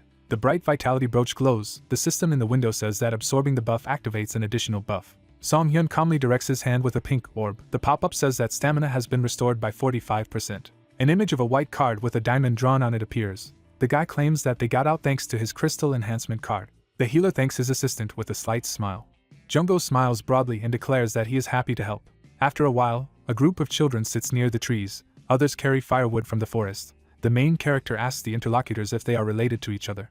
A red-haired man sits with a disgruntled fighter, declaring that he is Leffany's uncle, because after his sister left this world, he raised him. The interlocutor with a serious face tells that his sister was a simple girl, but was able to marry an aristocrat from Kamar thanks to her outstanding mana. The girl is sitting with a small child. It is said that Leffany was born in this noble family, opposing mana. The partner in glasses raises his finger and asks to clarify whether he is really a young master. The guy with the scar on his face grins in displeasure. His uncle calls him a fool from a noble family. At the same time, the protagonist thinks and assumes that his character has deteriorated so much because he was bullied by his family. He apologizes for his character. Leffany angrily claims that after his birth, there was a stupid rumor that if Trachedy's blood flows, an opponent of mana will be born. He clenches his fist, stating that this is why the residents of Trachety are discriminated against, and the guy would like to correct their thinking. With a stern look, he declares that now the plan is completely destroyed, and the shelter has disappeared. His uncle turns to him in amazement. They sit next to each other. Leffany says that it doesn't matter anymore, because he will be executed anyway. The healer and his assistant listen to this in surprise. The uncle is horrified to ask again. Other members of the squad look out at them and ask in shock what the conversation is about. Leffany sighs with an important look and explains that they are actually wanted criminals, and it is only a matter of time before they are caught, since the dungeon is missing. A dirty prison is shown. It is said that the moment they are caught, all the officers will be executed, and the rest will rot in the casemates. The guy with the scar declares that in this case, they have only one way out. Outraged associates hear that Leffany is going to buy them some time, and they will dump somewhere far away. They, in turn, declare that they will not allow this. The discouraged uncle listens to his nephew, who claims that he is the son of a noble family, and they cannot really execute him, so there is no need to worry about the aristocrat. It is better to take care of your simple lives. Jungo turns to the protagonist with a serious look. The guy with the scar calmly looks away. It is said that he is most likely lying. Gallows appear above the silhouette of Lefany. Songhyun thinks that his family and the whole city have abandoned him, and the family will do everything they can to finish him off in order to preserve their honor. The partner in glasses excitedly says that the guy did badly, but not to the point of going to the chopping block. The healer asks what he thinks is better to help Lefany. The main character smiles with a cunning look. Jungo watches him and wonders who he is going to frame this time. The guy with the scar sits opposite the healer, who asks if he is really going to turn himself in. He replies that there is no other way out. The protagonist, in turn, objects. Astonished, Lefany suddenly hears that there is an option for all of them to escape. A girl with pigtails in shock asks if he is serious, while the uncle asks which one. They are standing near a huge tree. It is explained that the red road passes under the Kamar. Indignant, the gentleman asks what he just said. The main character smiles slightly and advises you to just do as they are told. The healer smirks and declares that he will give them the opportunity to legally deal with these wizards. Songhyun, along with Jungo, smile as they stand next to the badge of chivalry, asking if they are really members of the Cavalier Order. Lefany with a stern face asks about the fact that Kamar has never had a knightly order. The guy replies that only a day has passed since its creation. The astonished healer hears a question about whether the Cavaliers are not that strange family. The healer asks if he really knows about them. Lefany sits next to his uncle. It is said that they are pursuing justice in a strange way. The young master claims that they have no conflicts with them. The guys are sitting inside a tree. The protagonist explains that this is even better, because the main goal of the order is to establish peace on Lake Pitsada when innocent people suffer. It doesn't matter if it's a monster or a criminal. Spears are pointed towards frightened aristocrats. It is said that even a lord or a wizard will be punished. The red-haired guy gets angry, clarifying that the healer wants to say that they can really beat the wizards. He replies that they are bad, not all in a row. Songhyun in a white coat sits across from them and declares that a criminal gang like them is not up to the job, but they still haven't crossed the line. Enraged, Lefany jumps up when he hears that if the protagonist writes a letter of recommendation, they will be accepted. The guy demands to start right away. He angrily claims that in this case, he will not have to worry about execution. His comrades in arms cry out to God through tears, claiming that since childhood they wanted to become a knight. The main character watches them with a smile. The guy with the scar is holding on to his head in displeasure. He looks at the smiling MC and thanks him, while Songhyun thinks that it will be funny to see those wizards being clamped down.